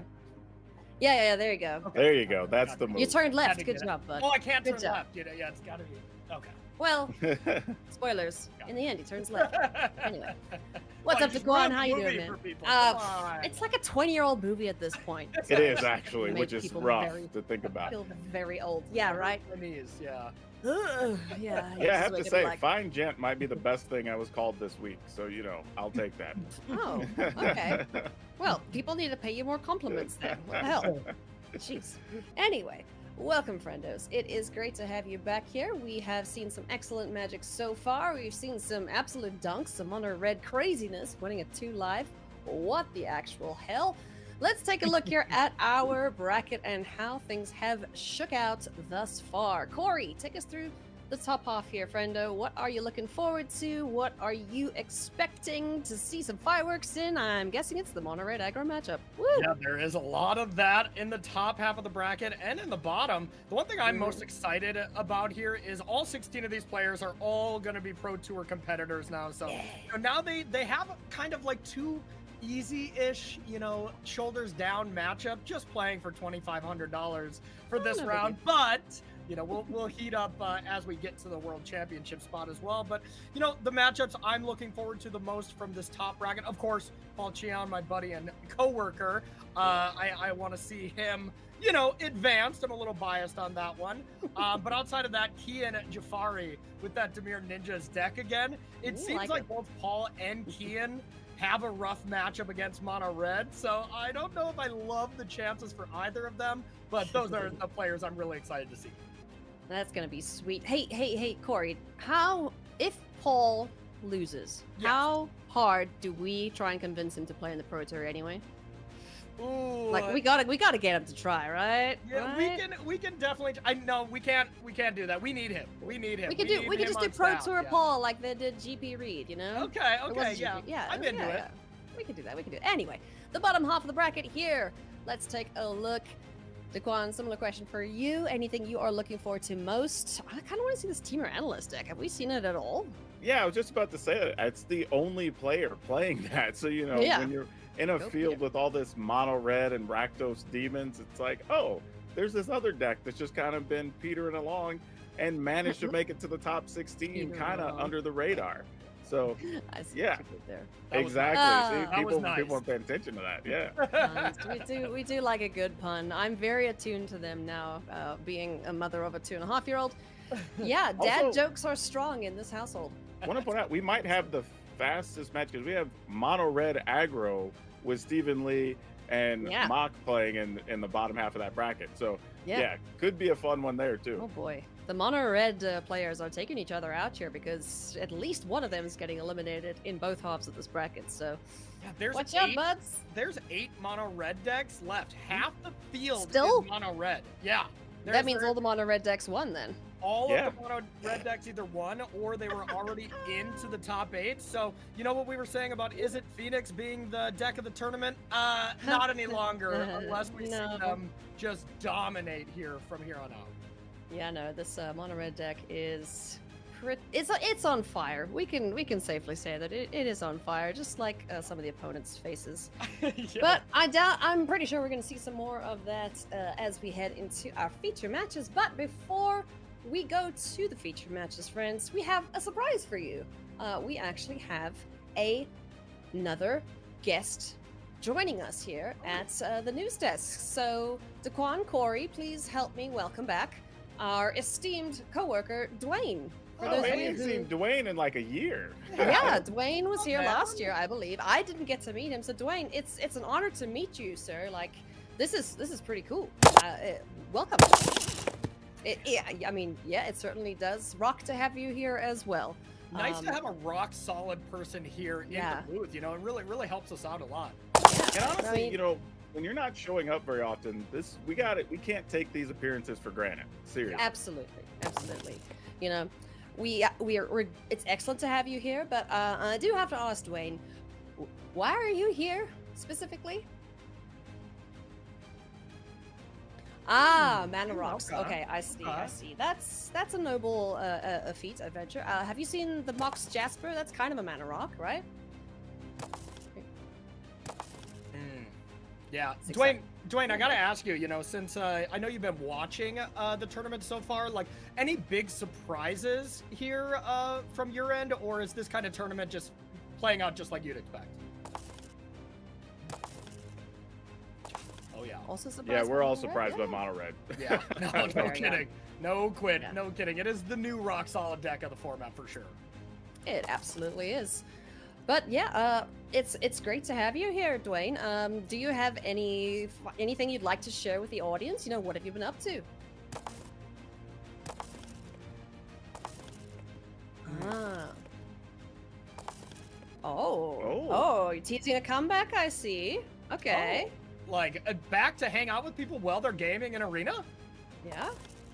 Huh. All right. Yeah, because you were only able to get Dwayne's pet last year, right? Like during Bulls, I believe it was.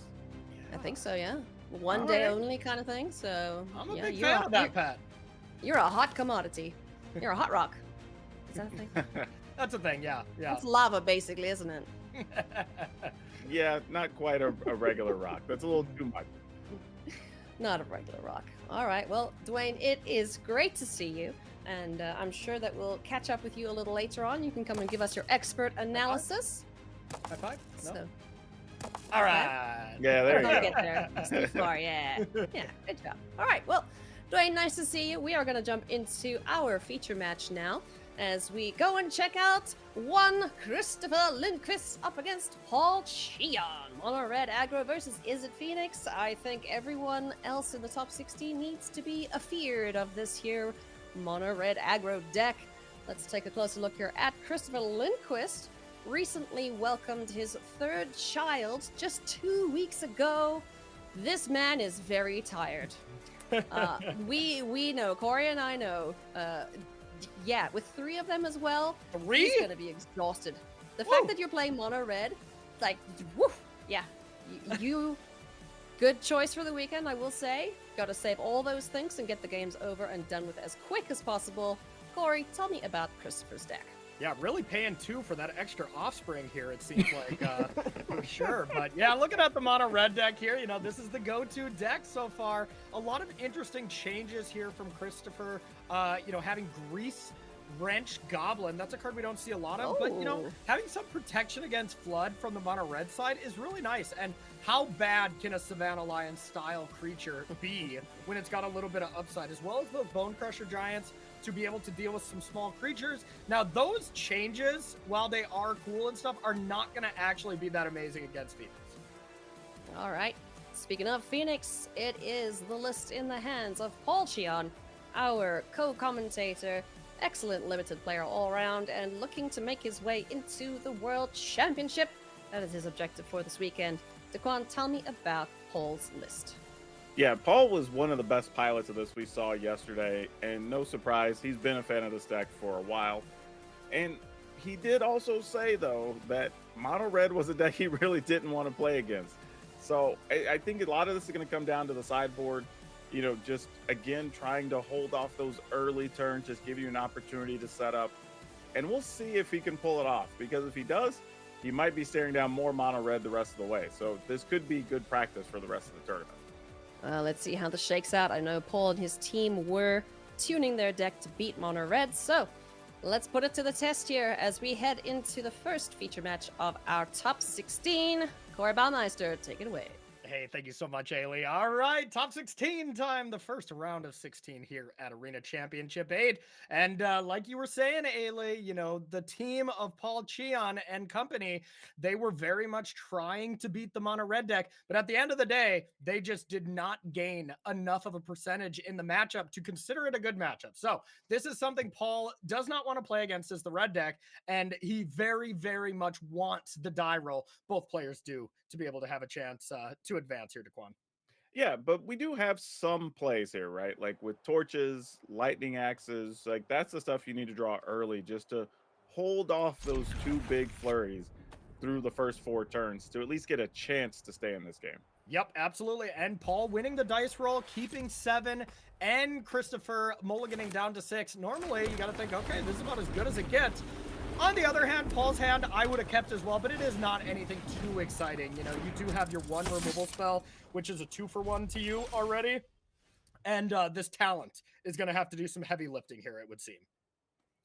Yeah, and he opted to not deal with the mouse there. It's just take your time, see if maybe they try to pump it with something later, respond there. But we're going to go ahead and just play the artist talent and probably trying to get through some of these lands that are in hand. Yeah, just trying to get the looting first. I like a lot. You know, spending 2 cards to deal with a 1/1 that deals you 1 damage. Not exactly how you want to spend your first turn of the game. But wow, what a top deck here from Christopher. Yeah. I'm pretty sure that was a draw, right? Like, that was not in hand. Incredible. Manifold Mouse is such a beating. So it turns out what would have been 1 damage potentially into 4. They always have it. They always have the mouse when you play the Hardfire hero. It's just a foregone conclusion. Now, this is a pretty good draw here from Paul as well, getting that into the Flood Moss. So now you have Flood Maw and Lightning Axe to, I wouldn't say completely stifle this, but it does stop a whole attack step here if he wants to. Yep, totally agree. Not bad. Unsummoned style of effects are notoriously not good against red decks, especially red decks that have nice come into play abilities or are super cheap. This red deck has both of those things, so not ideal. But Christopher lining up a solid play of being able to village that Heartfire hero, and now Paul will have the ability to respond, almost assuredly kill this Manifold Mouse, as it's going to be far too threatening. And Paul wants to be knocking the top of the deck, maybe find some Torch the Towers, maybe find just some Considers and Ops to fuel up your graveyard first. Regardless, Paul's going to be excited to do some looting with this pretty medium hand so far. Yeah, definitely. This is kind of showing the benefits of artist talent here. Like just being able to get rid of mediocre cards that don't do anything, especially in game 1, to just help you filter down to something that does anything to help you. Yeah, and wow, goes to kill that creature instead of the Manifold Mouse here. And looks like Christopher, air quotes, fell for, you know, took the bait here in the sense that it looks like Into the Flood Maw is going to bounce that hero. You know, if Christopher had perfect information, maybe he would have strapped that Manifold Mouse with Double Strike, get in 1 extra point of damage. But, you know, the upside of Paul not having a piece of removal for this Heartfire hero means that Paul takes 7 here, which is too strong. Yeah, and when it comes to like the Manifold Mouse, you're either killing it or leaving it alone. You're not bouncing it because you give them the opportunity to have 2 Manifold Mice the next turn, and that's not any better. All right, Prankster is a big draw. Lightning Axe, kind of the worst of the removal spells, but all of a sudden, Paul's very medium-ish hand looks pretty good. Yeah, not too bad here. Like, still have the option to, yeah, exactly, free the Fae here. Go ahead, dig for something, and then you also still have Lightning Axe to get rid of any problems. Yeah, 100%. See what we want to start with. Makes sense to just get that going. Discard the card that's a natural 2-for-1 for you already. Top decks is it Guildgate in this situation, which is not what the doctor ordered. Yeah, that's a tough hit there. Yeah, at least it is a card you get to discard here to talent. But the problem is now you're trying to opt into untap land plus removal spell. So we might see Paul just, you know, play the land, opt. Close decisions either way. Land 4 is not the biggest deal, but Paul decides it is good enough. Yeah, I was just thinking here, like, you really needed Christopher to either not draw links or not draw reckless rage, or not reckless rage. That's the wrong rage. Like Monstrous Rage, yeah. But yeah, monstrous rage. Yeah, you never want your mono red opponent to draw Monstrous Rage ever, you know? And they always seem to draw it right when you got your first good block available of the match. That's usually how it works out. All right, so we're going to pump up this Heartfire hero to 2, likely giving it Double Strike. Yep, and here is that attack for 7 again. And this time Christopher decides to hedge, and this time it's wrong, you know? Not saying this play was incorrect or anything. It's all situational misplays like this. You know, that last card from Paul could have been anything, could have been a removal spell. I think once you get to combat here, I think if Paul had a removal spell, though, he would have killed the mouse. So didn't love that play necessarily from Christoph. All right, we're doing some digging here, though. Seeing if we can find something. Okay, where's the cruises? That's what Paul's thinking, but bunch of considers when you're getting the loot going from talent. You're going to find one eventually, and you can see him almost saying, cruise, cruise, cruise, cruise. That's tempting. That's a great card, but eventually if Paul just spins his wheels here, not going to have a car to drive here for very much longer. Yeah, and the Lynx is looming, and right now is already worth 3 damage as well. Yeah. God, that's tough. That is really tough. I think I'm very closely binning this, but it's so close. I can see it being defensible. Either way, like, I think regardless if you keep this, you start with consider. All right, what do I know? All right, are we just ditching the land here? Yeah. There's the cruise a little late. The consider would have found the cruise. We did put a Phoenix in the yard here, though, so you could get a blocker here. Okay.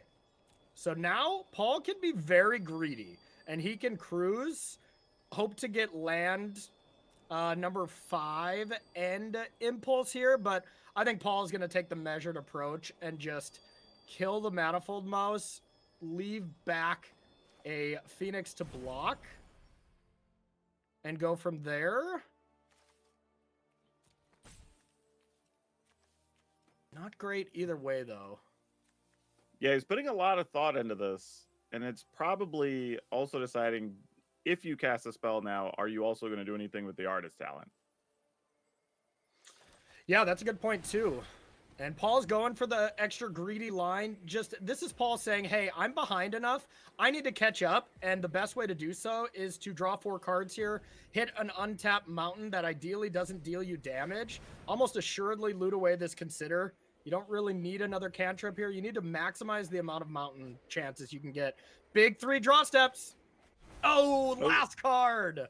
Yeah, hey, every card counts. Hey. Think if he didn't loot away that consider, you know? Yeah, for sure. And Torch the Tower is actually the best option here because you could potentially just not take any damage from a Heartfire hero. Yeah. No, that is the best option. We'll see.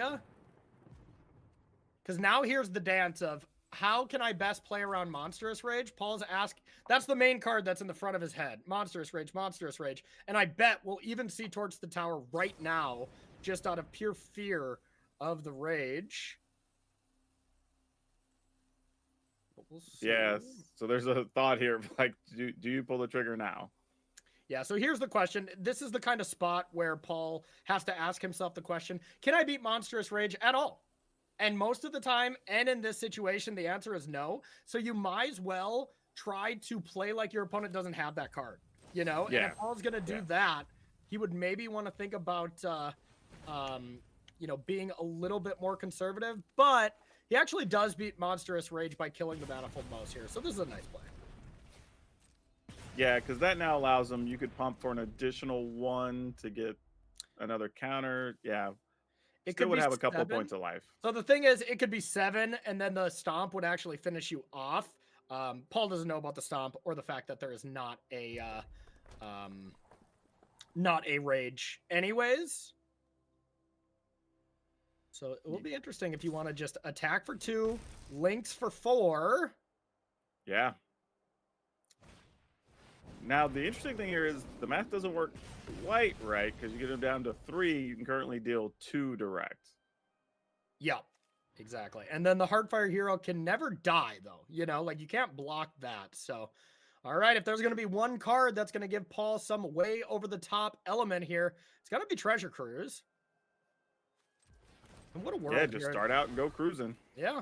What a world here in Explorer and Pioneer where you have cats and mice working together. I never. Well, you know, 2025 is a weird time. Yeah. Okay, we're finding some removal pieces, not quite enough here. Also, the problem is you can't even get a bounce spell for the links here. No, you can't, but you can get a bounce spell for the Heartfire hero. So bounce would actually be pretty nice, but Paul's living the lavish life here, going on back-to-back cruises. Okay, bounce spell, big game. Okay, now Paul does have the ability to go double impulse on the links, bring back Phoenix. you might as well attack and then Stern Dismissal this Heartfire hero. Yeah. It's a solid play. Yeah, this is one of those situations where just you have to 2-for-1 it, but you have enough cards here you don't really care. So we'll see if there's going to be a train wreck scenario unfolding here, because if Paul waits to bounce this until it has 3 power, that stomp can go from 2 damage to 3 damage by killing your own Heartfire hero in response. So if Paul doesn't kill this with the, or bounce it with the Valiant trigger on the stack, never mind. Well, doesn't really matter. We found enough direct damage up top anyway. Dang it, that was going to be a cool scenario of how Paul would play around that. But yeah, it doesn't matter. Mono Red expert here, Christopher, says, you know what? Here's 2 removal spells. You're dead. Yep, and another one up top. And that'll do it. All right, on to game 2. Okay. One more game. Paul's been hanging around watching all these top 24 matches. You know, he's probably like, okay, just to, you know, hopefully not lose to Mono Red in 6 minutes, but Hey, we've all lost to Mono Red in less than 6 minutes. oh So yeah, absolutely. just the way it goes. All right, so a lot of changes coming in. Oh, that's a new one there from Christopher coming in. Cool. The Yeah. Needlehead. Yeah, Needlehead actually is really good here, dealing damage every time your opponent draws. You know, kind of budget Shieldred in that regard. Yeah. All right, here we But go. sometimes you only need the Razorkin Needlehead to deal maybe 3 or 4 damage, and that might be enough in this situation. Yeah. Interesting for Paul to leave in so many bounce spells. You know, I'm sure him and his team realized, hey, it's better to bounce these Heartfire heroes, bounce these Nemesis instead of trying to kill them. It's just interesting, the dynamic of having bounce spells against him on a red deck. Just shows how dynamic of threats the red decks are, when most of the time, you know, when you're playing this Phoenix deck, you're just like, all right, I want every red removal spell that kills creatures. That's usually good enough. Yeah, also somewhat punishing that a lot of these decks are playing varieties of damage lands too. Yep. Yeah, the big level up here from Standard to Pioneer or Explorer for these red decks, 2 major factors, and it's Mutavault and it's Kamano Faces Kakazan. Both are incredible. Even Ramunak Ruins, pretty solid. Yeah, for sure. And just having that many more threats that aren't even necessarily creatures. So Yeah. your opponents now have to deal with another element. Totally agree. So Fiery Impulse to deal with this challenger straight away with Spell Mastery. Get another loot. No birds to be seen so far. And another land off the top is not great. And looks like Paul is in a very familiar spot of being in the Treasure Cruise waiting room. Yeah, this doesn't feel too bad though, right? Like even if your opponent goes Screaming Nemesis here, you can bounce it, only take 2 for the turn. Yep. Discard the land, not so bad. But man, Christopher's hand is just stocked. Oh yeah, straight gas. Like so it's going to be a series of problems. And of course, anybody just joining us, we do have Christopher up a game instead of being at 0-0, of course. All right, returning the Nemesis, taking 2, going to 12.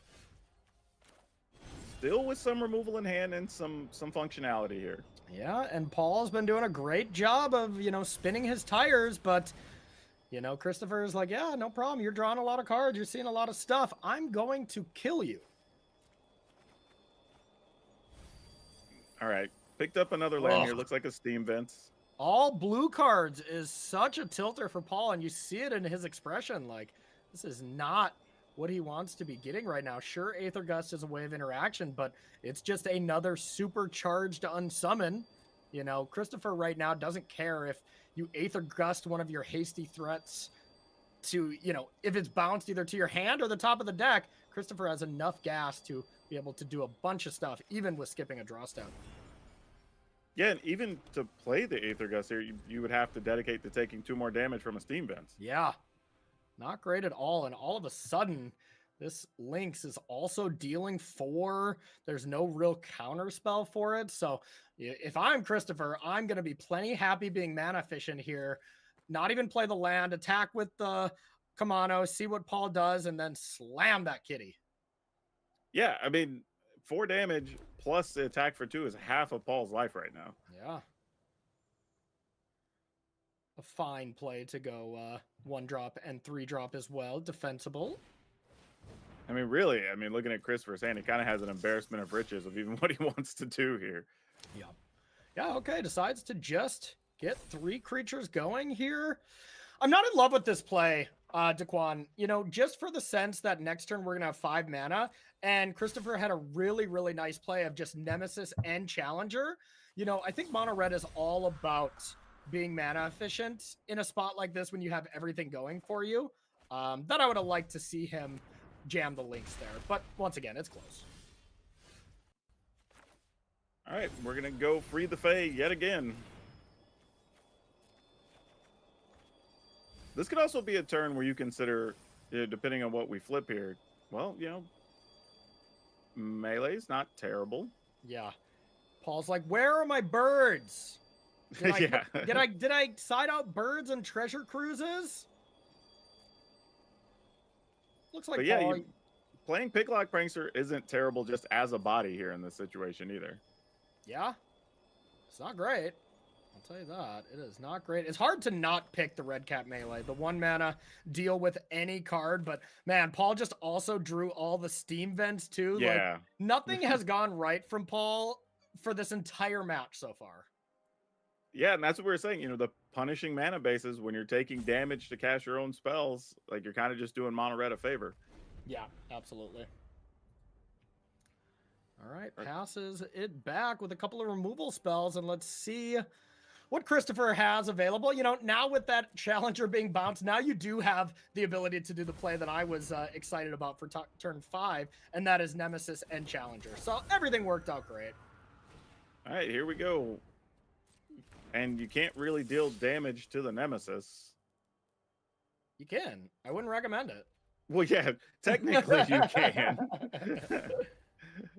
And now Paul's best play here, I guess, is just kill the 2/2/2s, go to 5, loot away a bit to try to find some action with these, with this talent, maybe find some treasure cruises and get it going. But even with all that, Christopher just still has so much gas in the tank. The Mutavaults are ready to go. This Lynx looks to be unbeatable. Everything is coming up Christopher Lindquist. Well, the Lynx is minimum 4, you know, like on its own without even attacking. Yeah, this is just a tough situation to be in. Yeah. Paul is saying, he's like, God, you know, I hate Screaming Nemesis. I hate playing against it. And I feel you. It's no fun. Yeah, another land here doesn't really help. Yeah, I don't know what Paul can really do here. Not even be able to play anything proactive. if you Chandra's defeat this, you go to 1.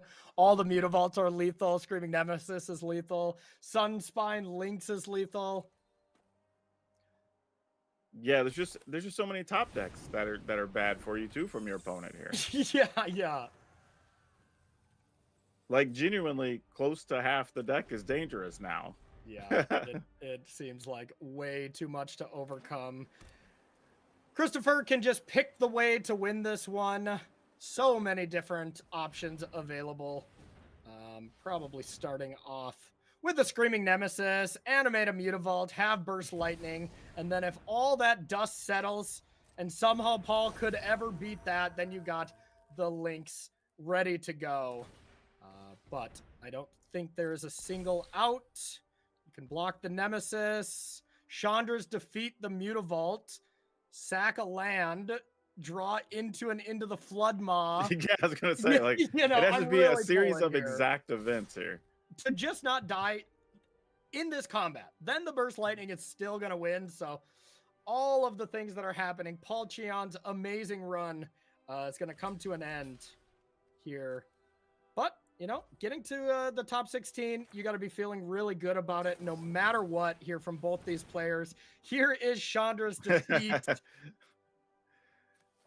Just saying, I'll just target this guy. Whatever. I'll just take my 5. There's the Aether Gust. Chandra's defeat is going to redirect 5 damage here. So, Paul doing Christopher a favor, and that's going to be Christopher advancing to the top 8, beating one of the most decorated players here in the field, Mr. Paul Cheon. Congratulations to Christopher, and Mono Red strikes again. That means that we are down to 15 players, and over half of them are Mono Red, Daquan. Yeah, you know, when we talked about the conversion rate of decks, I mean, you know, 9 people played Mono Red. Yeah. 8 of them made it to the top 24. 8 of them made it to the top 16. So it's hard to have a better conversion rate than that. Like that's kind of crazy. And really nice of Paul Cheon, you know, it really says a lot about me and Paul's friendship. He values, you know, commentating the World Championship more than playing in it and hanging out with us. So, you know, that was really special of him to throw that match on purpose so that he, you know, gets to commentate with us later. So also really nice. Reminder for the viewers here too, that every match you're watching from here on out, every player is already qualified for the Pro Tour now. Yep. And they're just playing to get to the final, so they will have a Worlds invite as well. Yeah. And each of these matches, they're winning an additional $2,500 over what they've already earned this round. So yeah, there's big stakes for every one of these single elimination matches. Yeah, the big highlight of what these players are playing for in this specific round of 16 is a 5-figure payout. Getting up to $10,000 instead of the $7,500 here from the top 16 is not too shabby for a day of playing Magic. You know, kind of $2,500 each round you win. Up until the finals, we get a little bit more going on. That's a good afternoon's work, let me tell you. Not too bad. Not too bad at all. So, all right, everyone, that is going to do it from this first match here in the top 16. We're going to take ourselves a short break. We got more Magic on the other side. Hey friends, my name is Kenji Numatanami Egashira, Mox finalist in 2017, and 9th place on Breakers at Mythic Championship 5. Okay, I guess I'm going to go for lethal. Let's go! Cool stuff, man. Got the flutters now. That feels good. You're going to want to root for me because I'm definitely the underdog in this event. I am 99% exclusively a limited player. That's how I qualified for this event. And so when they told me I was going to have to suit up a 60-plus card deck for this, well, I knew the odds were going to be stacked against me, and who doesn't love an underdog? Ah, that sucks. I started playing Magic in around 1998, 1999. It was around the Tempest era, but I didn't really start playing the game until I was around 9 or 10 years old. And from then on out, I was going to F&M basically every week growing up. I kind of just stuck to the fun stuff, the Friday night events. Started getting into Commander, or as they used to call it back in the day, EDH. That's how you know how long I've been playing that. I'm most excited to play my father, Paul Cheon, because, well, as you know, father-son grudges always last long, and him and I got some beef to settle. It looks like Kenji is up next, so I don't know if anybody knows who that guy is. I know he's a better player than me. I know he's probably got a better deck than me, but that doesn't matter. I'm going to crush him. Top 16 make the Pro Tour. I've done that. Cool. Pro Tour is great. But the top 2 make Worlds. Like, if you told that to little Kenji, if you told me, hey, you had a, let's just say, 2% chance of making Worlds, that's insane, right?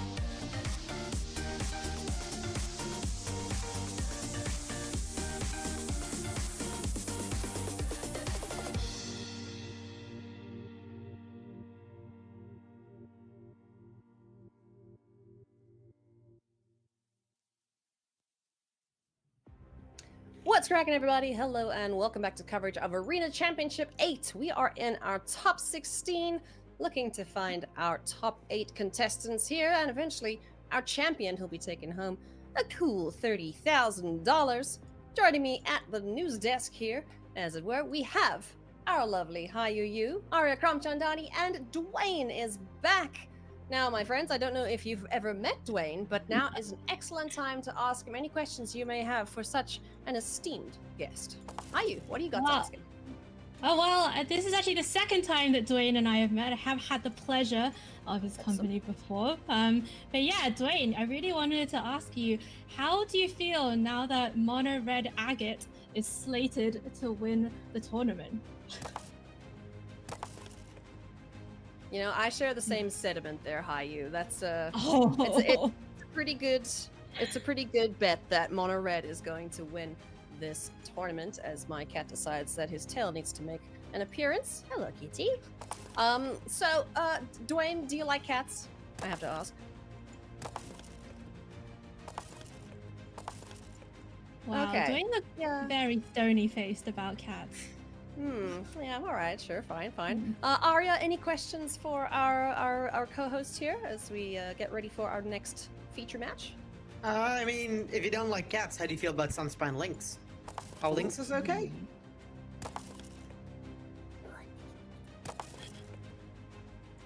Me personally, I want to put cats in ovens, but you know, liking Mono Red, you know, kind of similar to lava, etc. My cat likes to kick rocks. In Canada, that's something you tell someone when you don't want them to have a good day, I believe. I don't know. I've never told anyone to kick rocks before, but No. no. You're far Have too you, Hayu? Canadian. You're far too Yeah. Canadian and polite to even tell someone to kick rocks in the most polite and Canadian way. I've certainly had people tell me to kick rocks before. Wow. Oh, no, cat's back. All right. Well, I can't see my screen because there's a cat in front of it, but I do believe we have our head-to-head ready, so let's jump in there and see who we're checking out this round. Woo! We get to see Teamer Analyst in the hands of Peter Duras and Olsen Olszewski playing Mardu Greasefang. Let's jump into these players and check out the lists here too that they are bringing. Hayu, Mardu Greasefang, what are we expecting to see in this game? Honestly, I was hoping that this would be the breakout deck of the tournament because I think it's super sweet. And Olsen playing the list with Immerstum Raider, which, you know, has been kind of cast as fear of missing out at home. But Immerstum Draft Raider, common. being a demon, draft common, yeah, Kaldheim, big up to Kaldheim, one of the greatest draft formats. And honestly, maybe fear of missing out is Immerstum Raider at home. That's all I'm saying. Oh, okay. Bold predictions there. On the other side of things, we've got Peter Duras, who we haven't seen all that much so far on coverage. Going to be great to see him coming from Slovakia.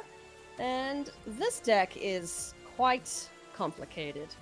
Arya, tell us a little bit about Teamer Analyst. Yeah, so this is sort of like a Pioneer Explorer part of the standard analyst deck that used to exist. You play these fetch lands, Cabaret Courtyard, Broker Sideout, Maestro Theater, and you try and play those with Aftermath Analysts to sacrifice Aftermath Analysts, get back a bunch of these lands, they enter, they trigger, they immediately get you more lands, gaining life to kind of buy you time, and eventually just sort of get an insurmountable mana advantage and use that to win the game. Nissa Resurgent Animist can find Aftermath Analysts, can find Lumra. There's Elementals that then get back lands, which get a bunch of landfall triggers, which trigger Nissa again. You see where this is going. The Pioneer version of this deck has Arboreal Grazer as a really big addition to this deck. It makes it play a good deal faster, leads you to less clunky slowness, which would be a problem in the field with so much mono red, but instead Grazer buys you a bunch of time and does a really good job blocking early threats out of aggressive decks, and blocking cards such as Parhelion out of Greasefang. And then beyond that, we have Altanek, the Thrice Called Duskmon card, which, you know, it's a big creature. It looks like top end for this deck. What it actually is a card that reads 1G, discard me, return a land from your graveyard to the battlefield. And so that's pretty much what it's in this deck for. Sort of a rampant growth that's going to gain you one life by getting back one of these SNC fetch lands to trigger immediately and get another land out of your deck. Nice. Basically, yeah, rampant growth that just so happens to be on a 9/9 stick if you ever need to hit anyone with it. Alrighty, well, let's see how this match plays out. When asked about this deck, Peter said, why play it? Because it's under the radar and difficult to play against. I imagine that's kind of what we're going to be seeing in this matchup. So let's see how this shakes out. Hayu, take it away. Thank you so much, Ailey. Aria, Greasefang against Analyst, two of maybe the coolest decks in the field. Maybe that probably not too big of a claim to stake here. Is this going to be two ships passing in the night? Sort of. It'll be two ships passing in the night while one ship tries to block the other with slots. So Greasefang definitely the faster deck to Goldfish here. So for the Aftermath Analyst deck, well, this is not a deck that's really looking to like play interactive 1-for-1 Magic with basically any of the decks we have today. It's really just turboing towards its late game, with Memory Deluge in particular picking up so many cards once you have a bunch of mana that it's not really possible to 1-for-1 this deck.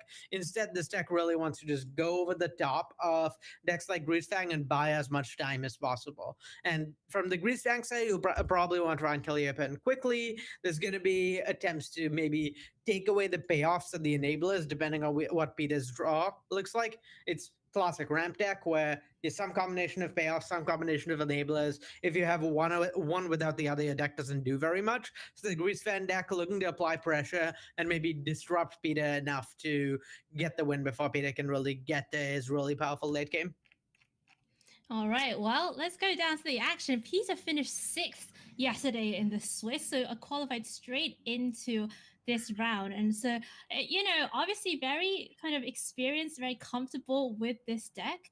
And Olsen, with Magic Greasefang, we've seen Olsen battle a couple of times already today in the feature match area. This opener from Peter has some lands, has all the colors. L-Time Explosion, that can buy some time, but not a lot of pieces. Yeah, it feels tough to mulligan against the Tatsu's deck. So obviously not thrilled to go to 6 for Peter, but you just can't keep a hand that doesn't do anything in the first 3 turns of the game. Against Greasefang, you just lose the game instantly on turn 3 too often to really do that. So yeah, I think you have to ship it back. Well, you mentioned mulliganing against the Thoughtseize hand. This is the classic mull to 5 lands and a spell, and then hope my opponent doesn't have the Thoughtseize. We know that also does have the Thoughtseize, and this is going to be brutal. Peter's going to need to find some help off the top of the library. It really a mistake by Peter not putting that Nissa to the bottom.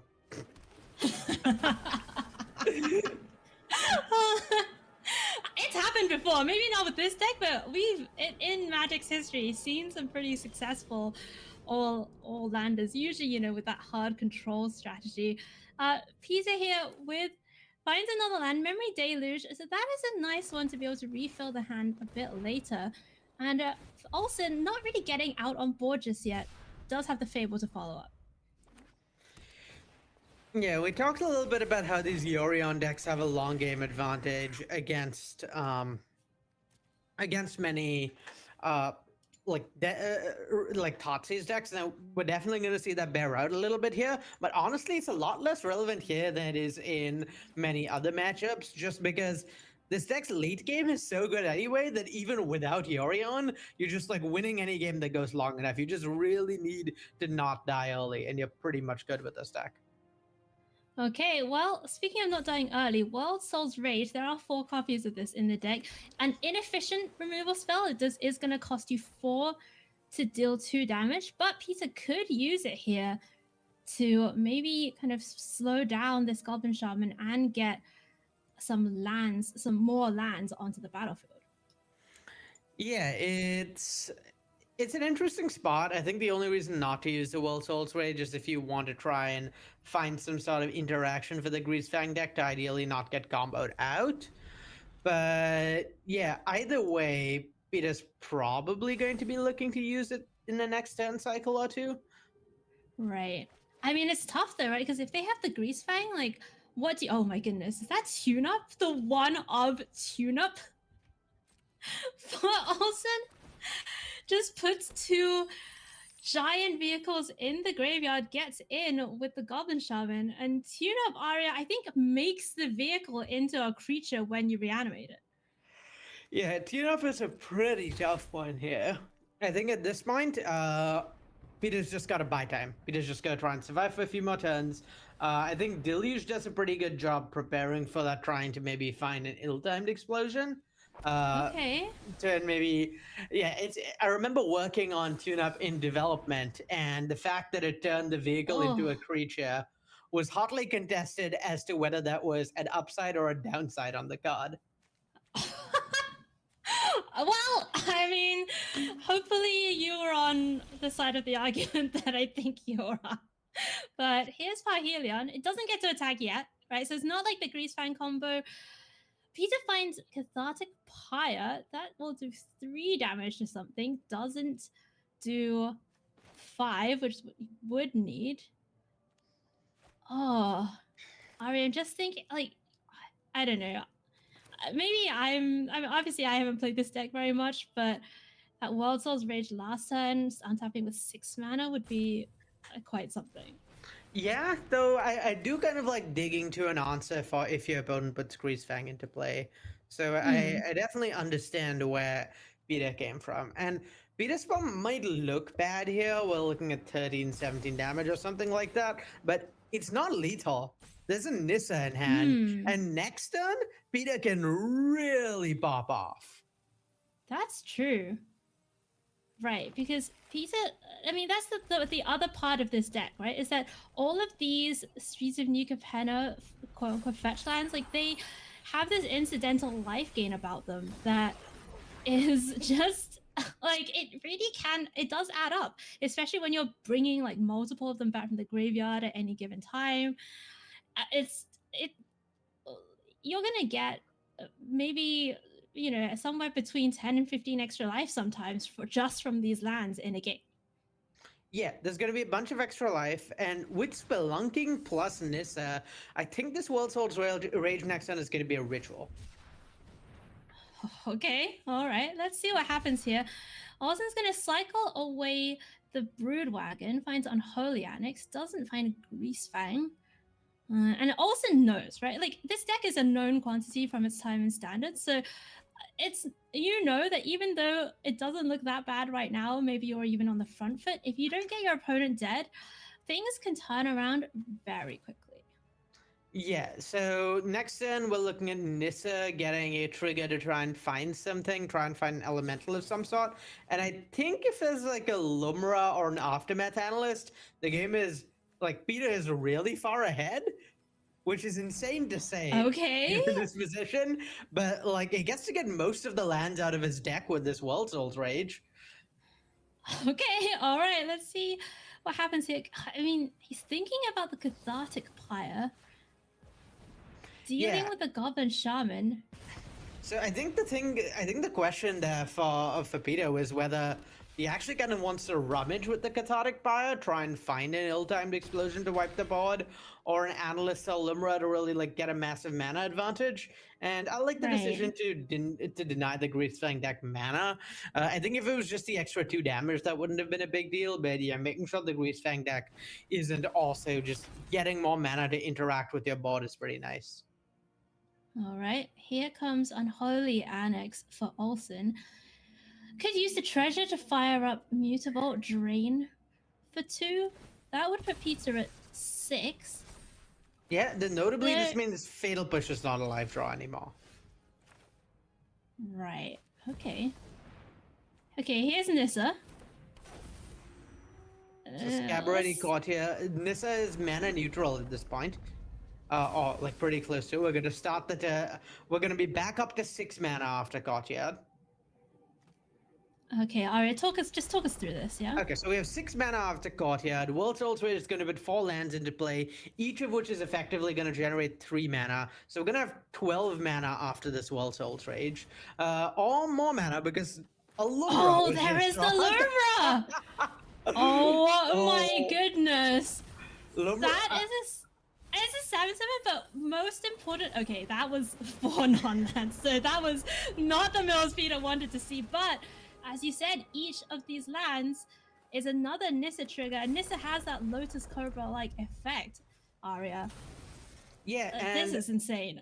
Among other things, Lumra has reach, so we're possibly not dying to this board. Unclear. Okay. Yorion could blink Lumra. Oh my goodness. The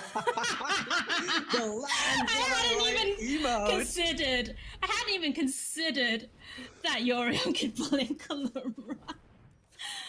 Oh my god. Okay, all right. Yeah, so let's have a look at the mana. We have 8 in the pool, 4 on the battlefield. So that's 12. The 12 you were talking about.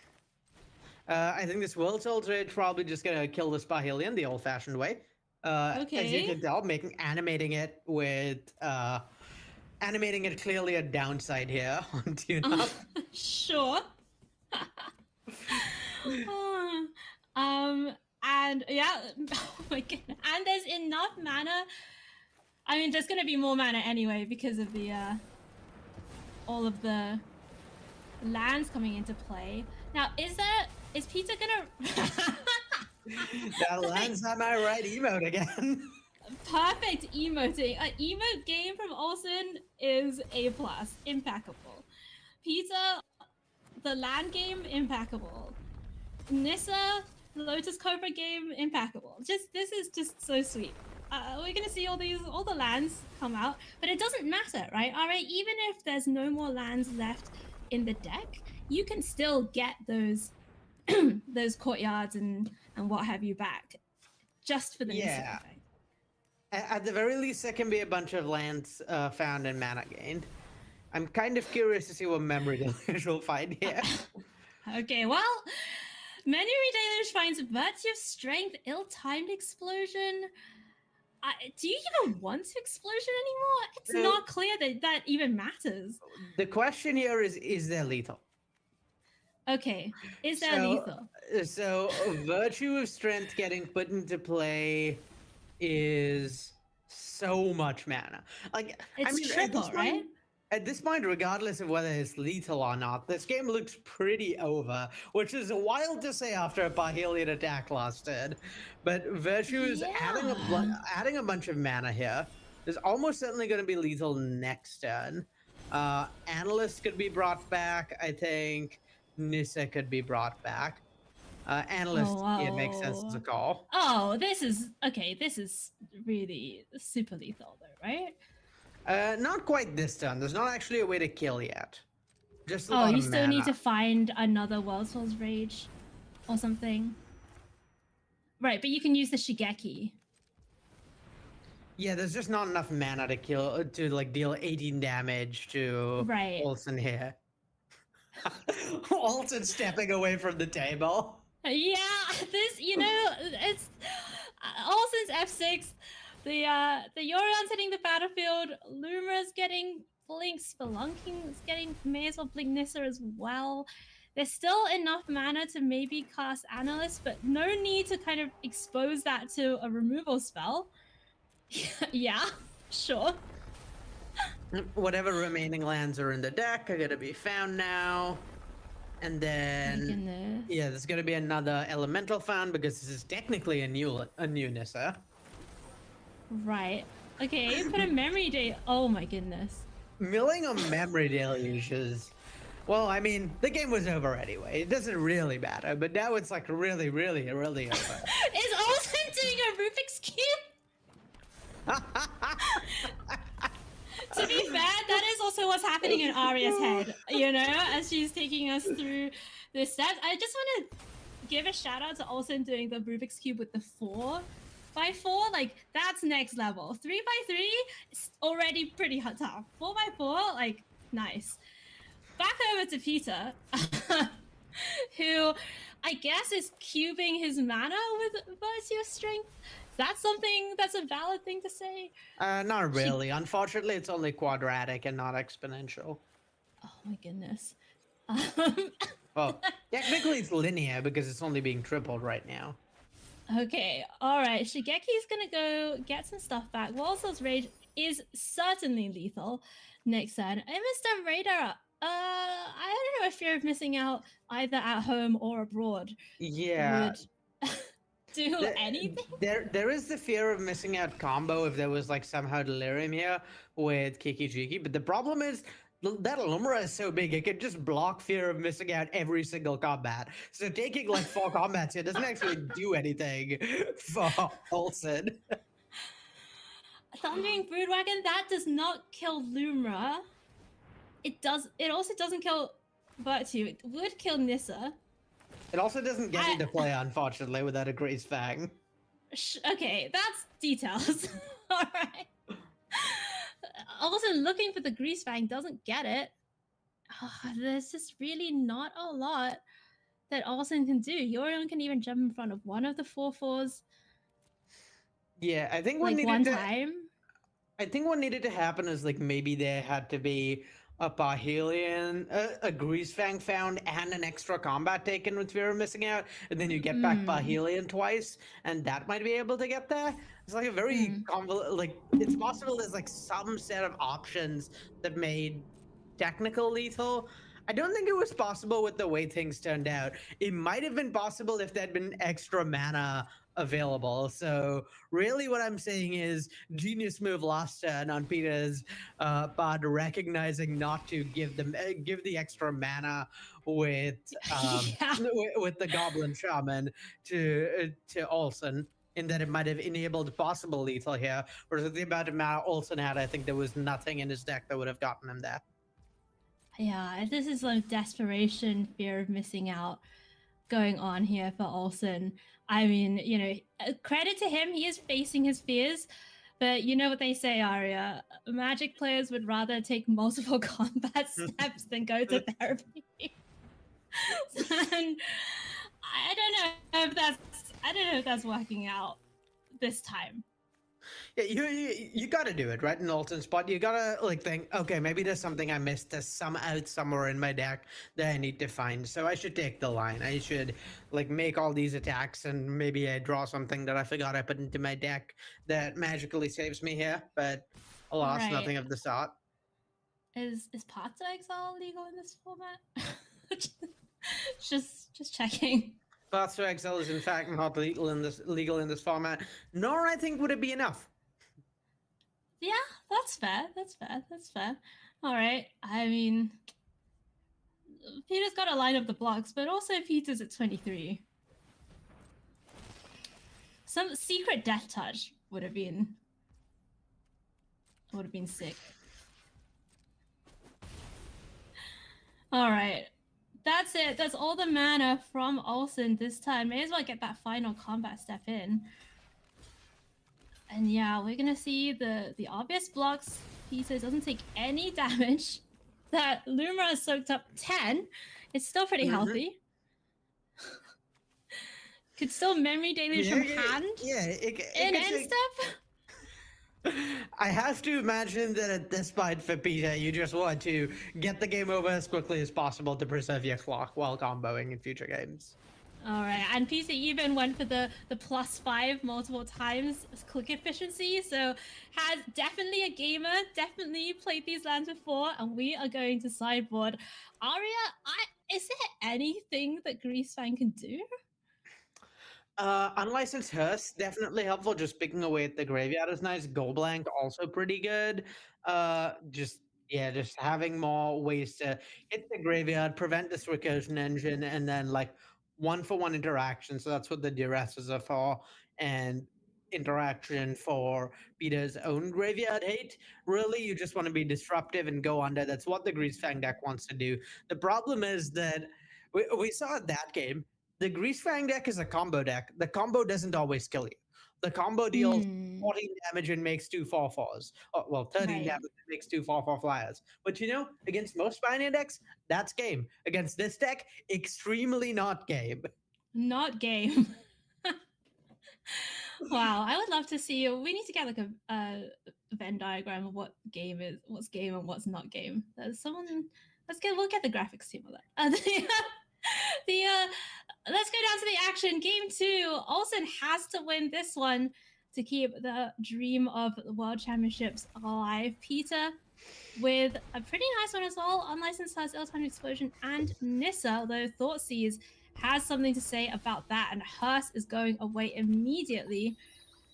Olsen with the Greasefang, Parhelion, and fear of missing out now to put the Parhelion in the bin. Okay.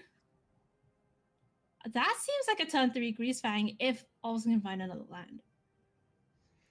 Yeah, this is a pretty tough spot for Peter here in terms of getting double tot seized. There's not really any interaction, and Analyst plus Nissa would be nice, except notably all of these fetch lands are Fabled Passages. None of them are the SNC duels, and that definitely makes your mana engine slower. Though maybe not in this spot, because this is Nissa plus Analyst next turn. Wait. Yeah, because you can use Altenac to ramp? Yeah, Altenac gets back Fabled Passage. Crack Fabled play. Oh, there's not quite enough. No. Yeah, crack Fabled Passage. Play second Fabled Passage. Crack first passage. Play Nissa. Crack second passage. Get a mana off Nissa. Get a land, and the land itself enters on tap. Right. Oh, there's also Tranquil Thrillback. Yeah, that changes everything. Yeah, that definitely. Oh well, at least gives an entire new range of options. Yeah, Tranquil Throwback out the sideboard here for Peter, and very careful, played out that 4th land so that both of these Fabled Passage lands come in untapped. And Tranquil Throwback is going to be able to eat the Parhelion in the graveyard, and Olsen didn't go for it on turn 3, and is now having that Parhelion eaten out of the graveyard by the Throwback. Ouch. This is the tough thing about this matchup post-board, where both players are bringing in graveyard hate post-board. Both players are trying to eat away at each player's hand. Neither player has rest in peace level effects because their own graveyard matters. And the thing is, when both players are doing that, at the end of the day, this Steamer Atlas deck is just a ramp deck. You just make your land drops and play a big spell to hard way if you have to. Whereas the Greasefang deck, your Greasefangs and Parhelions are doing literally nothing other than just being bodies on the board, unless you have specifically unless you have specifically a graveyard going. So off the 2 decks, definitely the one that gets more hurt by graveyard hate post-board. Wow. Okay, so Nissa came down, Analyst came down. Peace is gonna get an attack in, by the way, because Olsen's down to had taken a lot from Shocklands and Thoughtseizes, etc. Broodwagon is a way to cheat something out if Olsen can find and does find the untapped land. So away goes Nissa, I guess? Yeah, I think it has to be Nissa in this spot, given the Lumra on hand is face up. Right. Yeah, and if we Broodwagon can start plus getting Greasefang in. is pretty scary. Right. Because the Broodwagon goes away, but you can just keep getting it back. Yeah, it's an extra card and a piece of removal each turn. Granted, it would probably be a little bit scarier if Olsen wasn't so low on life. So really needs to find something else to do as well, other than just looping this, because eventually he will just die to this Annex plus threats from Peter. Right, and Peter has the 6th land, has Lumra. I believe there's actually only one So Streets of New Capenna land in the graveyard, but there's plenty of Fabled Passages. we're almost at being able to take extra combat steps with FOMO, but not quite. There is a line that involves Olsen pot seizing himself to get Fear of my Missing Out in the goodness, graveyard, Arya. then cycling a Brood Wagon. Oh, then cycling 2 Brood Wagons. Okay, yeah, so both Brood Wagons can come back this turn. Yeah, I don't think that's quite lethal though, and that does just leave you dead on end step. Yeah, I don't think that that's a, you know, maybe for some of the more risk-taking minded. That might have actually been, no, that's not quite lethal. That's like 2 points short almost. It's so close. All right. Well, Olsen did instead get that Thundering Brood Wagon back, played out a second copy of FOMO. Not really close to Delirium, but it's gonna go to 2. Back over to Peter, who has oodles of mana. Actually, I take that back. Has a quintillion mana. Yeah, so available. Peter's spot is just trying to find ill-timed explosion here. Just wins the game on the spot. World Soul's Rage also wins the game on the spot. So any number of different things just probably end the game here. Right, and Peter's thinking, actually, maybe I should thin the deck out Yeah. a little bit first. Love that. Thin to win, as they say. Yeah, And by they, considering I mean me. I think I'm the only person that says that. considering playing one of the lands from hand to thin a little further. Oh, but it's so tough, right? Because if you find Nissa or something, you're... Oh, Beseiju? Does that... I don't think Beseiju help? is anything is gonna do enough here. It's a good backup plan. Okay. Spelunking is nice and it gives you another look. There's still enough mana afterwards to play either of the lethal things. Razor is not one Okay. of them. Yeah, Grazer, unfortunately not lethal, but that does mean, yeah, as you say, all the mana is coming in on tap. Peter gets to gain a couple more life from these courtyards. Wild Soul's Rage was on top, but not gonna be very much help right now. Grazer not actually really... Oh, we're getting busy here. Oh, and this could actually be really, really good for Olsen. Because this is a way to get an enchantment creature into the graveyard to get closer to Delirium. Oh, okay. Yeah, it's gonna be the obvious blocks. Well, okay, but if Pisa kills both Fear of Missing Out, it's tough to get the extra combat stuff. Yeah, both Fear of Missing Out's dying kind of shuts off that line to victory. Our Olsen is at 2 though, so... Oh, and Peter can even channel right now to get the 2-for-1. Decides not to. It's gonna just hold that Beseiju just in case. Yeah, I like holding on to the Beseiju. You can kind of... It gives you protection from, like, Crease Fang lines. I think with the Beseiju Right. in hand, it's pretty impossible for Olsen to just win here. Okay, let's see. It's all Broodwagon, no Parhelions for Olsen. Although Parhelion, I mean, Luma does have reach as you. There's the okay. There's the Parhelion. There's a Fear of Missing Out. Yeah. So the other thing that Beseiju does here that's pretty neat is it can deny Olsen a demon to stay alive through that annex if Olsen's line ends up being play Mutavault animated to drain you instead of dying. Right. And Olsen has to kill Peter this turn, right? I don't really see a way. Oh, I guess Olsen could make the demon. Yeah, putting a demon into play would do it. Putting. I Is there don't know some whether way where Thundering he can use- Broodwagon. I don't know whether Thundering Broodwagon lets you target your own permanents. But that's the other line, certainly. No, it does. Oh no, it doesn't. An opponent controls. An opponent controls, yeah. So it's not quite gonna cut it. Okay. Loran can maybe blow up your own permanents. It's hard to remember which pieces of removal. I think Loran Loran can. Broadcast is theirs. I could be wrong, but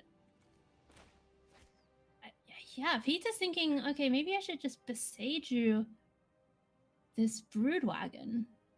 Yeah, it's actually like a pretty tough spot because just like worst case scenario, Olsen just makes a demon, a 5-mana demon with the other half of the Unholy Annex, and that drains for 2. And there's not actually a way of dealing with that face up. Right. So Peter is gonna. Oh yeah, there we go. So Olsen is forced to do this, right? After making that attack. The other option was to maybe blow up your own thing with Loran. I'm also not sure whether Loran. Yeah, this option is pretty clearly better, I think, because Peter does not really have very many ways of interacting with the demon at instant speed, and the 2 life Right. it gains you this turn means even if the demon dies next turn, it's going to be lethal. And this is a pretty tough spot for Peter now because there's not really interaction. There's not really like much going on. He needs to top deck well, basically, is what it comes down to.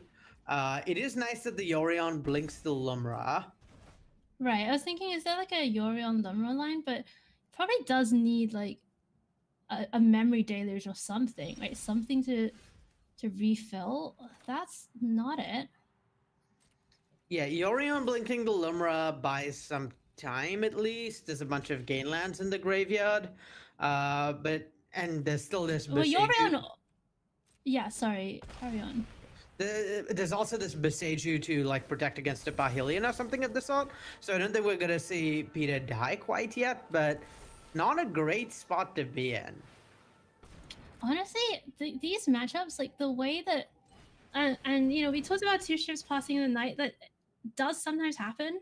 Like game 1, we really saw Peter kind of just goldfish to victory. But when the game plan doesn't work out the way you want, you've got to learn how to be flexible. Oh, there's the World Souls Bridge. So just you've got to learn. One more turn is all Peter needs. It's so tough. It's so tough. You've got to learn how to be flexible and to deal with what your opponent's doing with the limited resources and maybe some of the weird resources that you have. Peter can gain a bunch of life here. Yeah, and I mean, we're seeing Peter's choice to not Beseiju the Ritual Chamber last turn really pay off, right? He recognized, okay, I can Beseiju the Ritual Chamber, but I don't think this Ritual Chamber is killing me. I just need to make sure not to not die for as long as possible, because all of my cards that win by so much that the 2 extra life doesn't matter. World Soul's Rage deals 1 trillion damage. Ill-timed Explosion wiping the board lets Lumra attack for 1 trillion damage. You really, really need to keep that Beseiju in hand to interact with something like a Parhelion or a Thundering Broodwagon that could present lethal. So I really like the choice on Peter's spot to not Beseiju last turn. And we might end up seeing that win Peter the game, where I don't currently see a way out of this for Olsen. There's whatever vehicle comes back, Broodwagon can't heal the Yorion or Lumra, both of them have 2 higher mana value. Beseiju can protect against Parhelion, and that's pretty far off of being lethal attack, so... Right. The World Soul's Rage should just do it next turn if it doesn't get caught. Wow. Yeah, that's what I was thinking. I mean, there is the Thought Seize, right?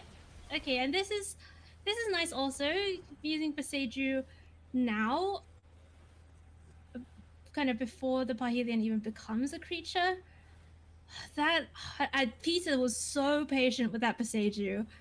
I think many of us would have thrown it on maybe the double block, maybe the annex. Like there's so many options. Now Olsen has a 6/6 that can't attack into Lumra, which has reach.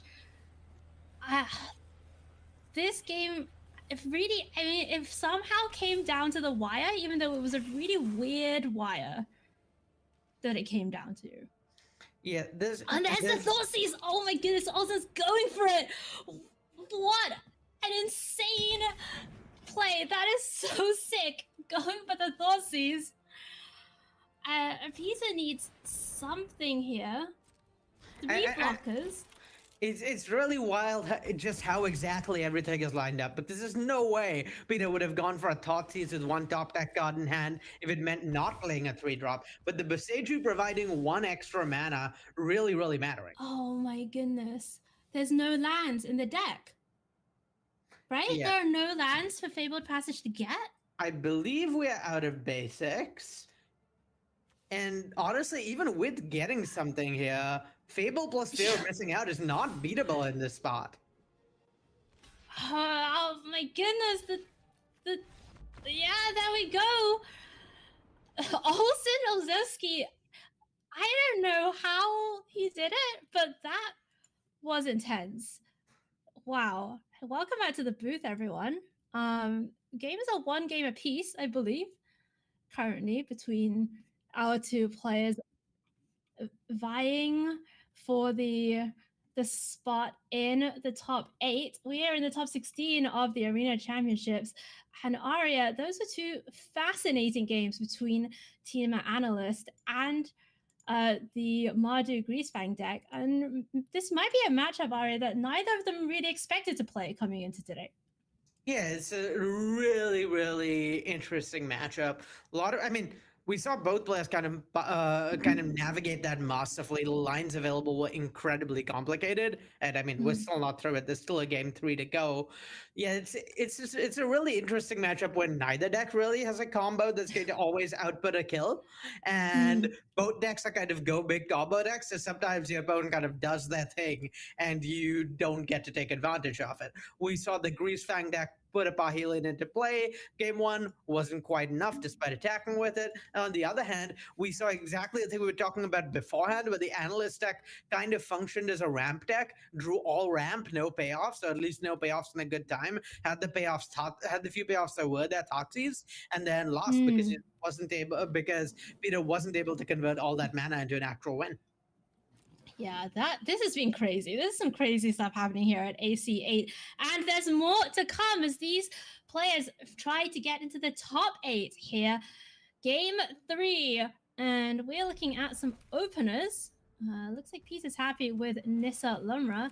And Olsen has a Duress, but that is not hitting anything as things stand. Yeah, this hand for Olsen is not going to line up particularly well into what Peter is doing. This is a hand against which you really want creature removal, not hand attack, or at least hand attack that actually hit the cards in Peter's hand might be nice. But yeah, Duress not what you want to be doing. Oh, and there's the unlicensed Husk.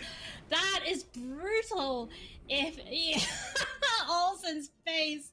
I do not blame you, my friend. That is absolutely insane. Rip from the top from Peter. No turn to play for Olsen. Just 2 copies of Fabled Parhelion in hand, and Peter gets to get going. Gonna put Yorion in hand for now. Has the Nissa. There's the 3rd Fable. Usually, Aria, if you're this deck, you would love to see all these Fables.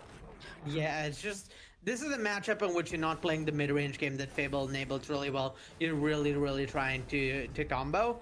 And yeah, Fable pretty clunky. Also, yeah, good choice, excellent choice, of course, by Peter to hold the Nissa there, putting Yorion in hand. That's really what you want to do in a matchup like this. A lot of time you want to get value from the Nissa immediately. You don't want to just run it out into removal. So yeah, clearly the correct choice there. Gets rewarded, and I mean, now you really have your engine going, right? You have the Analyst plus Nissa plus Lumra. This Nissa kind of requires interaction, which Olsen doesn't even have any of at the moment. Right. I mean, the Fable can dig for sure, right? And we are going to see some cards here pitched. Parhelion is going to the graveyard. Normally, that's a good thing if you're an Olsen seat against unlicensed Husk. Not so much, but Olsen's just not really finding that much, right? Finding more lands off the top. And when Peter untaps, Anna's having milled some lands already in the graveyard, Lumra ready to go. I mean, it's gonna be just fireworks are gonna go off as soon as Peter gets to his main phase.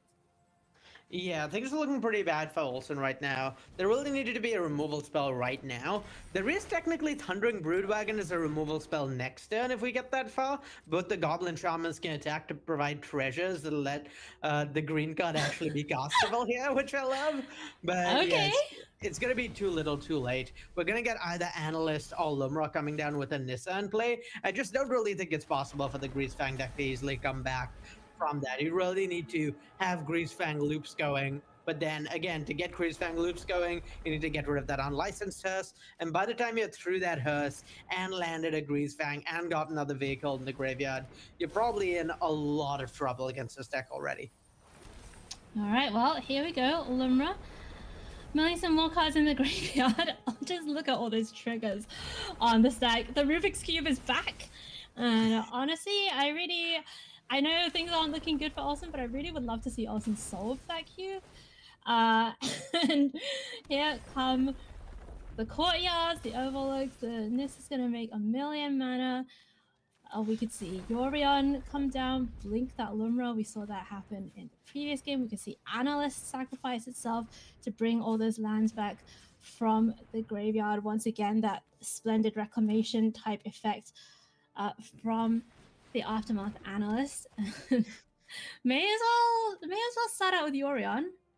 Yep, you can blink the Analyst as well, get some extra mills before the Lumra trigger. The Lumra can then be activated in end step. It's a whole thing. Yeah, looks like a whole thing. Oh, see Titus Tracker maybe from the sideboard there from Peter. Nice addition for the mid-range matchup. But look at this. Look at all these. Oh my goodness. By the way, my friends, if you've never had the pleasure of either playing this deck or seeing it played in paper, I can recommend the experience of watching somebody else play it but not playing it yourself. Like, it is a sight to behold, but I would not want to be the one, at the center of that. My goodness. This is just triggers the deck, and I am personally really glad for all my potential opponents that this deck didn't exist in my time out playing competitively. I'm bad enough at maintaining an orderly board state to start with. I'm kind of the terror of the play design pit in terms of how messy my board states get, and so I cannot even imagine trying to manage this. Does that make you the terror of the geeks? I suppose it does with that. Yeah. Got him. Well, Olsen's gonna get another turn, but I don't know whether there's really that much. Oh, unlicensed Hearse? Does that do anything, or is the damage done here, Aria? I believe the damage is done in that Peter has, I think, a full quintillion mana now, specifically 15, which is, I think, all the mana you could ever really want in this spot. We've once again got to the point in the game where Bahilians are no longer that impressive because Lumra eats them. We might at least get a I just have this image of Lumra, like this elemental bear just chomping, on the Parhelion, and all these tiny Boros guys are just like falling off it. I don't know. Here comes Ritual Chamber. I mean, Olsen's gonna try and put up a fight here. Maybe see if there's anything that, he can draw after opening the other side of the annex, but Hearse is gonna keep eating away at the graveyard. Peter untaps. There's no Wild Soul's Rage just yet.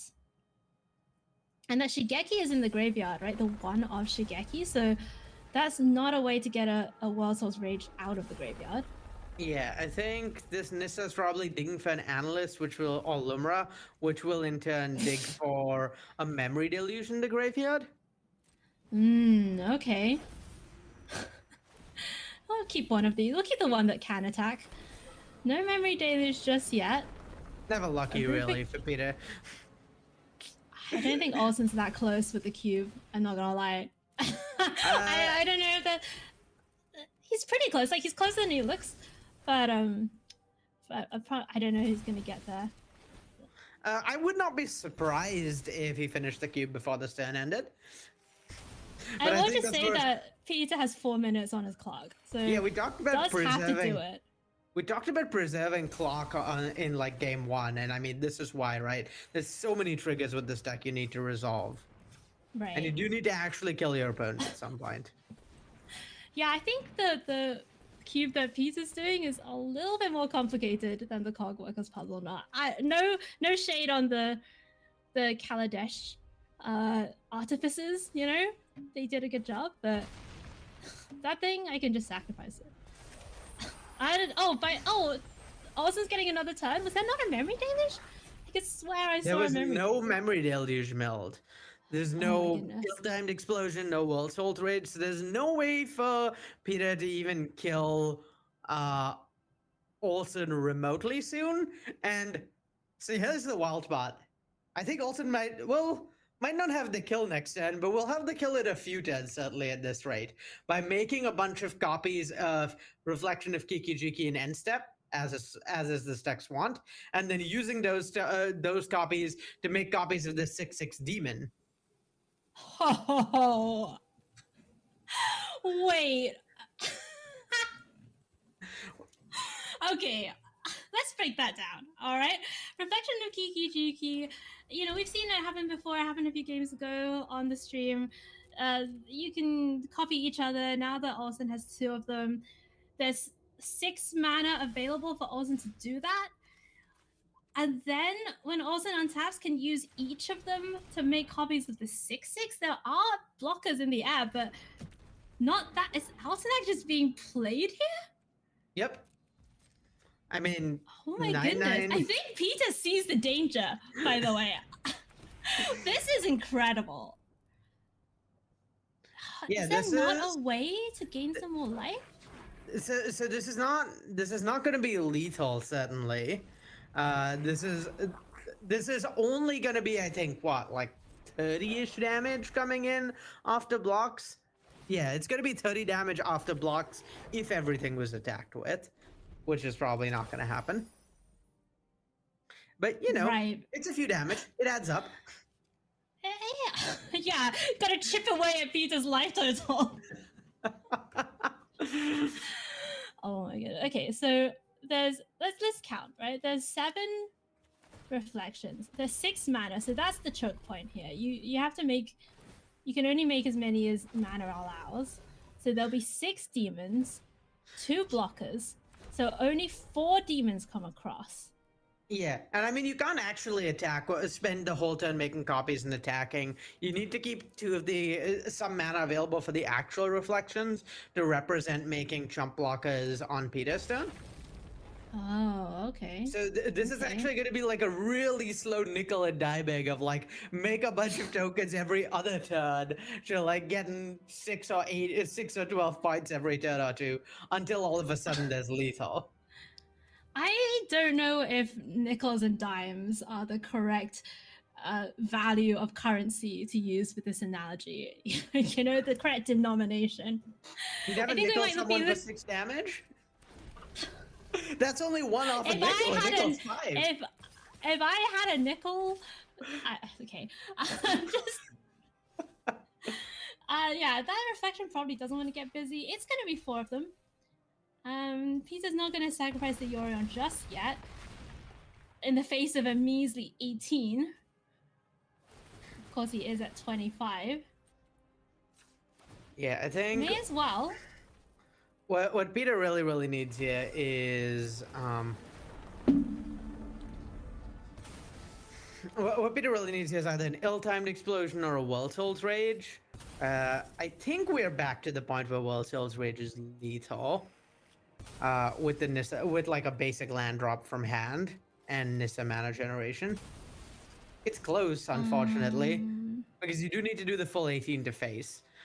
Ill-timed explosion would probably be lethal.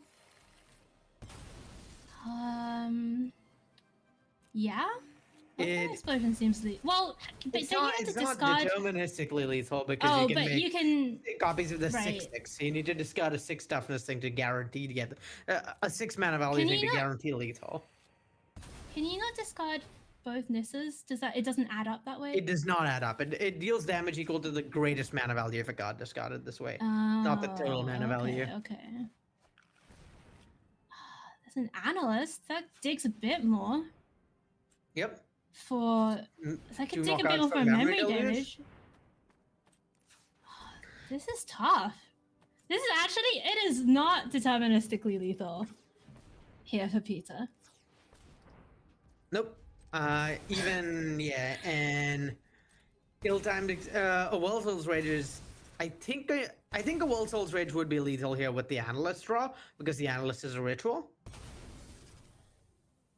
I'm just gonna believe you when you say that. Yeah, this Analyst provided 9 mana, so it's at least +3 mana, +4 mana post fetch land. But yeah, there's no World Soul's Rage in hand, so still digging. That's a Memory Deluge. Oh, okay. And Peter cannot snap that off quickly enough. Memory Deluge. Okay, there it is. There's no time explosion and Virtue. Oh, that's gonna do it. That ill-timed explosion pitch virtue is an 8, so you get to keep your Altanach. Yeah, Virtue is a 7 technically.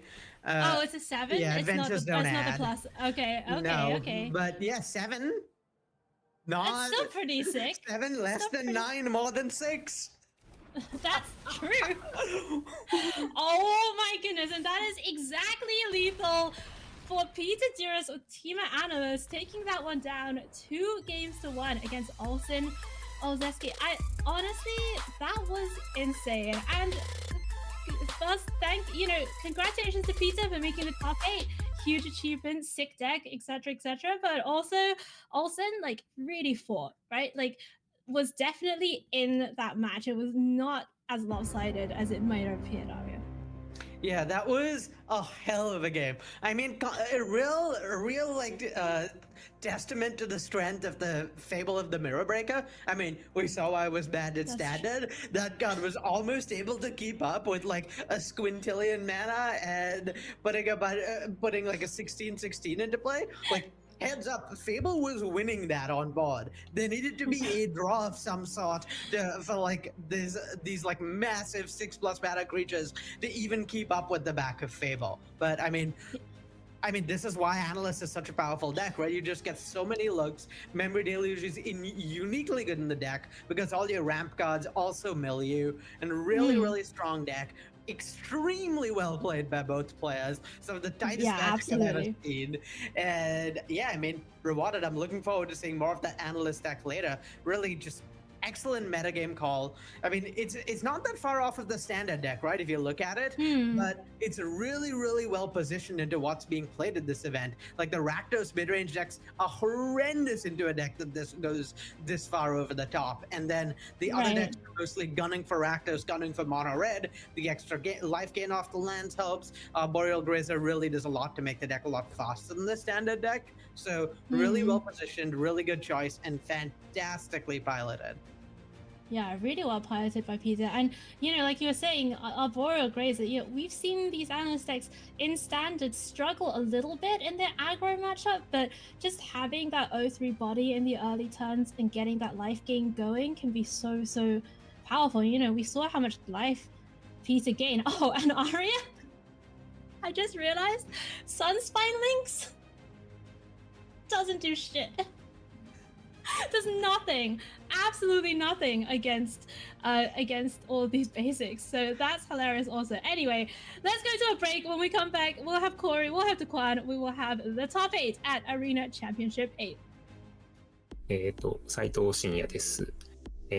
アリーナチャンピオンシップ4で優勝しまして、今回が3回目のアリーナチャンピオンシップへの出場となります。This is it. Sauron's Ransom on the stack. We're going to see Wizard's Lightning pointed upstairs at Basil. Good game has been declared, and Shinya Saito takes down the Arena Championship number 4. はい、アリーナチャンピオンシップ4の時と比べると、正直なところ今回の方が、自信としてはないですね、少ないです。それは、アリーナチャンピオンシップ4の時が、今回以上にそのメタゲームの立ち位置がいいと、本当にもう、これは本当に優勝できそうだと思えるぐらいの状態だったので、それぐらい最高の状態だったので、それに比べるとちょっと下がってはしまうんですけれど、でも今回もそれほど悪くはない、状態だと思うので、いい結果が出せればと思います。Leading the tournament the entire way and winning the whole thing. It just seems like this was definitely Shinya's tournament. はい、テイロスからマジックを始めまして、マジックは競技的な大会シーンがすごい好きでした。プロツアーに、すごい憧れまして、特にその世界を飛び回ってる選手たちを見ながら、このマジックのプレイザーゲームシーザーワールドという、ものに、自分も体験してみたいという憧れを持って、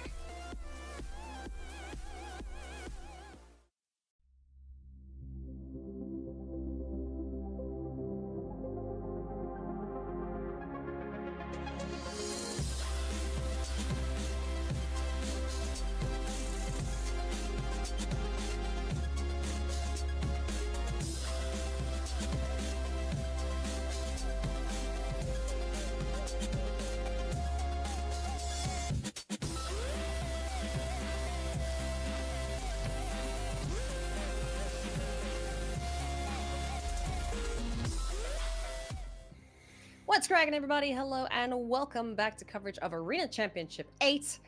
We just saw something that I think melted half of our brains in coverage and production, and maybe in our audience even too. And you know what?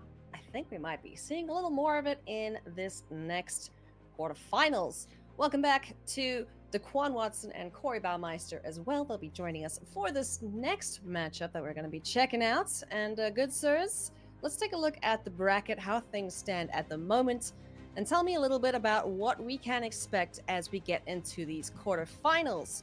Corey, what do you make of the top 4 players here? Well, it is Birds against Mono Red. Mono Red against the world, I guess. We got our top bracket here, 3 Mono Red and Phoenix here. So Elliot disadvantaged against the Mono Red deck. So there is a possibility on this top bracket we see, not a possibility, a pretty strong possibility that we see a Mono Red mirror here. Deck of the tournament for sure, Ailey. Oh, for sure. Absolutely. Taking a look at our other quarterfinals that will be happening. Daquan, what do you make of this? Again, it's just Mono Red, Mono Red, Mono Red. I mean, so far we've just seen mono red decks that can take out the other mono red decks. Yeah. So, I mean, you're going to see at least another one make the semifinals here. And honestly, I mean, the deck we just watched with Teamer Analysts, like, it's got a shot. I don't know. It has a lot of things. The thing about the mono red decks, though, is they have a lot of ways to stop you from gaining life, which is really an issue there. Because one of the ways the Teamer Analyst deck stays alive is an insane amount of life gain. So I don't know what's going to happen there, but if you're hoping for something other than mono red, you got 2 people to root for in this round. Yes, indeed you do, as Mono Red has just taken over this tournament this weekend.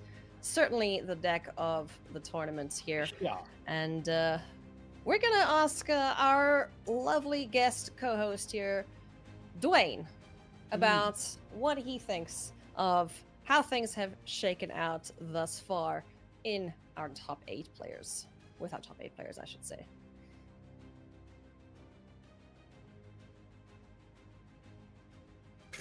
Hey, oh, Dwayne, wow, okay. the red deck, yeah, the red deck is pretty hard to play, Dwayne. I don't know why you're throwing so much shade. You know, I mean, it's a tough deck to play. 6 of the 9 made it to the top 8. You know, you're kind of a hater, bud.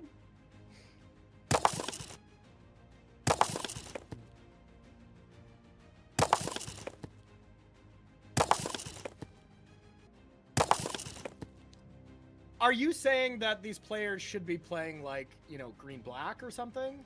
Yeah, maybe the Rock. Yeah, the there deck. we go. There we go. Yeah. I picked up what you were putting down. All right, so that's what's happening here at Arena Championship 8. But we also do have the Arena Direct happening this weekend. So if you guys are interested at home in picking up some boxes while you're playing, you know, from the comfort of your own home, go and check out the Arena Direct. I'm trying a run at the moment. It's not going very well. Speaking of green-black, that's what the deck is.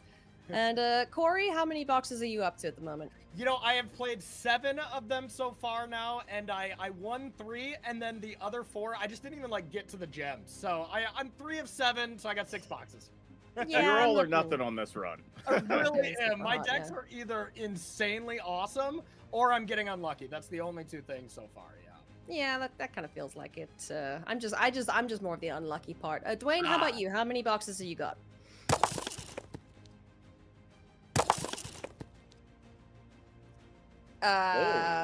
Okay. What? Wow. You should probably say that on the broadcast. Yeah.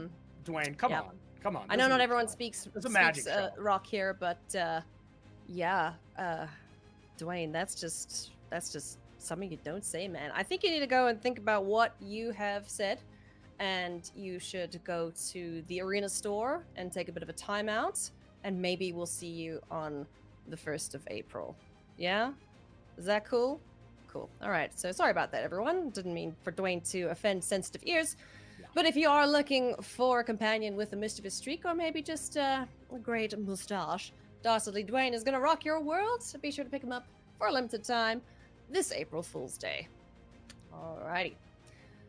Let's rock on, shall we, friends? Is that an April Fool's joke all in itself? You know, are we actually going to see it? You know, I'm interested to see what happens here on Tuesday. You'll just have to open your client on the 1st of April. Fair enough. Fair enough. Yeah.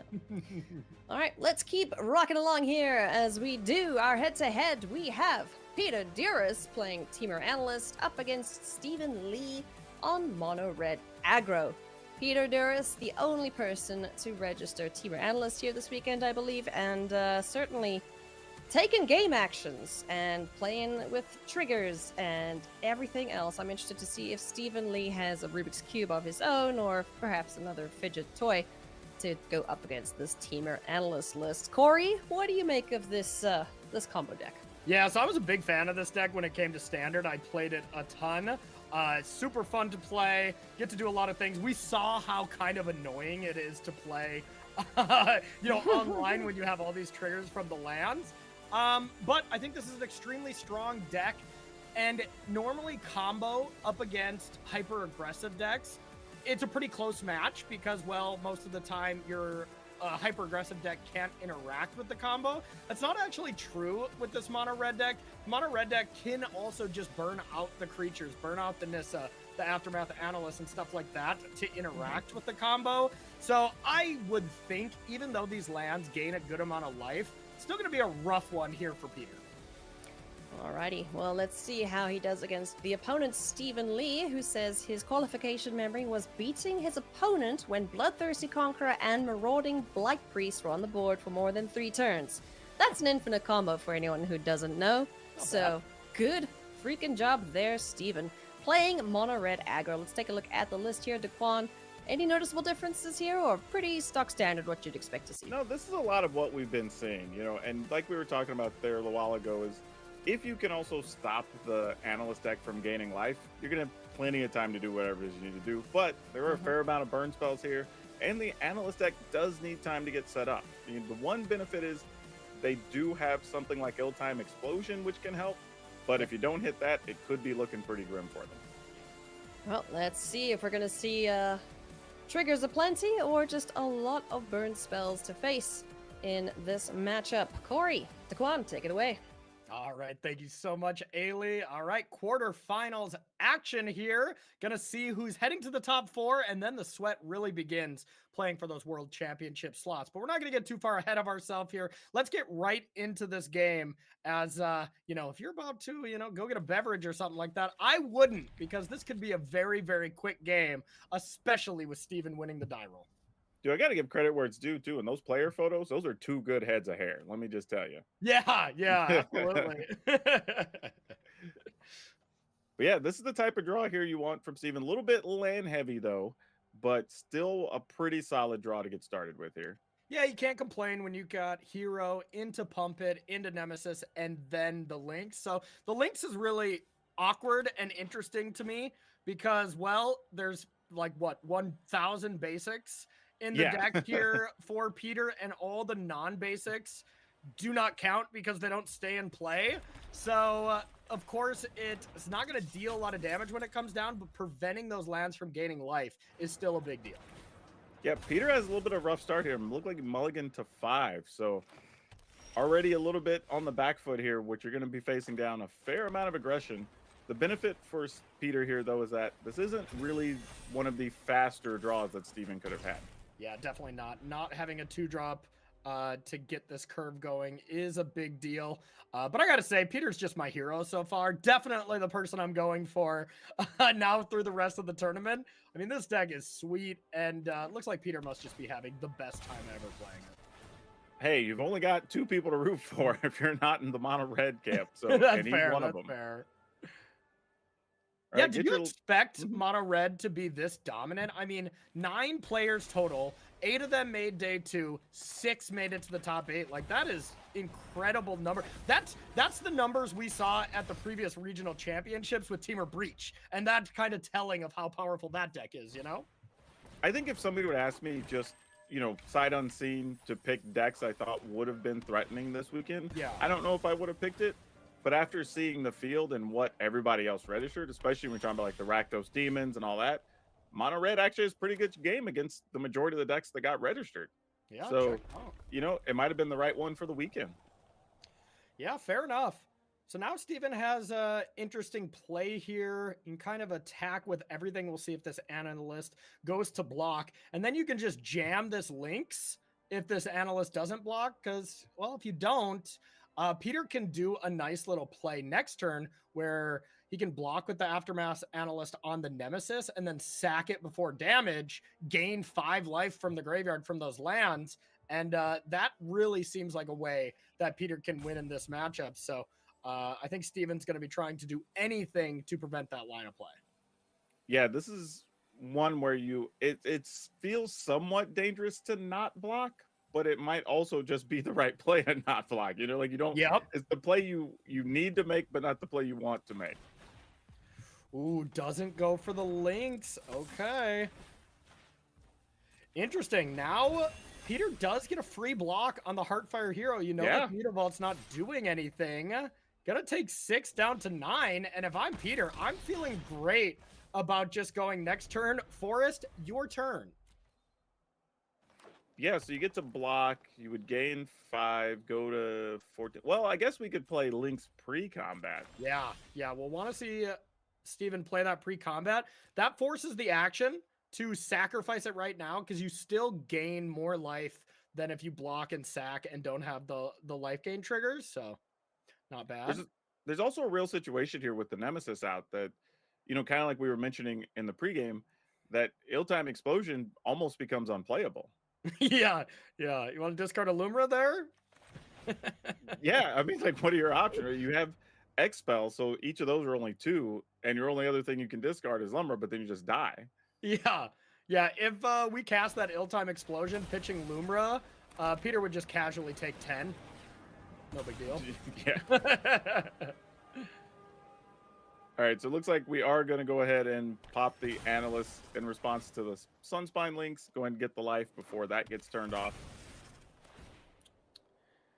Okay, so I'm wondering, can we do any shenanigans? What if we can doppelgang for 6, 7, 8 mana, 4, 5, 6, which we can do. You can doppelgang both Lynx and Nemesis, attack for 6, and Steven would take 4 damage. I don't know if that's quite enough, but I mean, that is a play you can do that is a little scary. You would get 3 Lynxes, right?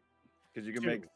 2, because you don't have enough to do it twice. Yeah. If you can do it 3 times, the doppelgang gets absurd when you can, do it for that X equals 11 total mana. I guess one thing that you can do here, which looks pretty nice, is World Soul Rage on the Lynx, because those lands comes back and then they create that trigger. So, gaining the life is not simultaneous, essentially. So you do still get to gain some life. That's an option. Yeah, that would gain you 1 more land in the yard. So what, 6? Yeah. 5. Yeah. Looks like 5. Yeah, but it looks like we're going for the doppelgang. I'm wondering how this is going to keep him alive. Now, of course, you can just leave those Nemesis and stuff on defense. Looks like we are going for that play, which is spicy. Yeah, I was also wondering if there's a world where you would want copies of the 1/1s so you can block and only take 1 point of damage potentially. Yeah. But maybe the plan here is just you go ahead and just let the Nemesis through and deal with whatever. I mean, I'm pretty sure Peter leaves himself dead on board to this, though. Like, if you just attack with just the heroes and the Nemesis, you either take 7 or you block them and you take the same amount of damage. So, obviously didn't like this play because I think it's going to immediately result in him dying, but maybe there was not another option, you know? Yeah, I'm sitting here looking like, you just send. You just, yeah, guy, unless I'm missing something, you're just dead here.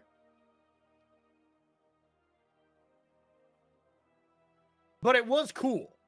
We'll give Peter that. Yeah, this is tough because you can't block the Nemesis because it's going to be damage either way. When the 4/3 dies, you still take 4. Yeah, there's just nothing good here. Yeah, I gotta love it. See, is there any kind of line where maybe you block with the Nemesis and you can deal damage before you die, something like that? Not the case. Doppelgang is not gonna do the trick. Probably getting sided out, unfortunately here. Gotta love Doppelgang though. It's one of my favorite cards. Yeah, and honestly, the way that game played was kind of what you were worried about with, you found a way to stop them from gaining life. We also saw the Nemesis, which makes a bunch of bad blocks when you have a bunch of big things on your side of the board. So just nothing good there. So, I mean, I think Peter's doing the right thing here, bringing in just some more spot removal, just something to keep the creatures off the battlefield, and then getting rid of those more expensive spells that are just going to not do a whole lot here. Yep, makes a lot of sense to me. And I gotta say, for any Commander fans out there, you've never lived until you've doppelganged for 4, targeting a Valakut and 3 mountains. Just saying. One of the coolest things I've ever done. It's a pretty nice play. Yeah, that'll let you kill some people. Yeah, exactly. All right. So, Oh, this hand for Peter looks so rough. No green mana. yeah, no green mana. We're already at 6 too. So we're probably considering this. Bin the Grazer. At least we have a removal spell. Yeah, looks like we're keeping. Yeah, that's brutal. Yeah, so far, Peter has mulligan 3 times in a what seems like horrific matchup while losing the die roll. There's about, as bad as it gets so far. Yeah, just not what you're looking for against the red deck, right? You want as many of your options as possible, and you'd like to not just have something early to buy you some time. Yeah. If you're on the draw, maybe I could see keeping the Grazer, but when you only have 2 lands, that's not gonna be great. And a beautiful draw there from Steven, picking up a mountain to be able to enable Torch the Tower as well as the Frenzies. And for Peter, if you do have the ability to play Grazer early, it actually is a huge benefit, right? Allows you to get caught up speed-wise and is a reasonable blocker as an 0/3. Oh, yeah. I feel like those are the, obviously that's just not the world we're living in right now. There's not going to be any Grazers on turn 1 to slow down mono red, but yeah, at least in this game. But I feel like that's Peter's kind of only hope. Keep trying to think how this is a good matchup for Peter, and all signs are just pointing to it seems horrific. Now, this is interesting. It was just, I'm just going to chip in there for 1. We're going to hit you for 1 with the Commando Faces Kakazan, and we're going to call that good. Yeah, big brain play. Doesn't walk into the Pyre here. Now, maybe Peter wanted to Pyre to draw some cards anyways, but green card, another 4-drop here. Yeah, I think we might be all ready to praise our new mono red overlords here at the rest of Arena Championship 8. Yeah, if you don't have a play on turn 3 against mono red, that's pretty much it. Yeah. This is all over but the crying here. Yeah, this is a pretty close game so far. Anyone can win here. So what can we do? 4, 5, pump for 6, 7, 8, and another 3. Sure, 4. buddy. Yeah. Sure.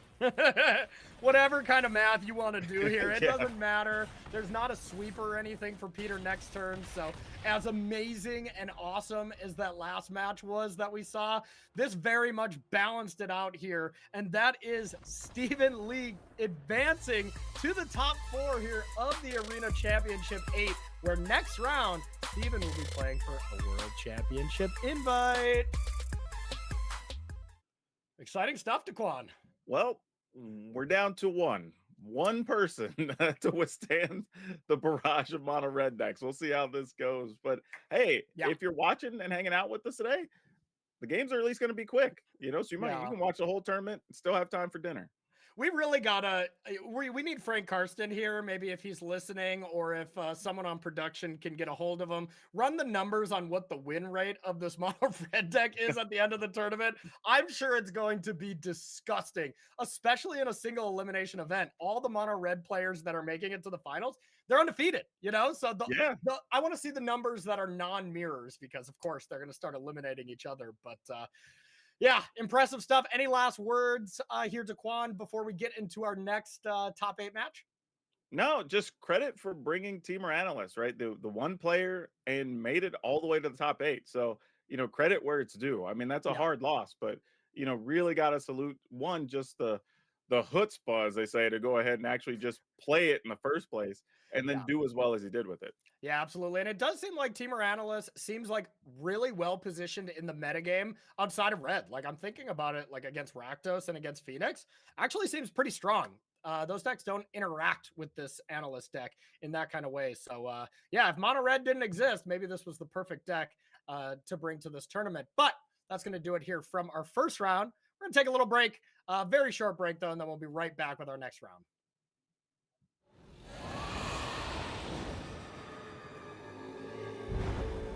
The skies darken with a new threat to Tarkir. It will take the combined might of the 5 clans to face what's coming. Let those who summon the storm be the ones to break it.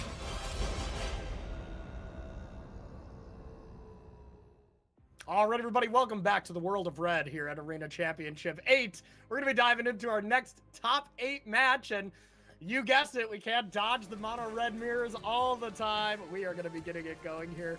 Kago up against Christopher here in the mono red mirror. Pretty similar stats here from these gamers. And let's jump on in. We're going to be starting with game number 3 here. And, you know, looking at these lists here, Daquan, any big favorites you can draw when it comes to these?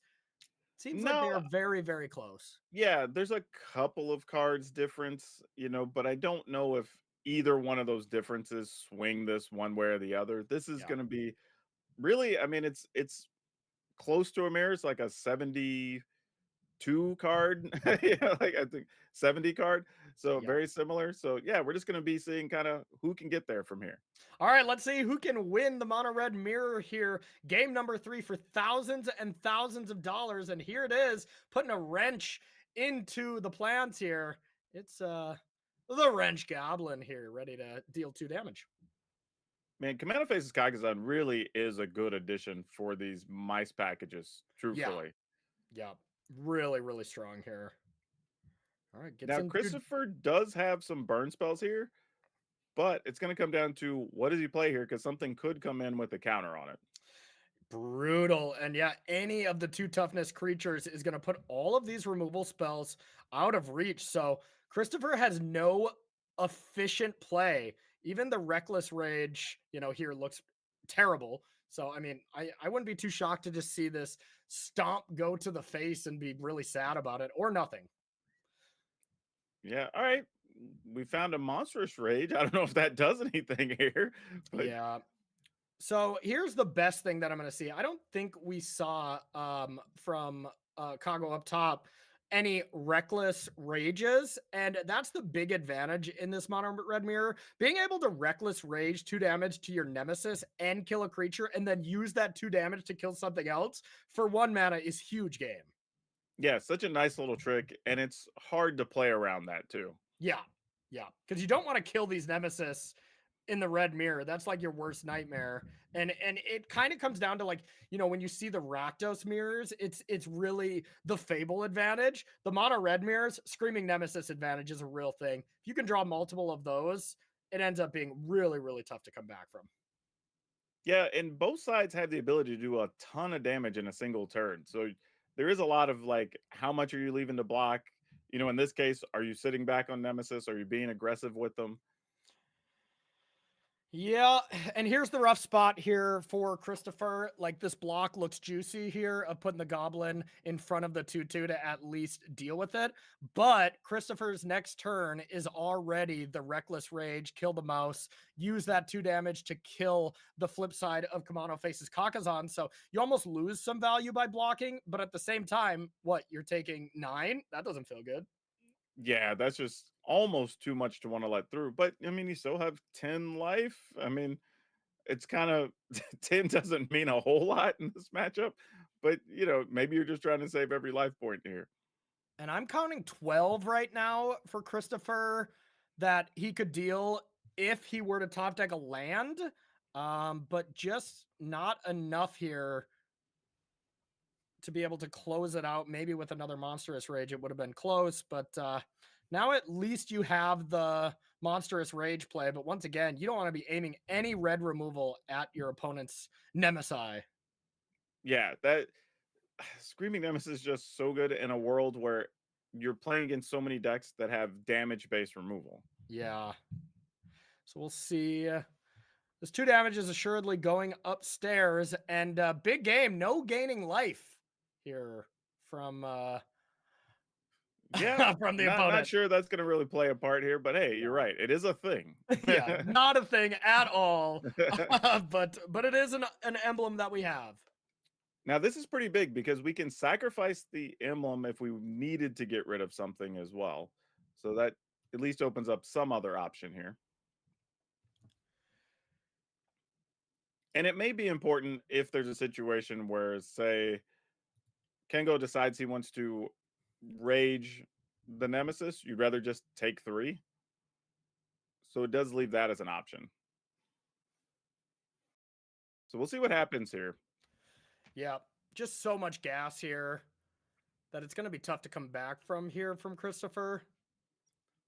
As the stomp looks pretty bad, the torch the tower isn't the absolute worst now that you do have that roll to bargain away, but still not amazing. But let's also look at Christopher's side, right? You have your opponent at 7. You have a Nemesis that now tramples. So, like, that's a thing that has to be dealt with, and it's not going to be dealt with easily here. Yeah, definitely. All right, here comes Manifold Mouse, which can set up a potential win for next turn, but we do still have a way to get rid of it here. Yeah, okay. Is Christopher trying to create a sneaky little lethal here if Nago gets a little too aggressive here? I don't know. I mean, the question could also be, are you just going to go ahead and torch that now? Well, no, they let it get the counter. So I was like, I figured Yeah. you just go ahead and do it. And then maybe just shoot the Manifold Mouse next turn. Yeah, let's see. I don't know. Attacking with the Nemesis doesn't feel good here, that's for sure. Now, I will say this, if you can clear the board and attack with the Nemesis, you are still only dealing 3 and trampling for 1. So if they wouldn't be able to deal 3 back to your Nemesis. Upstairs, that's the place. And a Manifold Mouse off the top. Now let's see how this block goes. This is a tricky spot for sure, with it having trample. Exactly. Depending on how he blocks here, though, the trample plus the remaining damage to get dealt could be lethal. Okay, there's that. I mean, what? You can just torch your own creature, right? Yeah, there it is. Yeah. There is the torch. And Christopher is going to take this down in a game that looked like he was heavily disadvantaged by how much gas Nago had in the tank there. So, wow, Christopher is really doing it this tournament so far, and is going to be our second player into the top 4. Impressive stuff. Yeah, it's just like we were saying, that like both sides are able to do a lot of damage in a lot of different ways. So yeah, even when it didn't look great, it's like, okay, well, now I've got a Nemesis with the counter on it. Like, what are you going to do to a 4/4? Yep. And when both sides are trying to deal damage to kill creatures, that's kind of it. Yeah, really true. And Christopher getting that Nemesis down first. Die roll, of course, very much helps in these mono red matchups as well, but was able to close it off. So impressive stuff. We are going to take ourselves a short break. On the other side, going to be some of our last remaining non-mono red player, our non-mono red hero, I'll say at this point, to see if we have a chance of not having an all mono red top 8. Or top 4, excuse me. So don't go anywhere. We'll be right back.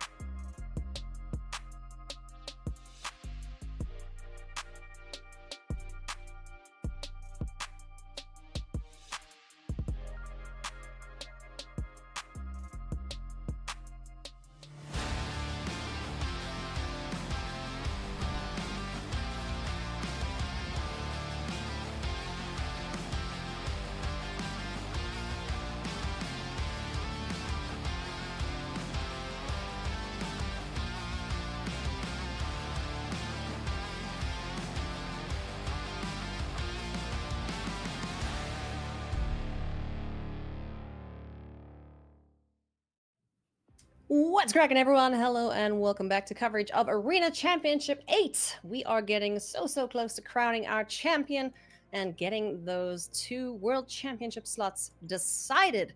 Joining me for this round, we've got Arya Kram Jandani and Hayu Yu. Welcome back, ladies. You ready for some more mono red action? I was born ready, Ailey.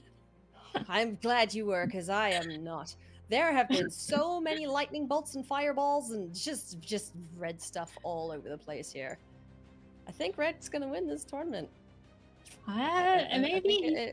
yeah, it might well be the case as we work our way towards our finals. This is our second quarterfinals, so let's take a look and see what we have in store for you here in this round. It is a mono red aggro mirror match. Percy Fang up against Maxime Barkman.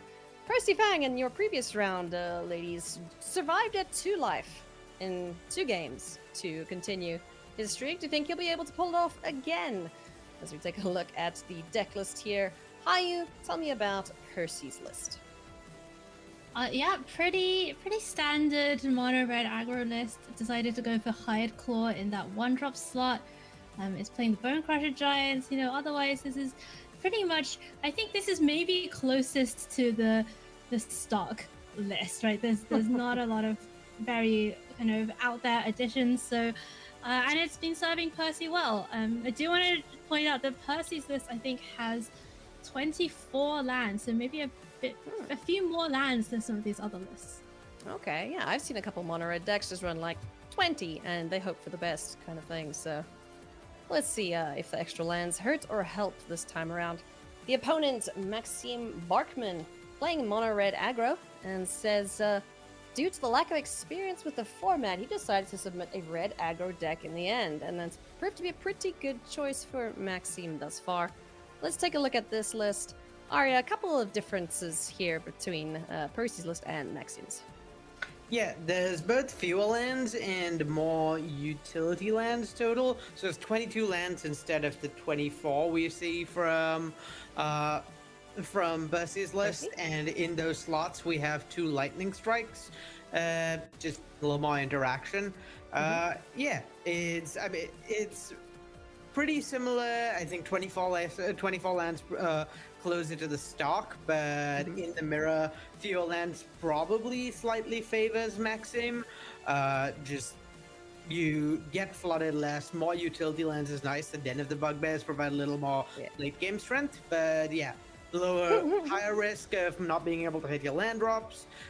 Taking a little more extra damage off of the 4 Sunspine Lynxes in each player's deck because there's more non-basics here. So just slight differences. We'll play slightly different, but mostly these decks are really similar, and it's all going to come down to how the players navigate this game rather than, I think, the difference in their deck list.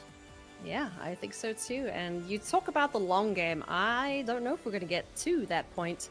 I have a question for you both. A prediction, if you will. How long is this best of 3 or, I don't know, best of 2 going to take depending who wins the first and second games here? Hayu, what do you think? How many minutes? I am gonna say 16. 16 minutes. All right. All right. What about you? I'm gonna go a bit higher and say 20 to 25. These games can get pretty grindy if like both players end up having a bunch of interaction and just trading resources early. So I'm gonna hedge a little higher than you. All right. Well, I'm not gonna guess, but I think it's gonna be 12 minutes. Sure, why not? Let's just go for that. Give 3 extremes, and whoever wins gets bragging rights. So let's jump into the action here in our second quarterfinals. Ayu, take it away. All right, well, all to play for here at the Arena Championships. Of course, both of these players already locked up their PT invites, but that World Championships invite, the glittering treasure at the end of this event, is what everyone is looking at right now. And you see the deck lists on screen next to each other. I have to say, Maxim is more of a gamer than me. I would be too scared to put only 22 lands in the deck, but they both made it this far. Let's go down to the action and the all-important openers. That's going to be a Snap Keep from Maxim, Heartfire Hero, double Bone Crusher, and Sunspine Lynx. Percy, meanwhile, with the double Hero, Monstrous Rage, and Lynx as well. Yeah, never mind. I was gonna say not the fastest start, but where there's a Heartfire Hero, there's a Manifold Mouse? Is that what you're saying? Yeah, that's what I was going for. Yeah, I mean, they come in packs, colonies. I don't know what the the family unit for Mices. Back over to Percy, who found Monstrous Rage for the turn. So there's 2 copies of Monstrous Rage, Hotfire Hero and Emberheart Challenger. And we already are starting to see that play draw dynamic come in. Maxim, being 7th in the standings after yesterday, is going to be on the play since he's a higher seed in this game 1. Yeah, and being on the draw into Manifold Mouse plus Hot Fire is just really, really tough. Given even if you interact, you've already taken a bunch of damage, and I'm going to be taking more.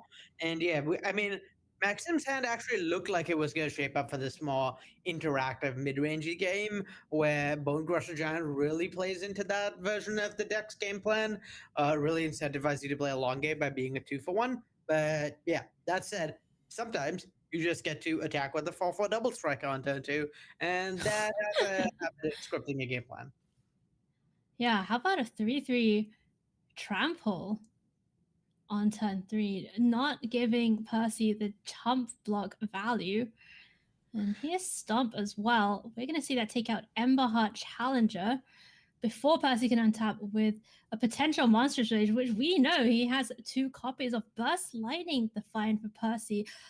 Can't deal with that Hotfire Hero anymore, Arya. Yeah, it's pretty awkward the way being on the play has snowballed for Maxim here with the Hot Fire Hero being unremovable by Burst Lightning or even like a Bone Crusher Giant type effect. And yeah, from here, because it's going to be hard to remove this Hot Fire Hero, it's going to get more damage. If you eventually trade for it, that's going to be more damage to face. So pretty tough spot. At the very least, this series of events kind of lines up better with the trample having happened off the Hotfire Hero rather than double strike. If you'd forced a jump, if a jump had been forced on the Hotfire Hero, and then on top of that, it was not possible to remove it, and you had an interactive hand, and that would have been a lot of trouble. At least Percy is not that far down on resources now because no trump was forced by giving the Hotfire Hero a double strike. Oh, and look at this. So Maxim finds Screaming Nemesis off the top. You heard Corey and Taquan talk about it last time as maybe the best card, the card you want in the mirror, and Maxim is the first to find it. No 4th land for one of those Sunspine Lynxes, but it does not matter. And Percy facing down 2 3/3s. Something's got to give with this Hotfire Hero. Yeah, this is a really, really tough spot for Percy, particularly because just all the interaction from the red deck is dealing damage, blocking is dealing damage, so there's not really any way of getting either of these cards off the table without taking a bunch of damage from them, particularly game 1. So yeah, that makes it pretty difficult for Percy to get out of here. I think the way I see him winning this is drawing something like Manifold Bash and combining Double Strike with the a double strike with the Monstrous Rages in hand to get in a whole bunch of burst damage, but we're not quite there yet. Well, it looks like we might be approaching, although Percy is a 6, so you know, this is just leave Mutable back to block, get in for 10, you go to 7. I mean, this is how you have to play it, right? Like, your only out in these matchups sometimes is to just kill your opponent somehow before they kill you. I think you kind of have to hope Maxim has nothing in hand in this spot, and unfortunately, Maxim has something in hand, so you are dead. All right, well, here's Mutable fired up.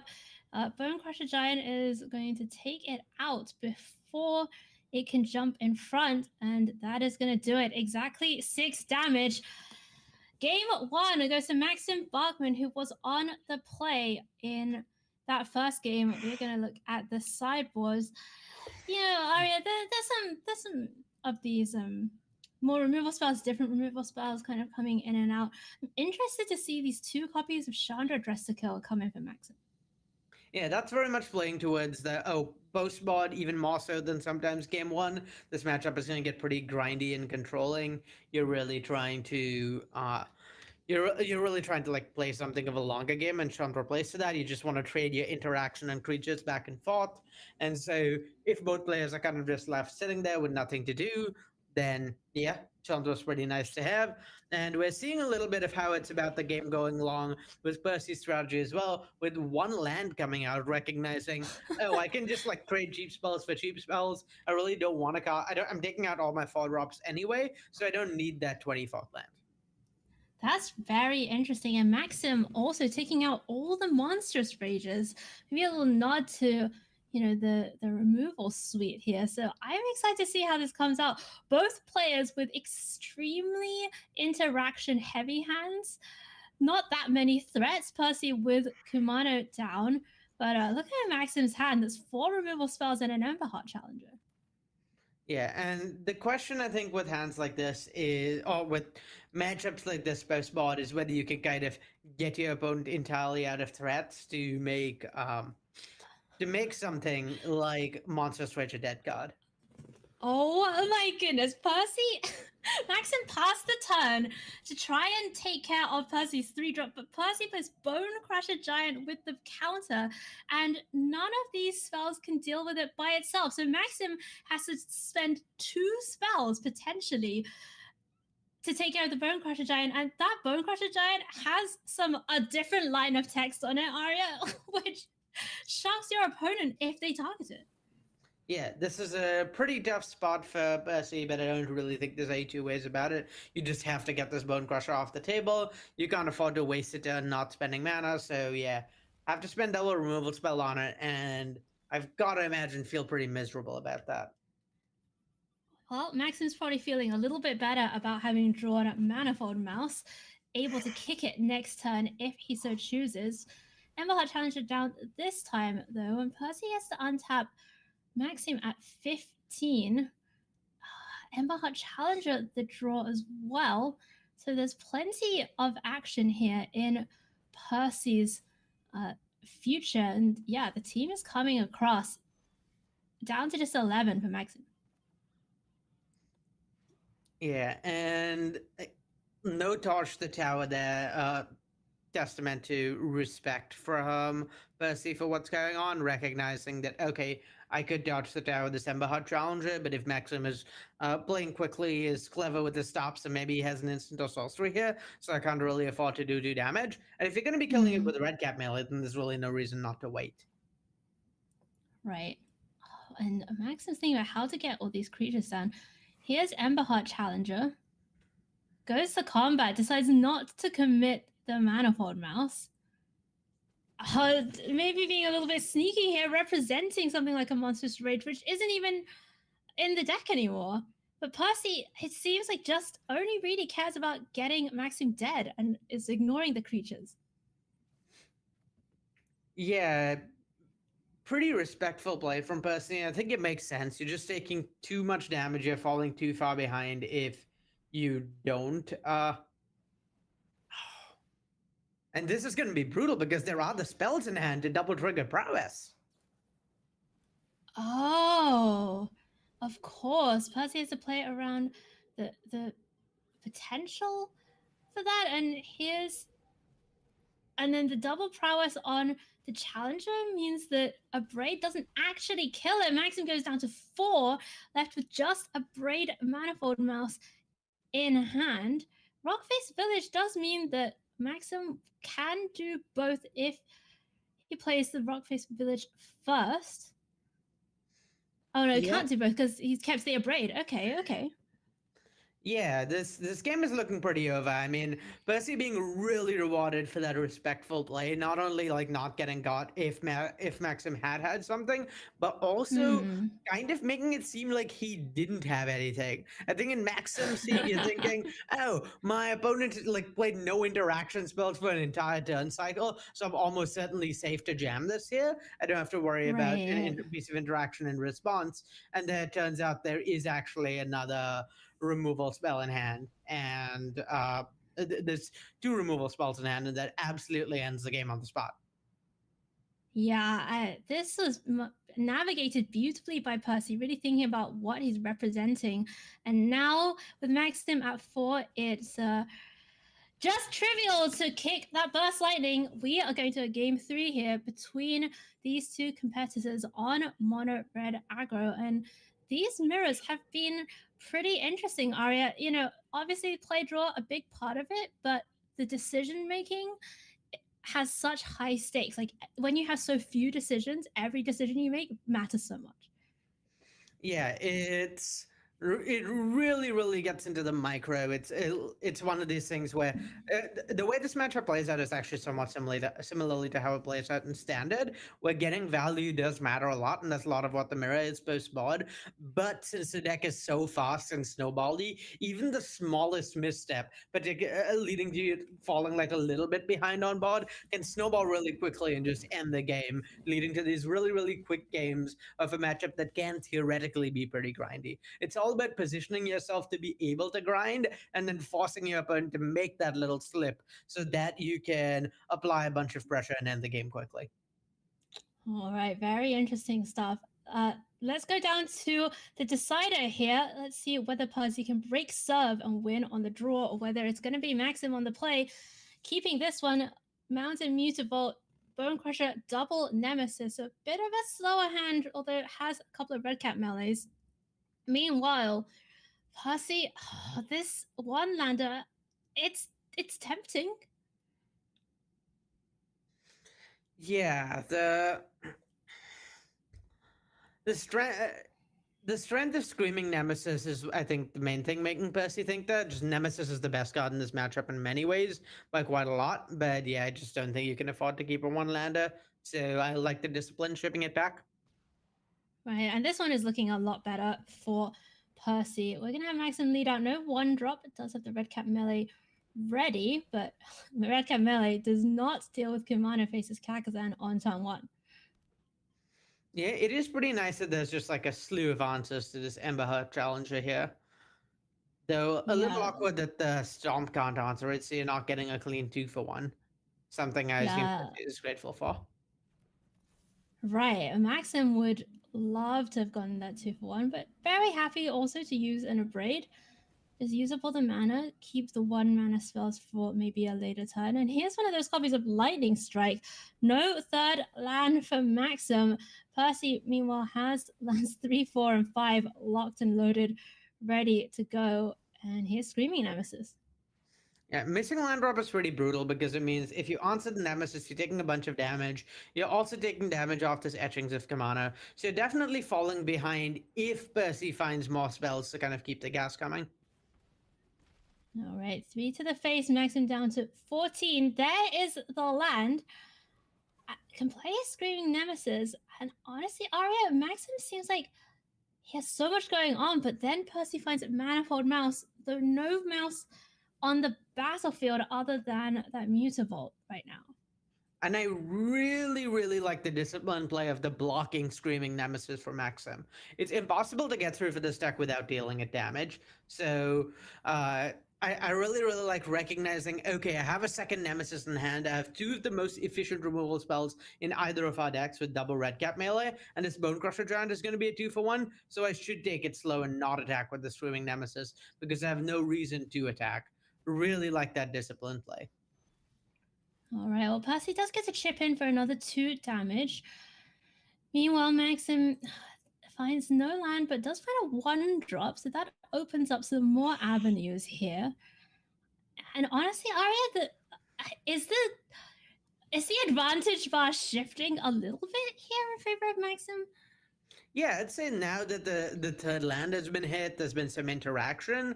Maxim is maybe even like pretty solidly favored. There's just a bunch of spells in hand. 2 Nemesis is more than what Percy had, and so just like trying to leverage that, turn that into like late game supremacy seems pretty good to me here. Okay, well, Percy gets to offspring the Manifold Mouse, but we know that Maxim's hand is full of removal. And I think if you're in Percy's seat, you kind of know what's happening, right? Your opponent has been holding all of these cards this whole time and not really developing any creatures. So here comes Bone Crusher Giant. It's going to get I guess a 1.5. Yeah. For 1. I really, really like hitting the 1/1 token there, respecting Monstrous Rage, just accepting that based on the way. So notably, we saw Percy really respect Monstrous Rage last game, right? We saw the spot Right. where, like he played it really, really safe, playing around Rage from Maxim. Something you only really do if you think Monstrous Rage is in your opponent's deck, which means Percy probably has Monstrous Rage in his deck. So you do want to respect that. And it turns out the Monstrous Rage is in hand. So, like, just knowledge of how the last game played out and reading what your opponent thinks based on that, really working out for Maxim here. And kind of going exactly as he planned it, trading 1-for-1 with all the creatures from Percy, so that Monstrous Rage in hand is pretty close to blank. And now Maxim has the Screaming Nemesis advantage as well. At 12 life, so not, not in super danger just yet, but of course we know that 12 can get eaten up very quickly by these mice. Percy found Heartfire Hero, so that is a nice draw. We'll see if Maxim lets this Heartfire Hero get any counters. Are you just kind of taking out the Manifold Mouse here? Yeah, it's a pretty close choice, I think. I think I like taking out the Manifold Mouse here. Just like the Hotfire Hero on its own is not very threatening into Screaming Nemesis, which matches up pretty well into it. You just gotta make sure that there isn't like double strike plus Monstrous Rage happening. Stuff like that is how you Right. lose the game from being like this far ahead. Right. Well, Maxim's thinking about it. Yeah, It's actually just straight up doing the melee now. Yeah, you need to hit something in this spot. I think that much is pretty clear. Like whether you go for the Manifold Master Hotfire is like pretty open ended. Either one is like fine enough into Monstrous Rage because Nemesis is just so good against like any combat interaction. But yeah, I think the scary thing for me in Maxim's spot is just how much utility Percy is getting out of his land row. The the village plus the village represents stuff like Emberheart Challenger being pretty scary off the top. All the mice are really pretty scary off the top as a result of it, and the Mutavault and the Ramanap runes just represent a lot of damage. All right. Well, speaking of a lot of damage, here's Manifold Mouse getting in for 7, 6 maybe. 8?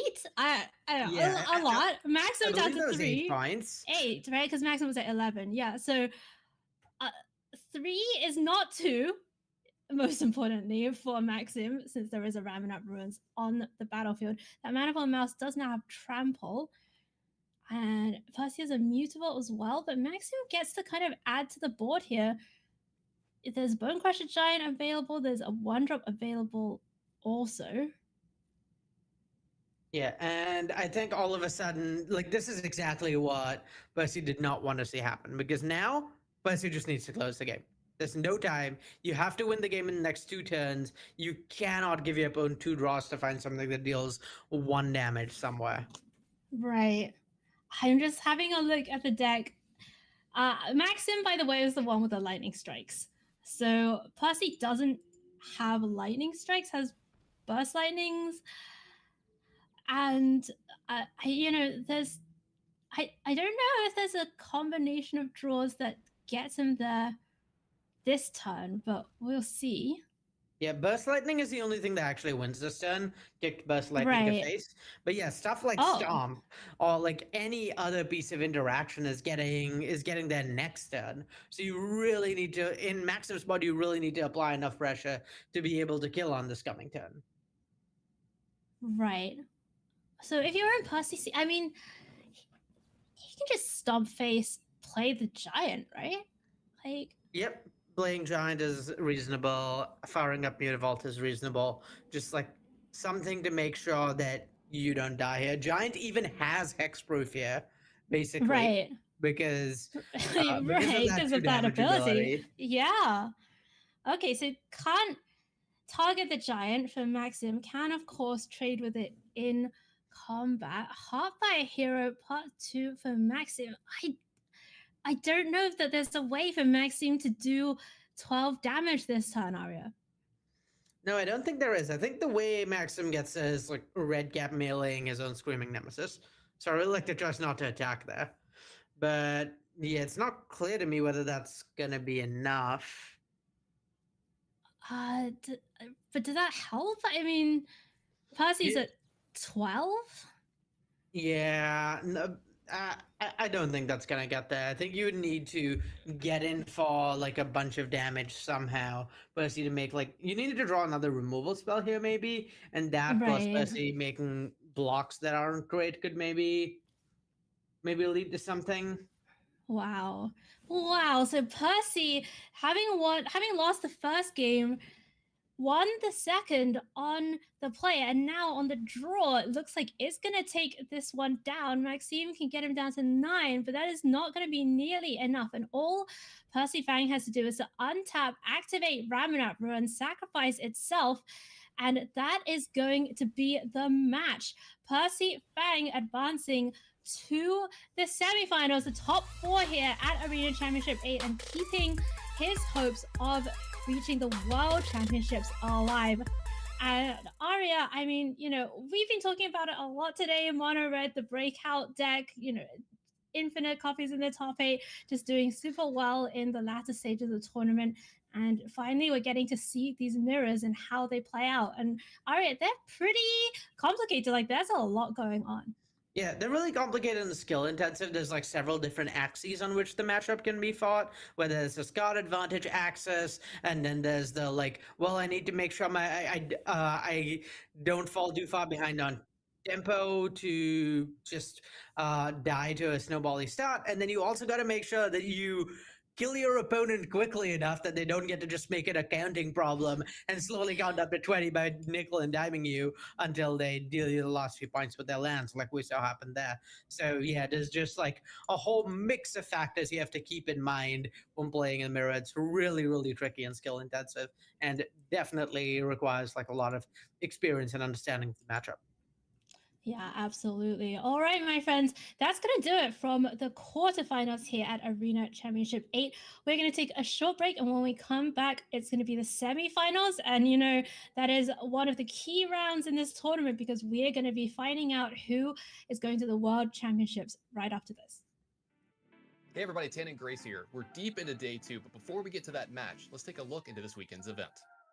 The stage is set in Explorer, with 50 players going to day 1 of the event. The top 3 decks are Rakdos Demons, Mono Red Aggro, and Izzet Phoenix. Familiar faces battle it out in the early rounds, creators Kenji Egashira on Azura's Control, and Paul Cheon on Izzet Phoenix.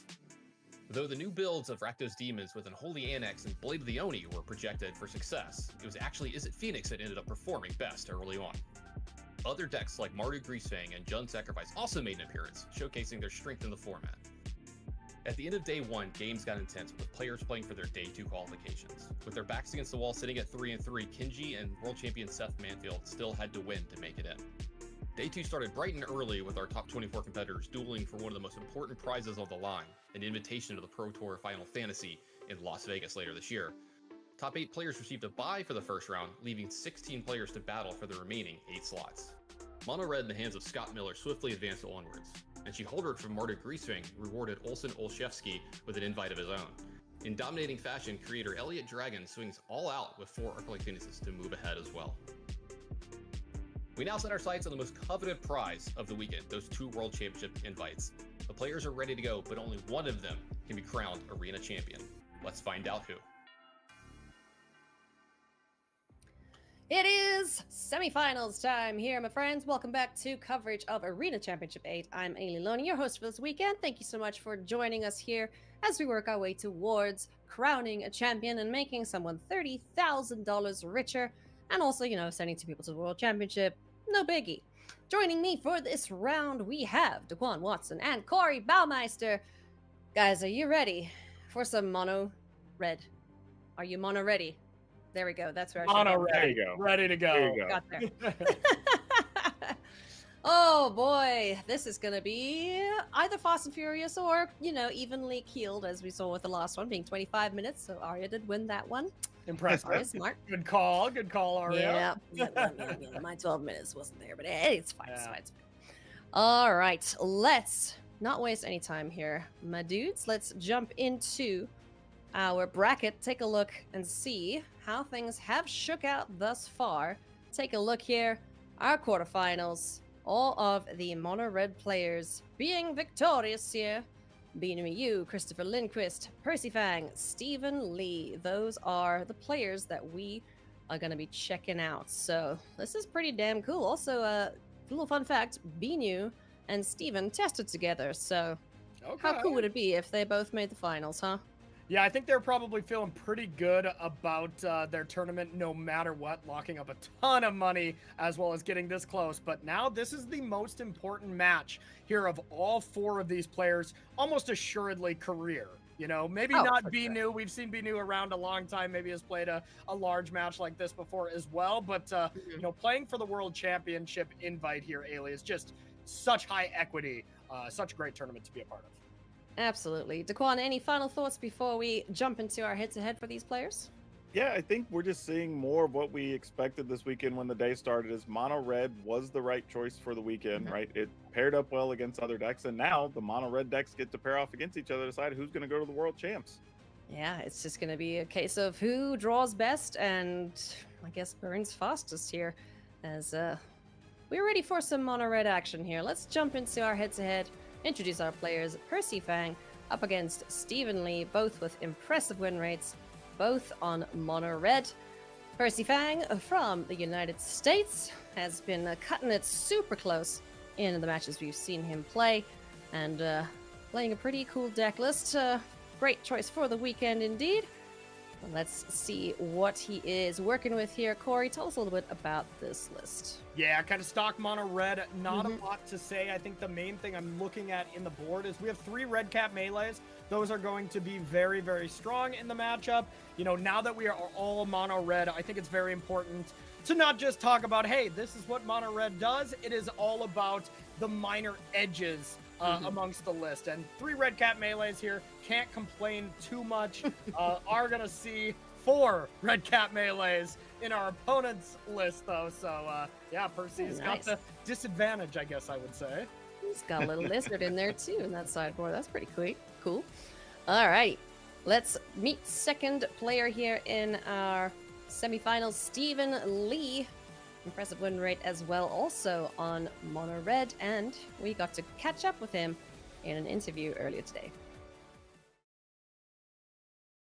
Hey everyone, I'm joined here by top 4 player Stephen Lee. Now Stephen, like I just said, we're going into the top 4. This is one of the biggest matches you're going to be playing. If you win this one, you're going to win an invite to the World Championships. What would that mean to you?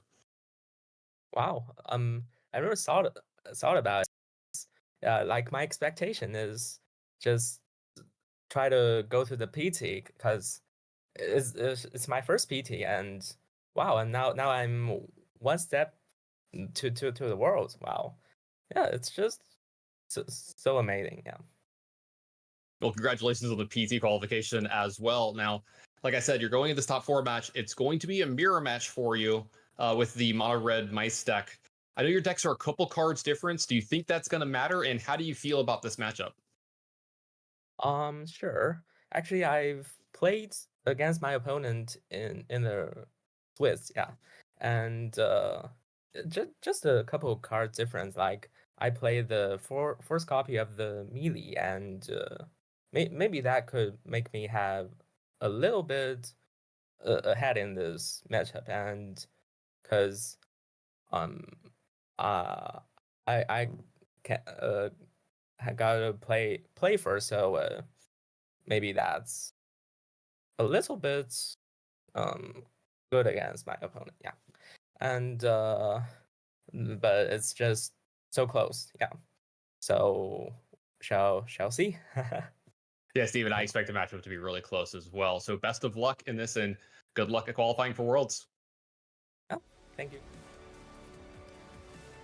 Hearing from Stephen Lee there ahead of the semifinals matchup. It is a mirror match all the way through until we crown our champion. Daquan, any thoughts on this deck before you guys get into the match?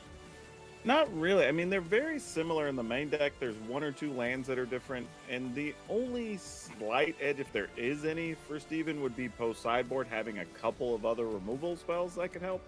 But yeah, this is going to be really close. It's basically a mirror match here. Alrighty, well, good old slugfest. Let's kick things off here. Corey, Daquan, take it away, good sirs. Thank you, Ailey. All right, let's dive into this extremely high stakes match here. And we do have Steven being able to take the play, being the higher seed, and those 4 red cap melees. You know, of course, these are minor things here, but we got to kind of sift through to see what kind of minor advantages these players are going to gain. And either one of them will take kind of any skill advantage. As Daquan, this is a $5,000 difference from top 4 to second place, as well as the World Championship.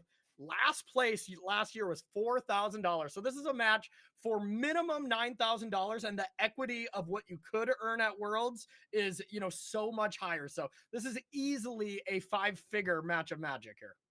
Yeah, you know, it's not often you're playing mono red and you're faced with an opportunity to play in the World Championships and pocket almost another 10K. You know, like, so Yeah. this is going to be, I imagine, for both players, even though you're playing mono red, you're probably going to slow down a little bit here. There's a lot of little things that you don't want to mess up at this point. Yeah, no kidding. One of my biggest accomplishments was winning 10K in a Magic tournament, not winning an additional 10K. Never had that opportunity. So Steven starts it off with the Challenger and has a nice little hand here, being able to go Mouse next turn or Nemesis. You can either do Manifold Mouse plus Kamano faces Kakazan, but, you know, Daquan, we kind of saw it, you know, how important Nemesis is. It's just impossible to deal with. So, yeah, Steven just windmill slams it here, and it makes sense. Yeah, in this matchup, you just want to get it out there early. If they do have a way to deal with it, they need to do it immediately, because there becomes a point that once they're under 10 life, like, blocking it isn't even great. Yeah, blocking here with the Bone Crusher Giant. Screaming Nemesis still gets to eat, still gets the 4 damage in, but at least it would be a trade. So, you know, it is interesting. Maybe Steven is going to consider not attacking here. Although, I mean, it just still feels so tempting to still deal 4 damage. But yeah, I'm definitely blocking if I'm Percy. I'm the aggressor with the red deck. I'm attacking. Yeah.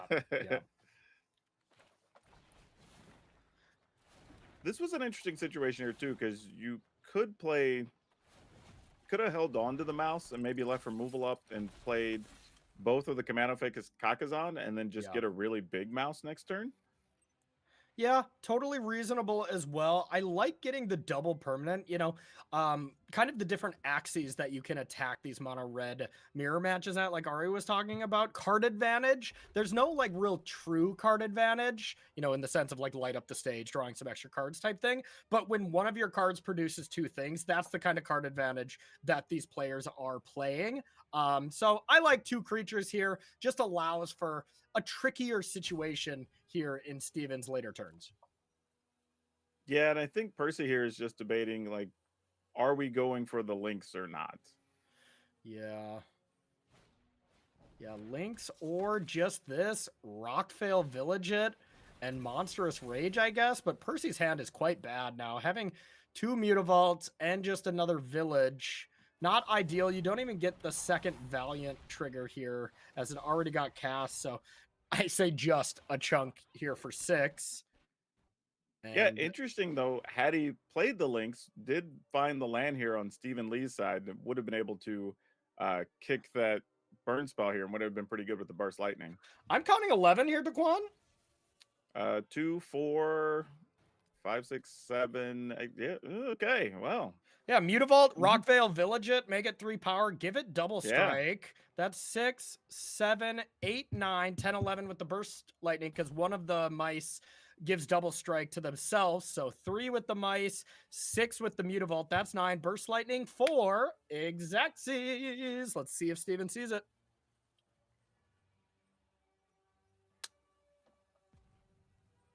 Using that rope up. Like, Yeah. I've Oh, been in no. that situation. Am I missing something? Doesn't that seem like that was lethal? Oh, do you have, you may, wait. What are we looking at with the... Am I Rock wrong Face Village here, needs y'all, red or was mana. that- you was need, that you need not- red mana for the Rock Face Village. No, you have it. You use the Mutavault to animate Mutavault, Mountain to use Rockvale Village, and then Burst Lightning to finish off. I think that was a miss lethal. Been 3, 2, 3, 6, 7, 8, 9, 10. I'm counting. It might have been 10. Well, because one of the mice would be double striked, and the Mutavault would be double striked. So the Mutavault would be 6. Oh, that's right. You can turn Yeah. the Mutavault to it's a mouse. Yeah, yeah. Yeah. Whoopsies.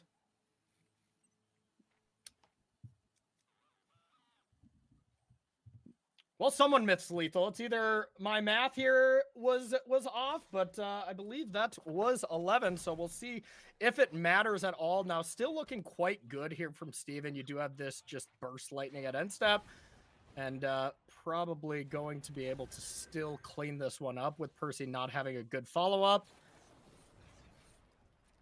Steven just wanted a little more camera time, I think. Just going upstairs for 2 here, still fine. Yeah, and you've got 2 extra damage in hand anyway.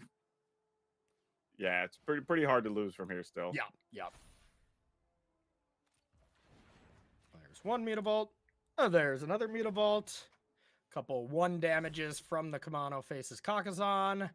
There's only a Mutavault of a blocker. So you can give both the Mutavaults double strike if you want. You can do really whatever you want here for Steven this time around. Yeah, and unfortunately for Percy, there's no real interaction here. Now, the interesting thing is you would be able to take the first strike damage and kill something here. So still not quite there yet. Oh, yeah. Well, yeah, you only can block 2 things here. Yep, and then but the 2 Kamanos will finish it off here. Yeah. No problem. All right, Steven giving a Percy that extra turn there, but didn't matter. Yep, and there's a point. And we're going to head to a post-board game here. Steven is 1 game away from making it to the World Championship here later on in the year, which, you know, I have been a part of the World Championships when they were just kind of pro tours. You know, it was the last tournament of the year. It'd be 3 formats. And the same kind of qualifications as a pro tour, 400-person events or so. I have never made it down to one of these intimate style of World Championships events. And it's, you know, a major bucket list thing that I've always wanted to accomplish. And I think basically every Magic player wants to do so. Nothing like being a part of a 32 to 60 person tournament with only the best Magic players in the world playing usually $1 million tournament. I mean, that's just so awesome to say that you were a part of a world championship, let alone a world champion. Yeah, and you know, to bring up a point that you mentioned, having the best players, I think some people might look at this tournament and go like, oh, okay, it's just an arena tournament, but these are 50 of the best players on the platform, right? Yeah. Like, and we saw some names in the tournament that have world championship credentials. So this is not an easy tournament by any stretch. Yeah, absolutely. 49 of the best players, and Paul Cheon made it to this event. It's just really impressive stuff, you know?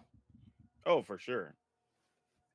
All right, looks like both players are going to keep their openers here, and rightfully so.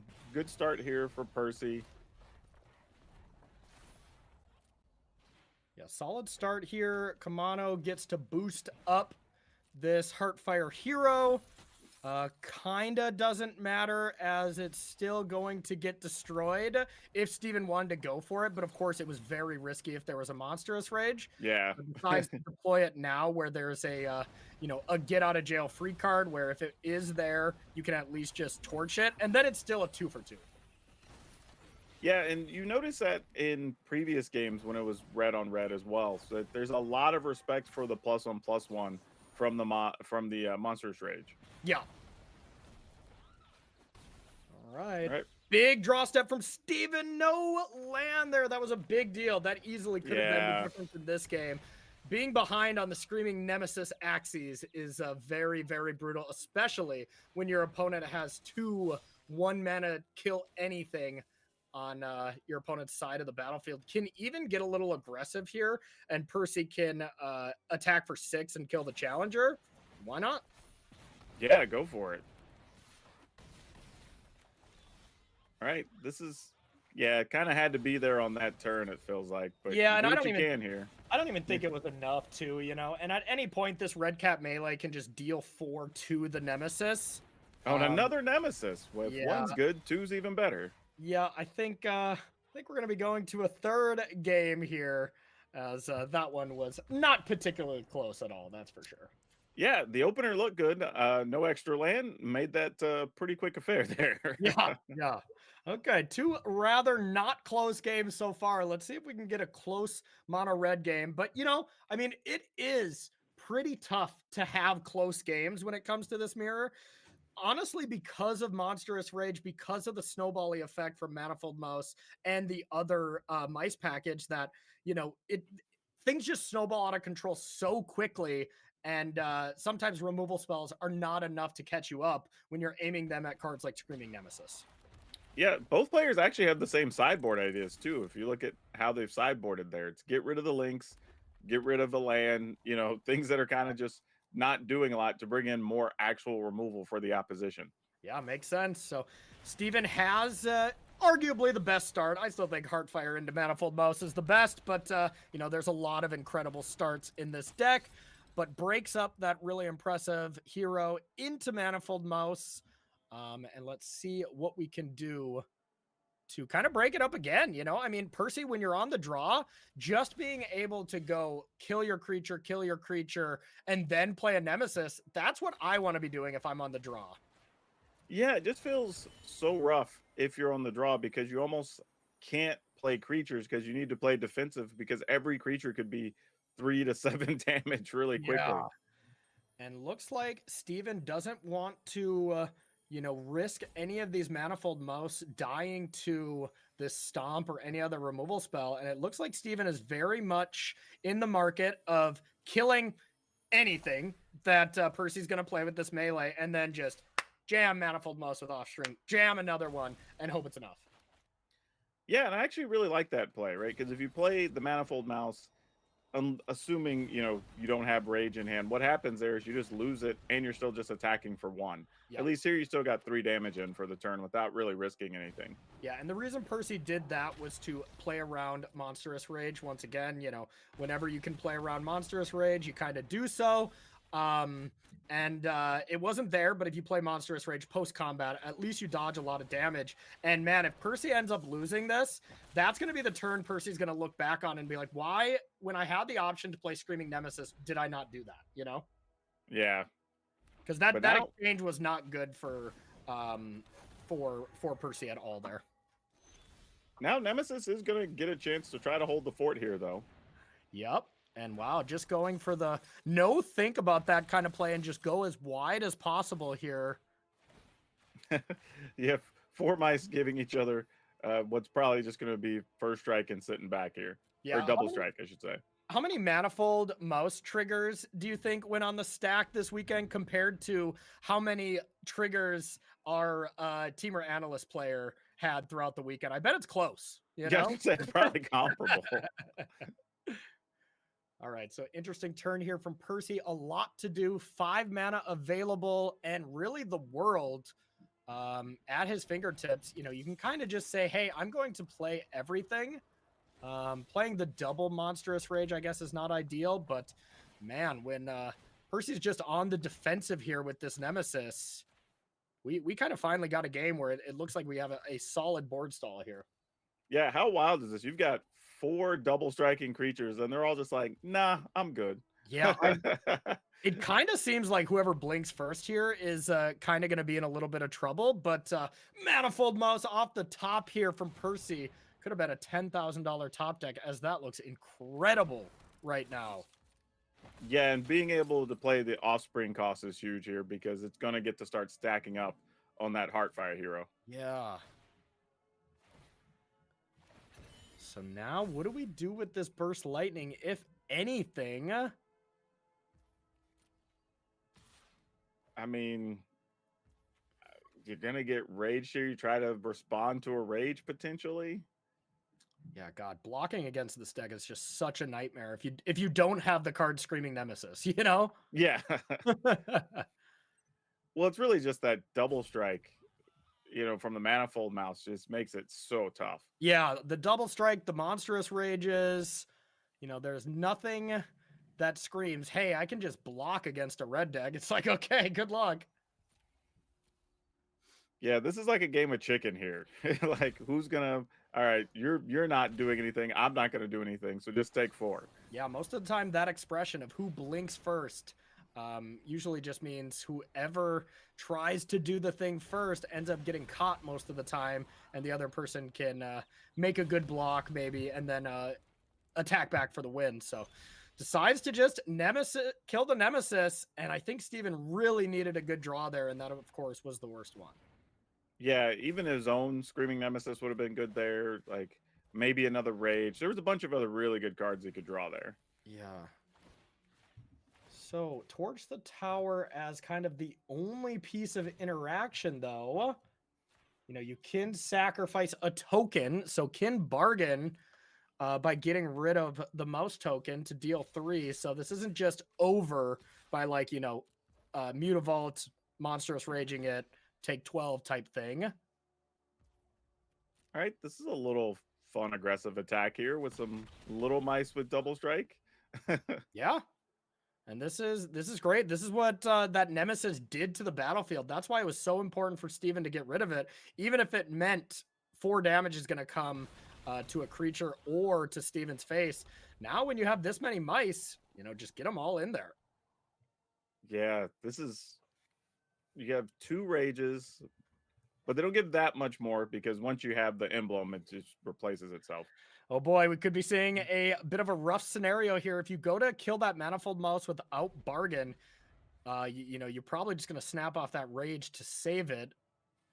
Percy decides to not do that.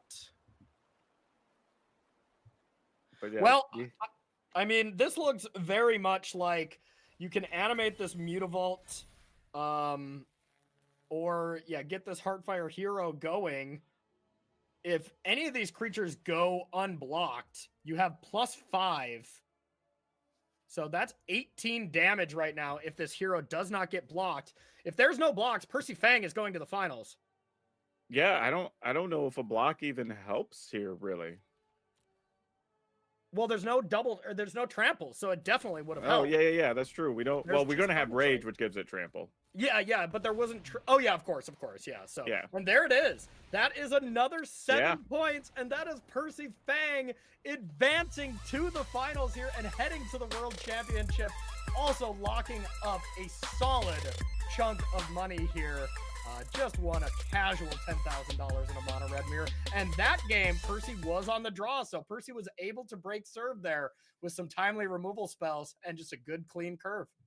Yeah, that was actually, you know, first 2 games aside, like you did see some good interactions there. You know, got to stack up some Manifold mice. I don't know how we talk about that when it's an actual card, but you know, just didn't draw that extra pump spell to push through.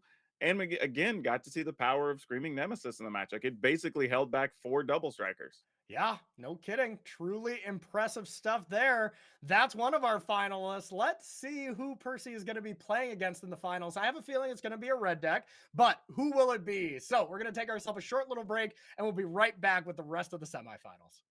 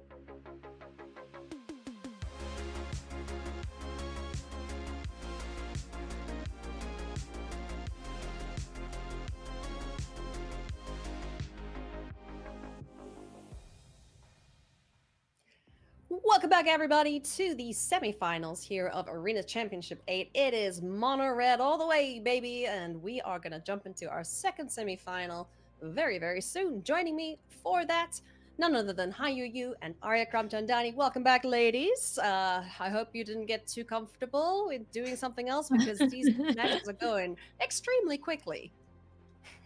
Yeah, very much so. It's blinking you miss them, to be honest. You know, Arya, I think, was on the ball with her guess Oh, of yeah. 25 minutes. But I just want to say that was a 3-gamer. You know? That was, yeah. I mean, we could see a 2-0. We might be in for that in this next matchup. It is, of course, another mono red mirror matchup. So let's check out our head-to-head here with our players. It is Binu Yu, Steven's testing partner, mono red aggro, 64% win rate, very good indeed, up against Christopher Lindquist, also on mono red aggro. Meeting our players a little closer here, Binu Yu, obviously testing with Stephen Lee. So looking to avenge his fallen friend here on the mono red aggro deck. And we did get to chat to him before this matchup, and Tannen has the interview. Hey everyone, I'm joined by Binu Yu, one of our top 4 competitors here. Binu, I just wanted to know what's going through your head and what would it mean for you if you were to win this round and qualify for the World Championships? 肯定是一场非常重要的比赛对我来说，因为参加 Worlds 是我今年的万智牌目标。然后我的队友 Steven Lee 在另一个半区和我用了一样的75张，我希望他也能赢，然后我们俩一起会师决赛。So this is going to be a very important match for me. This is my target for this year when it comes to Magic the Gathering. My good friend Stephen Lee is also using the exact 75 card as well for me, with me in the other match, and it will make me really happy if we can qualify together. Talking about the fact that you guys have the same kind of deck at the same 75, you're playing a mirror match here in this top 4 match. What's that going to be like for you? Do you feel like your advantage? Anything important going to come up? Mirror match 内战的话，最重要的就是先赢下头子，拿下先手，然后出你的怪踢对面就可以了。然后如果你不幸摇到后手的话，那你就需要抓到更多的去除，把对手的生物给去除掉。对，这是内战看起来非常简单的 principle， 非常简单的准则，但也非常重要。So in the mirror match, it's all about winning the coin flip. Going first is really important. But if you're really unlucky and you're going second, removals plays a very important role here. We want to take away as many of the opponent's creatures as possible and then try to win from there. Bino, thanks for the time and best of luck in this top 4. So Binu top 18 at Arena Championship 5, improving on that result this time around. Take a look at the 75 here. Hayu, I mean, we've pretty much said all we can about these decks at this point, but what are you expecting for this mirror match? I guess I'm going to make a bold prediction and say I'm expecting to see some mice on the battlefield at some point. I think we will indeed see lots and lots of mice. I do love that there's just, a casual 3 Fable the Mirrorbreaker hanging out in the sideboard there. Of course. So why good. Would you just not? bring it into every red deck you play. Because why not, I'm surprised it isn't in the main. Yeah, actually. I wonder if anyone did register that. Pretty sure someone did. Binu's opponent on the other side of things, it is Christopher Lindquist, who said that his proudest achievement in Magic was qualifying for Arena Championship 8, and I think after this weekend, he'll need to update that. And Tannen got to chat to him as well before this matchup. Hey everyone, I'm joined here by Christopher Lindquist, our top 4 competitor. And Christopher, we've been talking to some people about this all day and all week. You're 1 win away from qualifying for Worlds here. If you win this match, you get to play in the biggest tournament of the year for Magic the Gathering. What's going through your head? Yeah, I don't know. It's kind of unreal. I never thought I would be in this position, but here I am, and I'm gonna do the most of it, I feel. All right, and then getting into this top 4, we got a lot of mirrors going on. You're going to be playing the mirror match here for your mono red deck. Any ideas how you think this matchup's going to go? Do you think it's advantageous for you, for them, some cards that are different? Like, what's going through your mind for this matchup? I think I'm the underdog. Usually, I feel in the mirror. I lost 2 in the group stage, or not group stage, but in the Swiss. I lost 2 mirror matches. Last game was a mirror match that I managed to win. So it's kind of a coin flip, I feel sometimes, but there are some interactions that's interesting for sure. Yeah, they look like they could be pretty close. Well, hey, look, it's a good point to end on a high note. Maybe get a win here, win one more, you could become the arena champion. Best of luck. Best of luck, Who knows? Christopher. Yeah, who knows? Thank you so much. Best of luck to Christopher Lindquist. Thinks that he's the underdog here. And again, Mono Red Aggro is the go-to for the weekend here. Arya, any bold predictions for this semifinal? Well, maybe not so much as a prediction, but a hope, or a daring wonder. I wonder whether we will perhaps get to see a game drawn with Sunspine Links. Oh, that would be cool. Given both these decks are dealing a lot of damage to each other, life totals are going down. I'm personally a big fan of draws happening within the game of Magic itself. Yeah, and that's that would be a wild one to happen. Aside from that, noting that Christopher's on the 22 land version rather than the 24 land, so maybe slightly advantaged game one. Removal suite is interesting, and threat suite as well.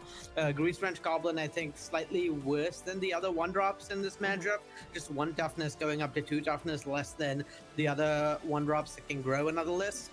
And Reckless Rage can be somewhat awkward to have something that you can hit with it when all your stuff is getting interacted with, but also has higher ceiling in that it's like a 1-mana removal spell that can reliably remove 3 toughness creatures. So whether that plays better or worse will really vary game to game.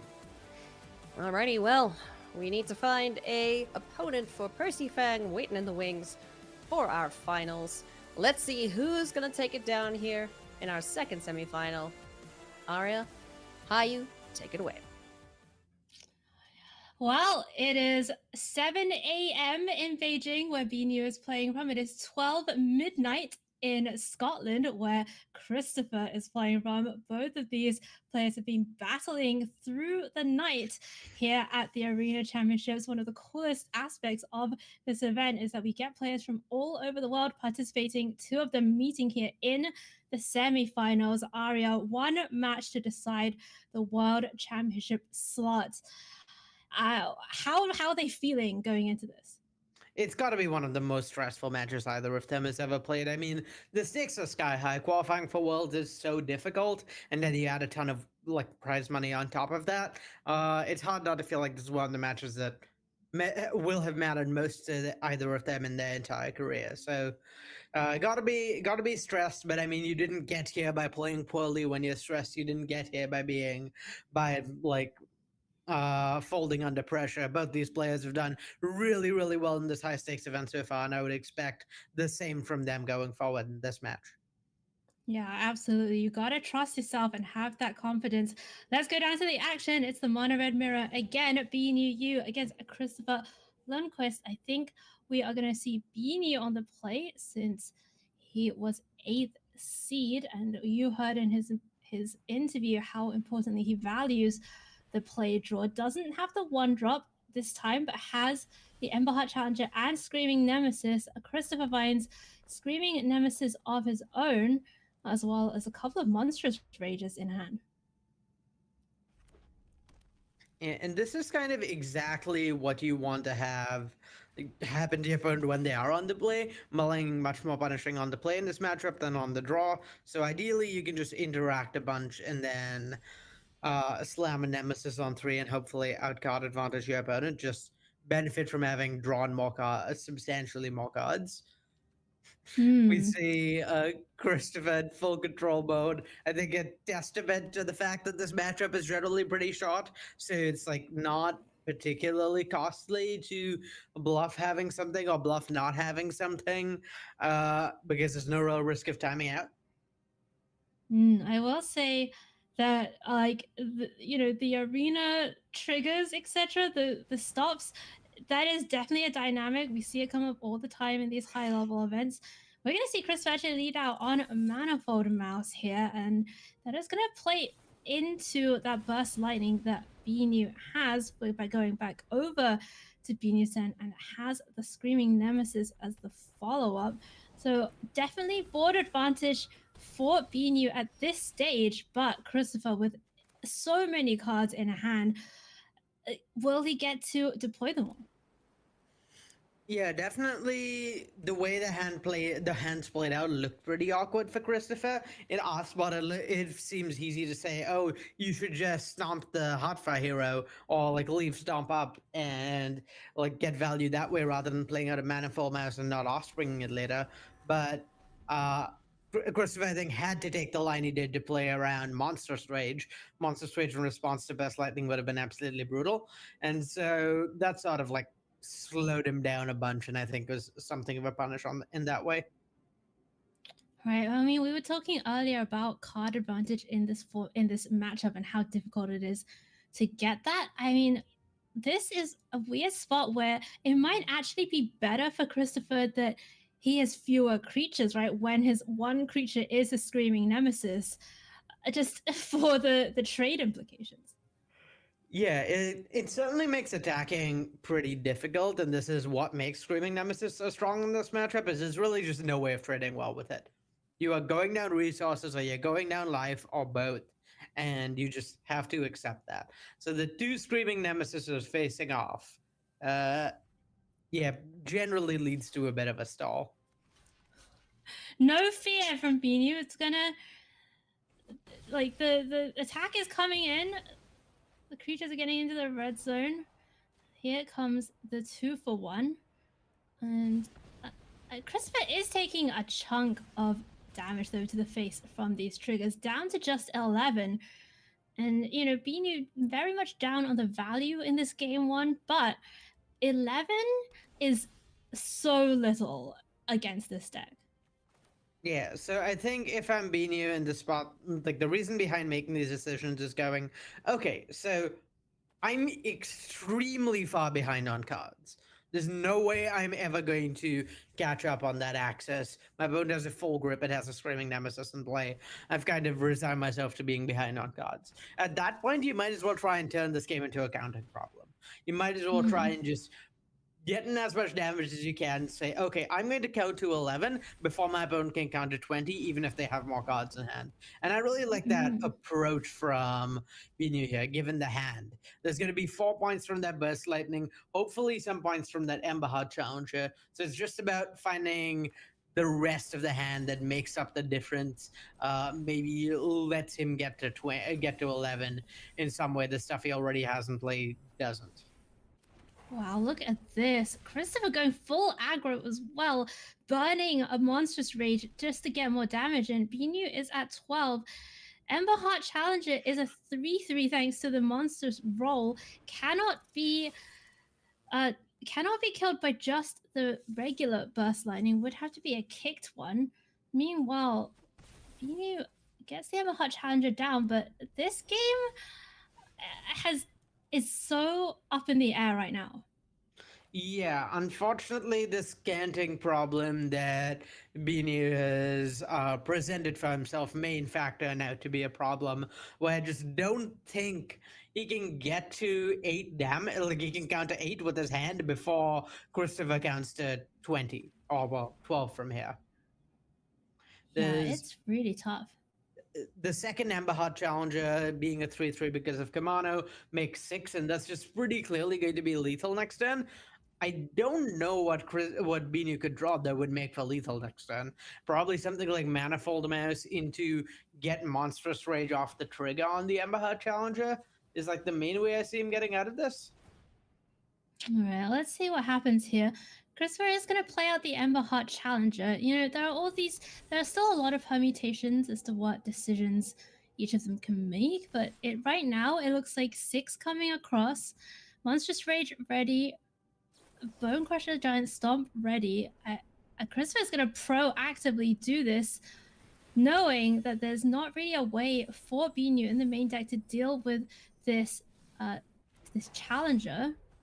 And that is 11 damage. Christopher just has to untap. Oh no, Christopher found the land! That's going to be lethal this turn. Wow, look at that. You can see how much it means to Christopher winning that game 1 on the draw, breaking serve. And that is impressive stuff there. we're gonna go to the sideboard here, but wow, Arya, that getting it that turn was pretty sweet. Yeah, a really good play from Christopher. Just like taking his time thinking and just mathing it out. Like it looks like a really risky play to make, right? Because if you whiff, then there's a bunch of things you can die to.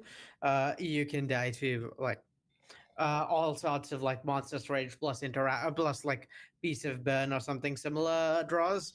But given what's in Christopher's deck, any land is lethal. Another monster's rage is lethal. A burst lightning is lethal. Kamano faces Carcassonne is lethal. That's like over 50% of the deck. And I think you just have to take that 50-50, particularly given it's not a guarantee that you will down the crackback if it doesn't work out. Right, for sure. All right, well, that was okay. A pretty intense game one. Christopher walking away with the victory there. We're gonna look at game number 2, and Beanie's keeping double burst lightning Nemesis. Christopher's keeping Emberheart Challenger Kumano plus removal. So both hands a little bit threat light and a little bit interaction heavy. Let's see what Beanie can find here. Finds Kumano of his own and the ability to leave a burst lightning as well this turn. Yeah, it's kind of interesting the way the commandos are modulating the sizes of these creatures. Where 3/3 Amberheart is like uniquely good against what Christopher has going on, but at the same time, like a 4/4 Screaming Nemesis from Binu doesn't actually change that much because of the Reckless Rage. Like 4 and 3 are not super different numbers. Mostly the issue, most of what's different is it makes it easier for the Nemesis to kill the Emberheart Challenger when it goes down. This is interesting now. A decision for Beanie. Do you attack this turn with your Nemesis, or do you hold it back on blocks? Yeah, it's a pretty challenging question because of all those burst lightnings in hand.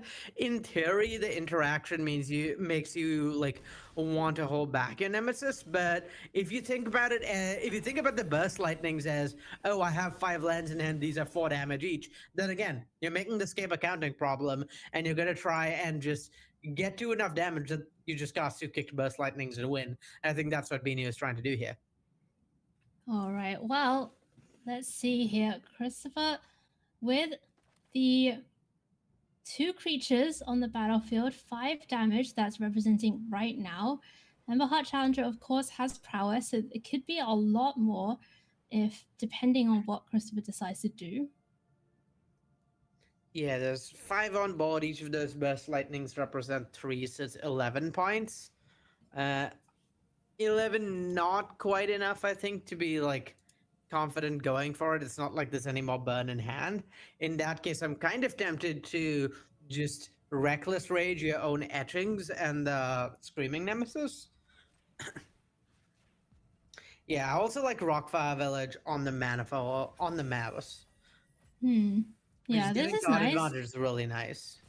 Yeah, getting another card, seeing the Manifold Mouse off the top, knowing that that is an option. This is going to be an attack for 6 coming in, and it just feels like it's getting really tough now for Binu, who had those 2 burst lightnings, but Kumano threw a real wrench in that plan of being able to answer the Emberheart Challenger. Now Binu gets to flip over his own etchings, has double burst lightning, monstrous rage. What can he do here?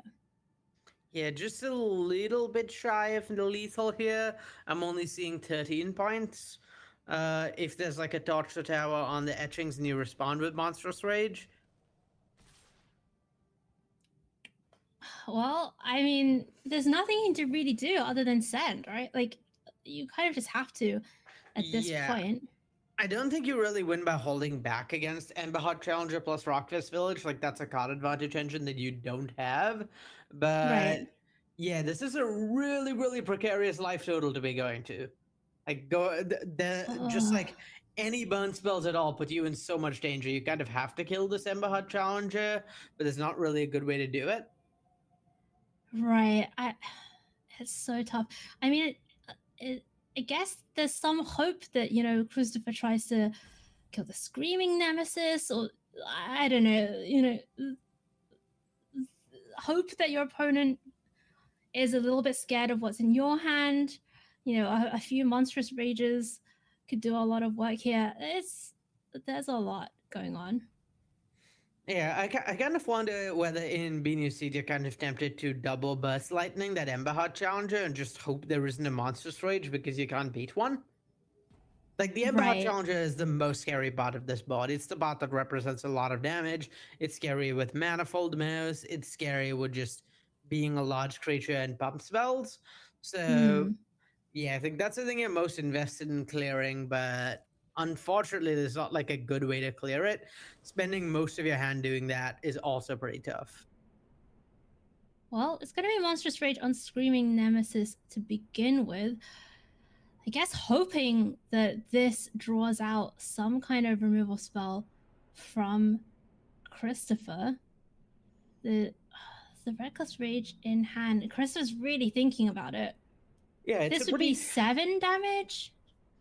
Yeah, it's a pretty tough choice for Christopher because, I mean, you really don't want to give up basically your entire board to deal with the Screaming Nemesis. And Right. if you Reckless Rage here and Binu has another Monstrous Rage, you don't mostly just lose, you literally just lose on the spot. You just take Right. lethal, you just like are very likely to take lethal damage with that. Okay, all right. I mean, Binu left back 1 blocker. Christopher has Mutavault. Monstrous Rage. Was Monstrous Rage the draw for turn?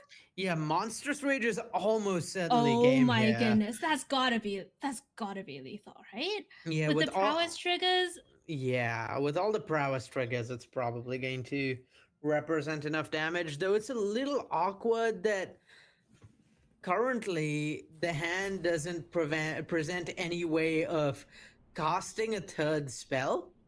Like, if you go for Monstrous Rage here on the Ember Heart Challenge and this double burst lightning in response, there's only enough colored mana to cast one more spell here. Oh, because of the Burst rock lightning face will kill the Ember village. Heart Challenger. Yeah, the rock face village can't tap for the spells.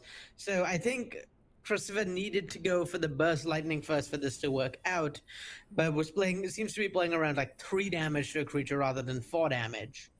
Oh my goodness. Okay, let's see what happens. Binu sends Burst Lightning number 1. Here comes Burst Lightning number 2. And he knows there's only 1 more mana to be able to cast 1 spell. So that Ember Heart Challenger is going to die before it can connect with Binu's face here, Arya. Yeah, and I mean, Christopher, Binu not quite out of the woods yet. There's still no lethal from the current board, but suddenly we're looking at spots where there are a lot more different lethals possible. This Screaming Nemesis is representing like quite a lot of damage, and right. And perhaps most importantly, like, it's a 5/5. It can't die to a single removal spell, which basically means it can't die. Right. Let's see what Binu finds. Manifold Mouse. Oh, that doesn't really do anything, Arya, for the creatures that are on the battlefield currently. There's no Rockface Village for Binu, no ability to give the mice haste. Just going to be sending them in. Etchings on etchings. And Nemesis gets in for 5. Christopher down to 10. But is there a way here? I think this is pretty over for Christopher, unfortunately for him. I just don't think you can clear those two. The Manifold Mouse is really, really valuable here just as 2 blockers. You kind of need what to find about face? You kind of need to find a way to count to 20, but I don't count to 10, but I just don't think the cards exist to do that here. The 2 chump blockers from the Manifold Mouse. The mouse? Yeah. Just seem like too much. And jump blocking the Screaming Nemesis isn't a possibility because of that monster roll on it. Right. Okay, let's see what Christopher decides to do here. There's Reckless Rage, so that can go kill 1 blocker, target Ember Heart Challenger. Ember Heart Challenger doesn't die. There's still a Burst Lightning. Oh, there's a land. Wait, Arya, doesn't that... Does land do it? That's 4, I 5.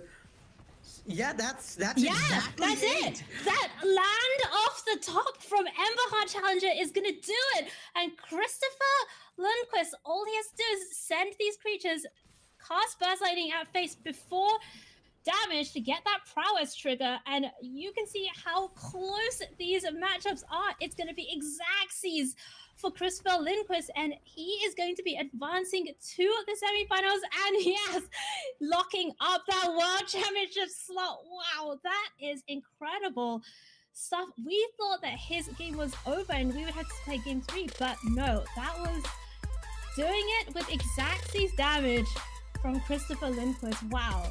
Yeah, really well navigated, playing those outs, knowing the game was pretty over.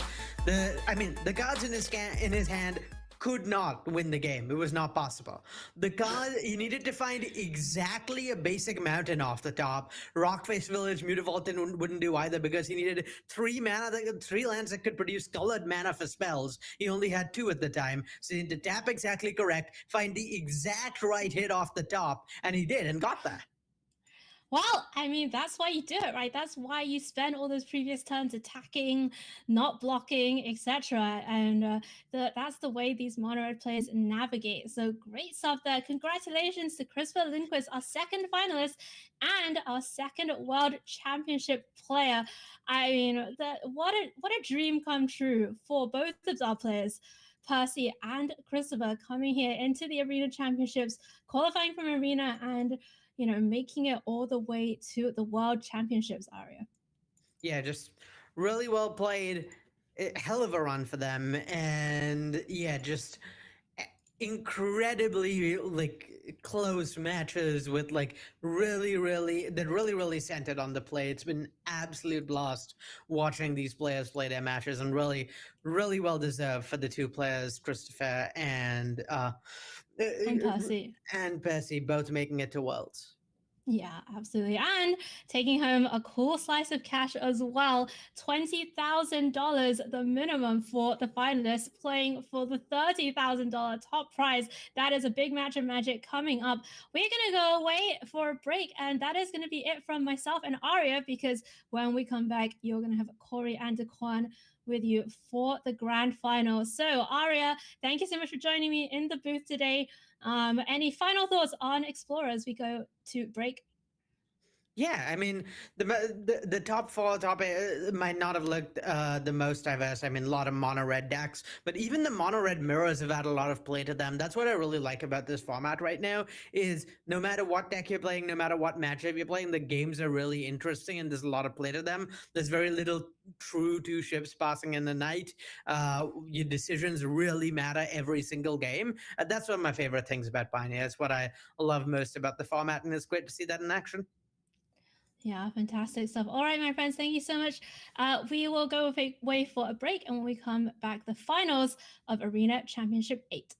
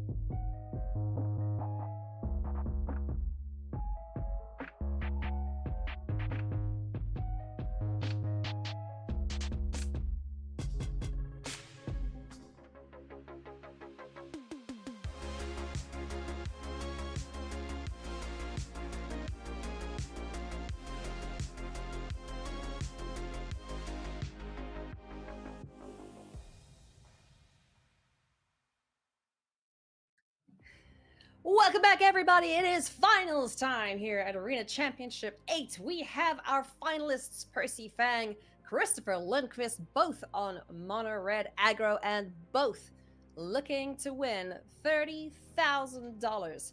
Also, congratulations to both of these players as they have secured their World Championship slots. I'm joined by Corey Baumeister and Daquan Watson.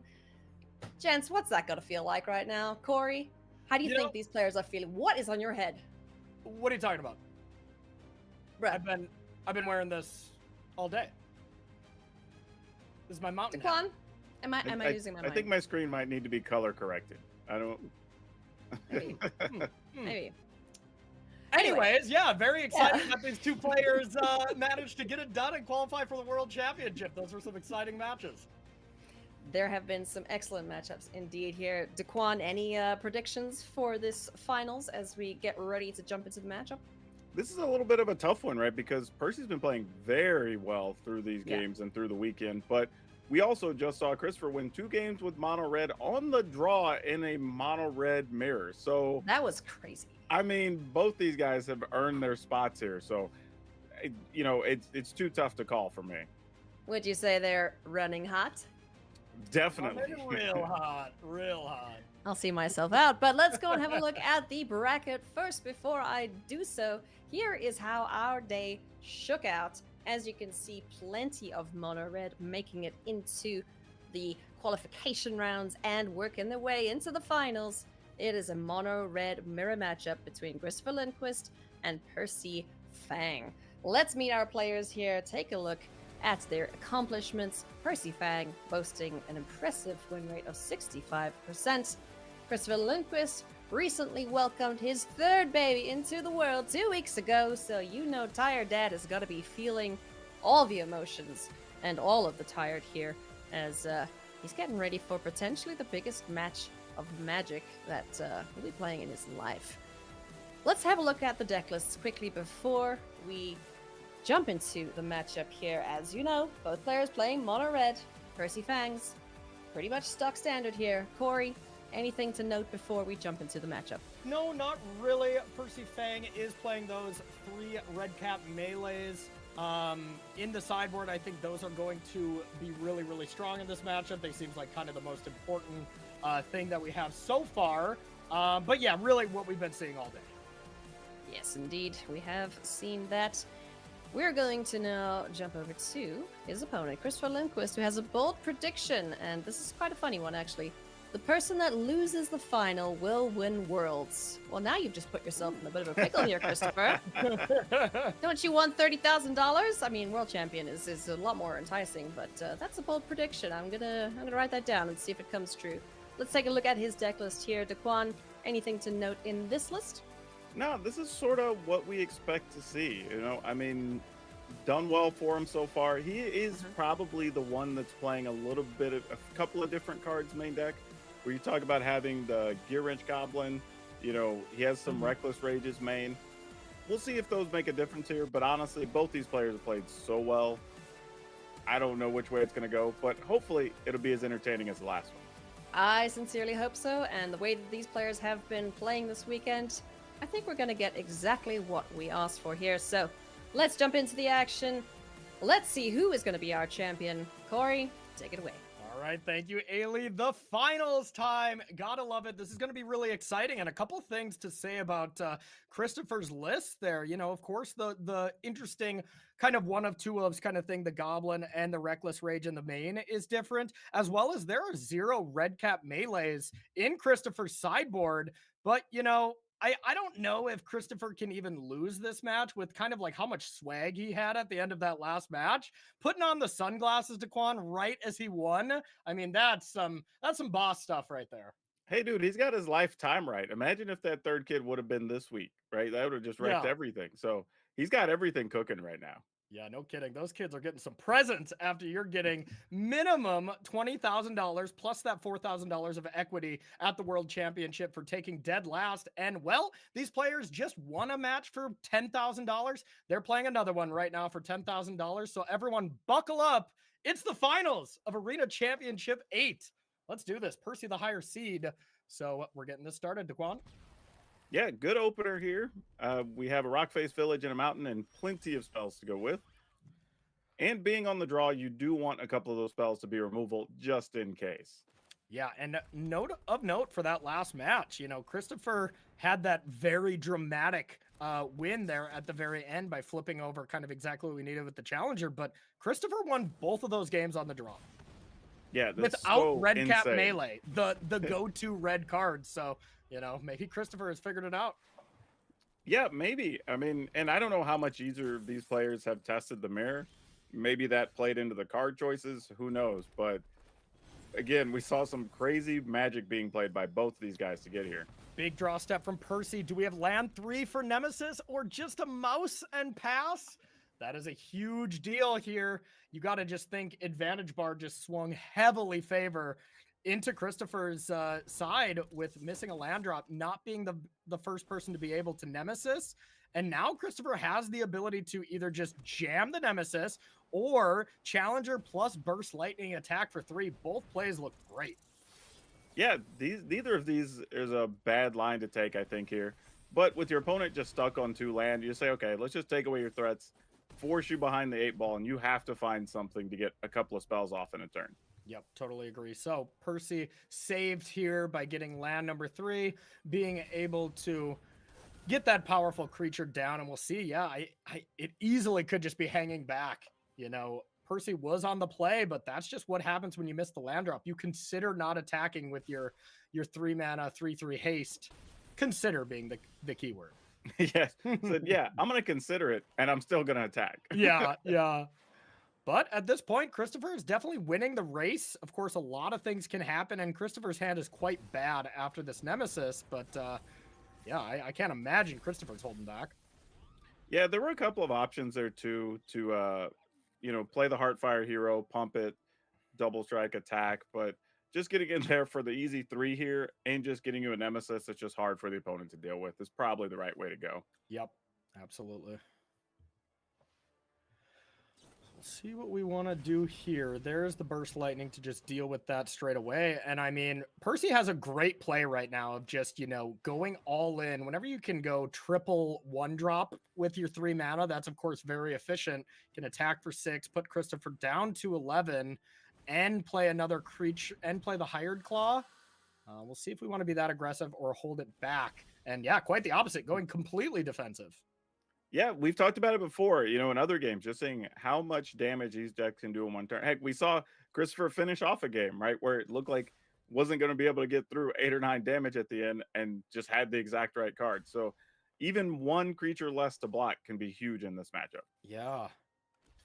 Interesting stuff here. Nemesis both blocking, and I would say this favors Christopher if we just let this happen, as sure, Percy's going to get a lightning bolt to the face, but Christopher gets the 2-for-1. 2-for-1 when you're not at an extremely low life total is definitely what you prefer in this type of scenario.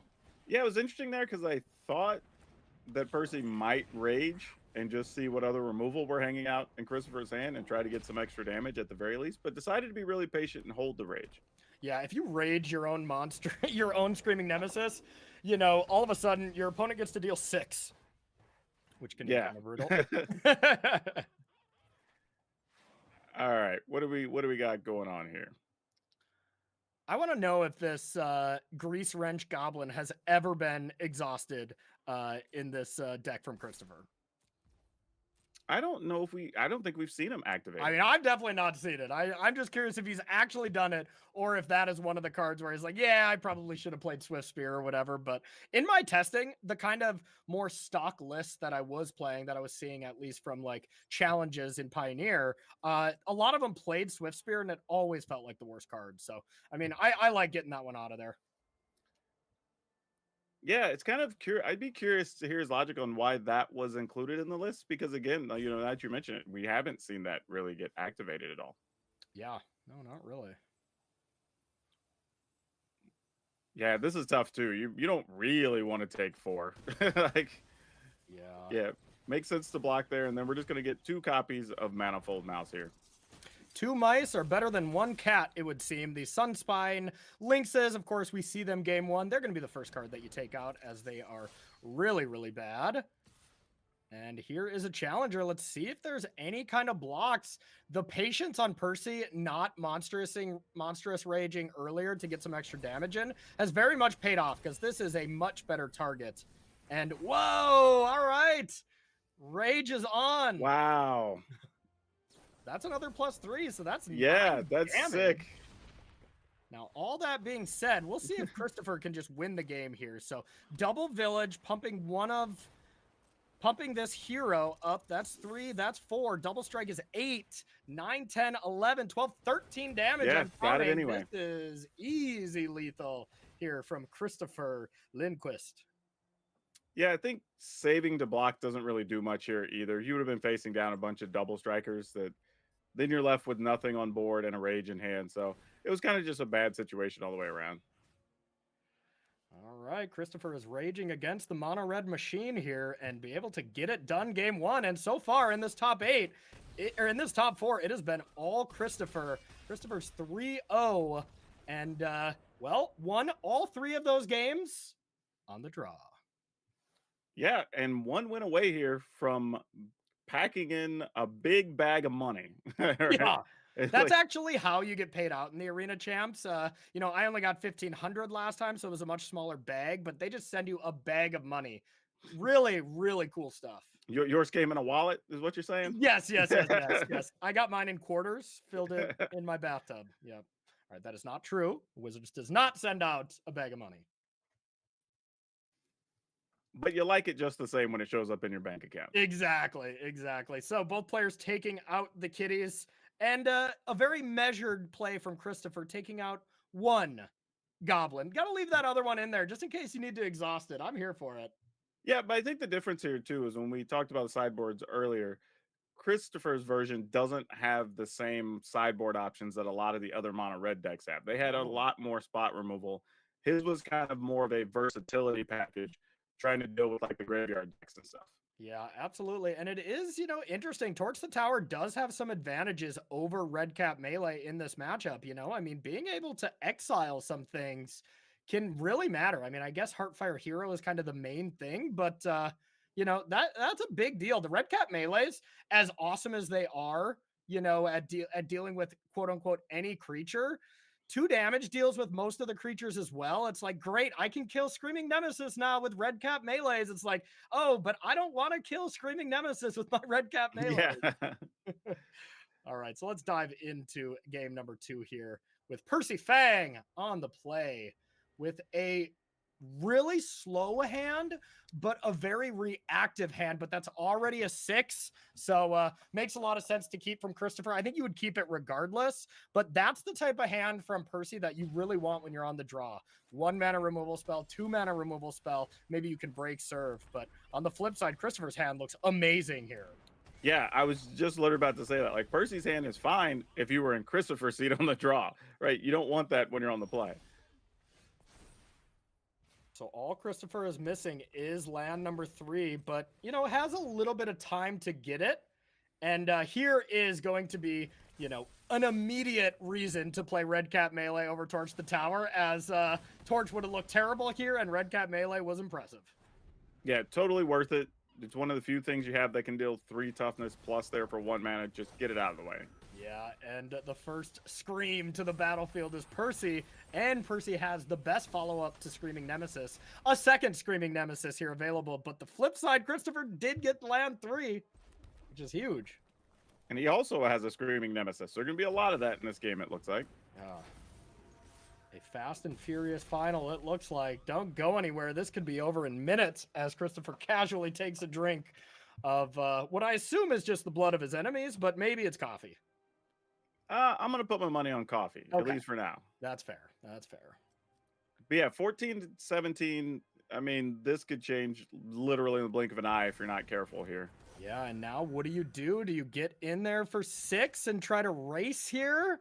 Percy says yes. And now, once again, we look to the other side. Like, if this attack does happen, is there a possibility to get lethal? Doesn't really look like it. No, I was thinking even if you got a rage, it wouldn't be enough here with the burn damage in hand. Yeah, rage, burst, Kamano. Yeah, regardless, didn't get it. So this is 5 damage, Stomp 6, 7, Kamano's 8, Burst Lightning is 10.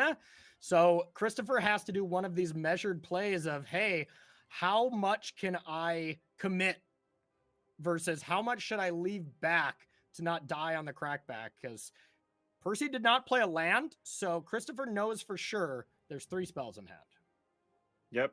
Now, admittedly, only one is an actual burn spell, but again, if you're Christopher Shoes, you don't know that. So knowing that any of those could be any amount of rages, damage, every little decision here is going to be pretty stressful. Yeah, God, I mean, I have perfect information. I don't even know what Christopher should do here, so I do not envy him. But man, Christopher, it's been impressive to just see his very calm demeanor in such a stressful situation. You know, we haven't seen really any emotion except the yell, the primal yell at the end, and then putting on the shades, which, God, it was so awesome. Okay, we're just going to be all in aggressive here. He's thinking about hitting the attack all button. Okay. But he didn't immediately commit. There we go. We're going to leave something back here. Okay, preventing maybe a hasty threat. So looking on the flip side for Percy, if we can draw a land, you have Challenger Stomp. So that's 9, 10, 11 damage if there was no resistance, which there's plenty of resistance from Kristoff. So I don't see a lethal here from Percy unless for whatever reason. No reason. You know, there's not going to be lethal no matter what, even if Christopher didn't block. Yeah, I'm going to go ahead and use Torch Tower here and just say, nope, I want all my damage to get through. And now Christopher has an easy Torch the Tower, the Challenger. That seems like a slam dunk to me. And then just say, okay, what are you going to do with those Nemesis? And the way it's kind of working itself out here, Percy has to make the big decision. Should I hold back and hope to not die? Or the way it looks in this hand, if Percy attacks, this tournament is over, as you have 9 damage all wrapped up to go from Christopher at least. Yeah, so this is the tournament right here, Daquan. Yeah, and there's a lot of decision making here too. If he does decide to try to get rid of one of the Nemesis that maybe say sits back and blocks or something. Yeah. Like there's a lot here depending on how they decide to distribute the damage among their creatures. Yeah, I think Christopher, this is kind of cute. You get to sacrifice the Kamano. It doesn't really matter, but I think the play that maybe Christopher was considering here, which I maybe would have liked as well, is let this get a prowess trigger. It incentivizes Percy to maybe attack a little more, and then you still torch the tower it by sacrificing Kamano, but it doesn't matter. With this attack, we have an end step stomp to Percy's face to go to 7. This Screaming Nemesis goes to 4. Oh no, Kamano's not fully flipping. No. But the Burst Lightning here for 4 damage with the untapped 5th land and the Screaming Nemesis is going to mean Christopher Lindquist is our champion of Arena Championship 8. Takes a quick sip of his coffee and is your champion here, and a well-deserved champion. Just won 4 games in a row on the draw in the mono red mirror. No big deal. You know what? I would tell people, like, if you think this matchup is easy or this deck was easy to play, go back and replay some of those turns in Christopher's shoes and look at like the decision making there, being so patient on, okay, I'm not going to kill that. I'm going to save this for a later card. You know, and even one of those games we thought was completely over had exact damage to win the next turn, right? So, you know, and all on the draw. That's also the crazy part, right? The last 2 matches we saw him, those 4 games were on the draw. Honestly, just look at the top 4. Of course, it was all mono red, but if you got to look at all the lists, you get to look. Christopher, I believe, was the lowest seed out of all 4 of them.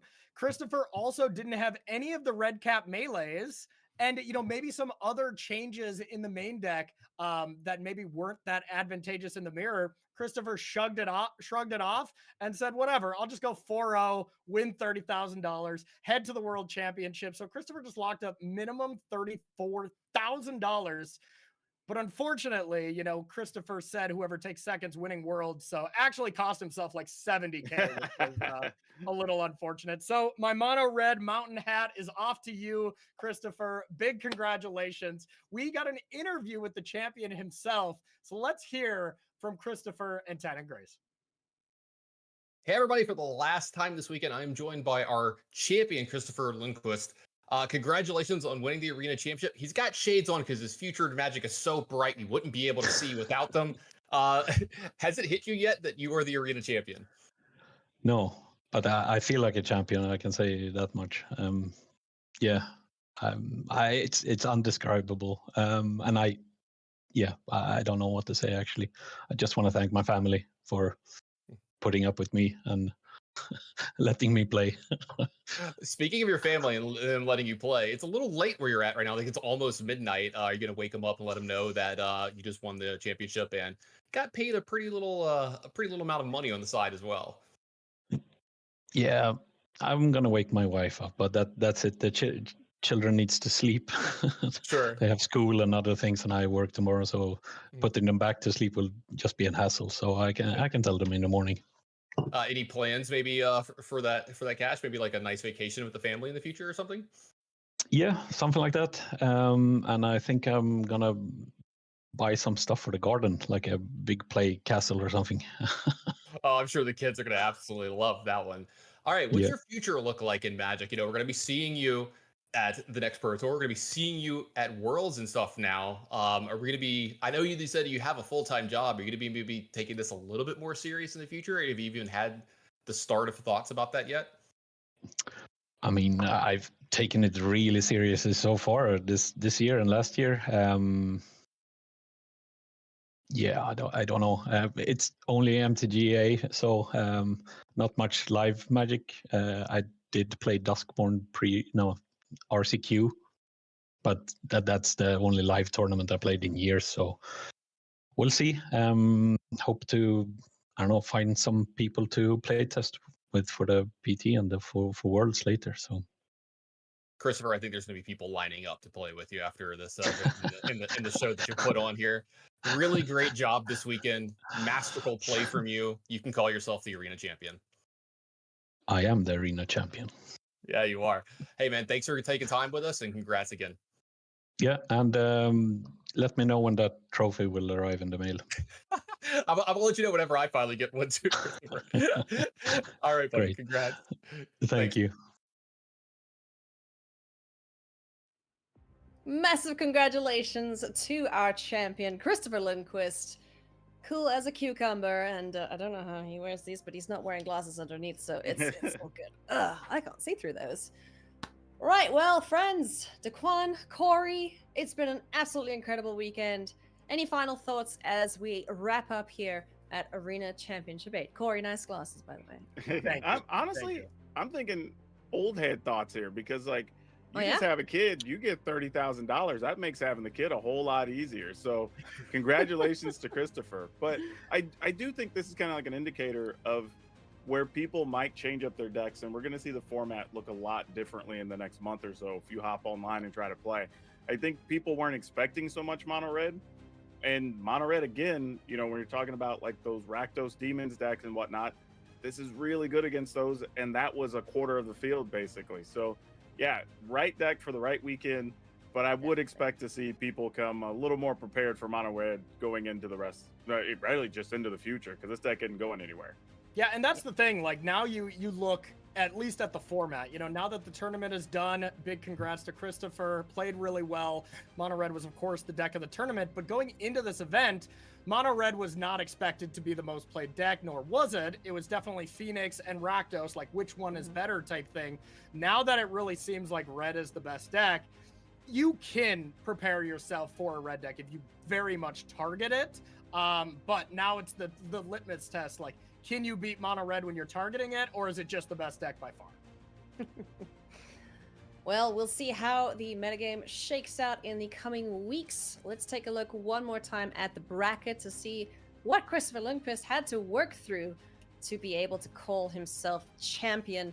There is our players from the qualification round all the way through to our finals. A big congratulations to everyone who has made it to the Pro Tour. We are very excited to see you all and have us join you, or have you join us in the next event.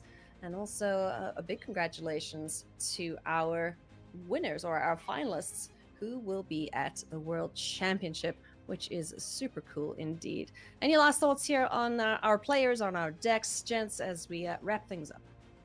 Yeah, just go ahead. I would say I just want to give again, positive feedback here to the arena team from the competitive team that put this event together, because the format was so unique and so different, and it just worked out perfectly, right? It flowed well, like high pressure, high stakes matches, big cash prizes. This is pretty much everything you want for a coverage type event. Yeah, I just love what the Arena team does with these high-level events. The Arena Champs is just a masterpiece, because look at Christopher's story. Christopher does not seem like the person with 3 kids.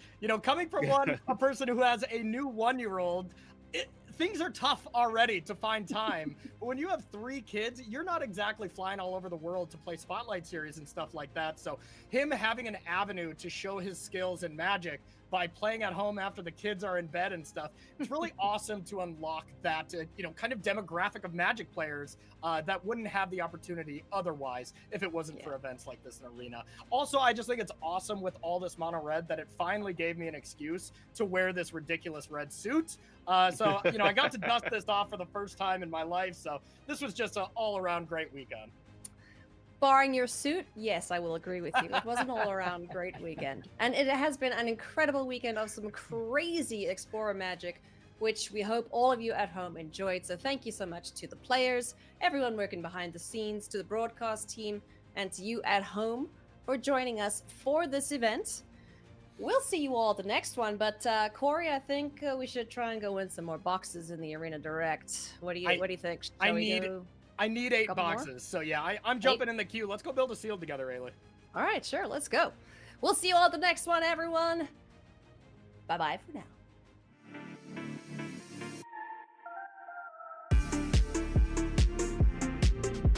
Take a beat, make sure, doubly sure that 3 times 4 is 12, but that is Xaxes.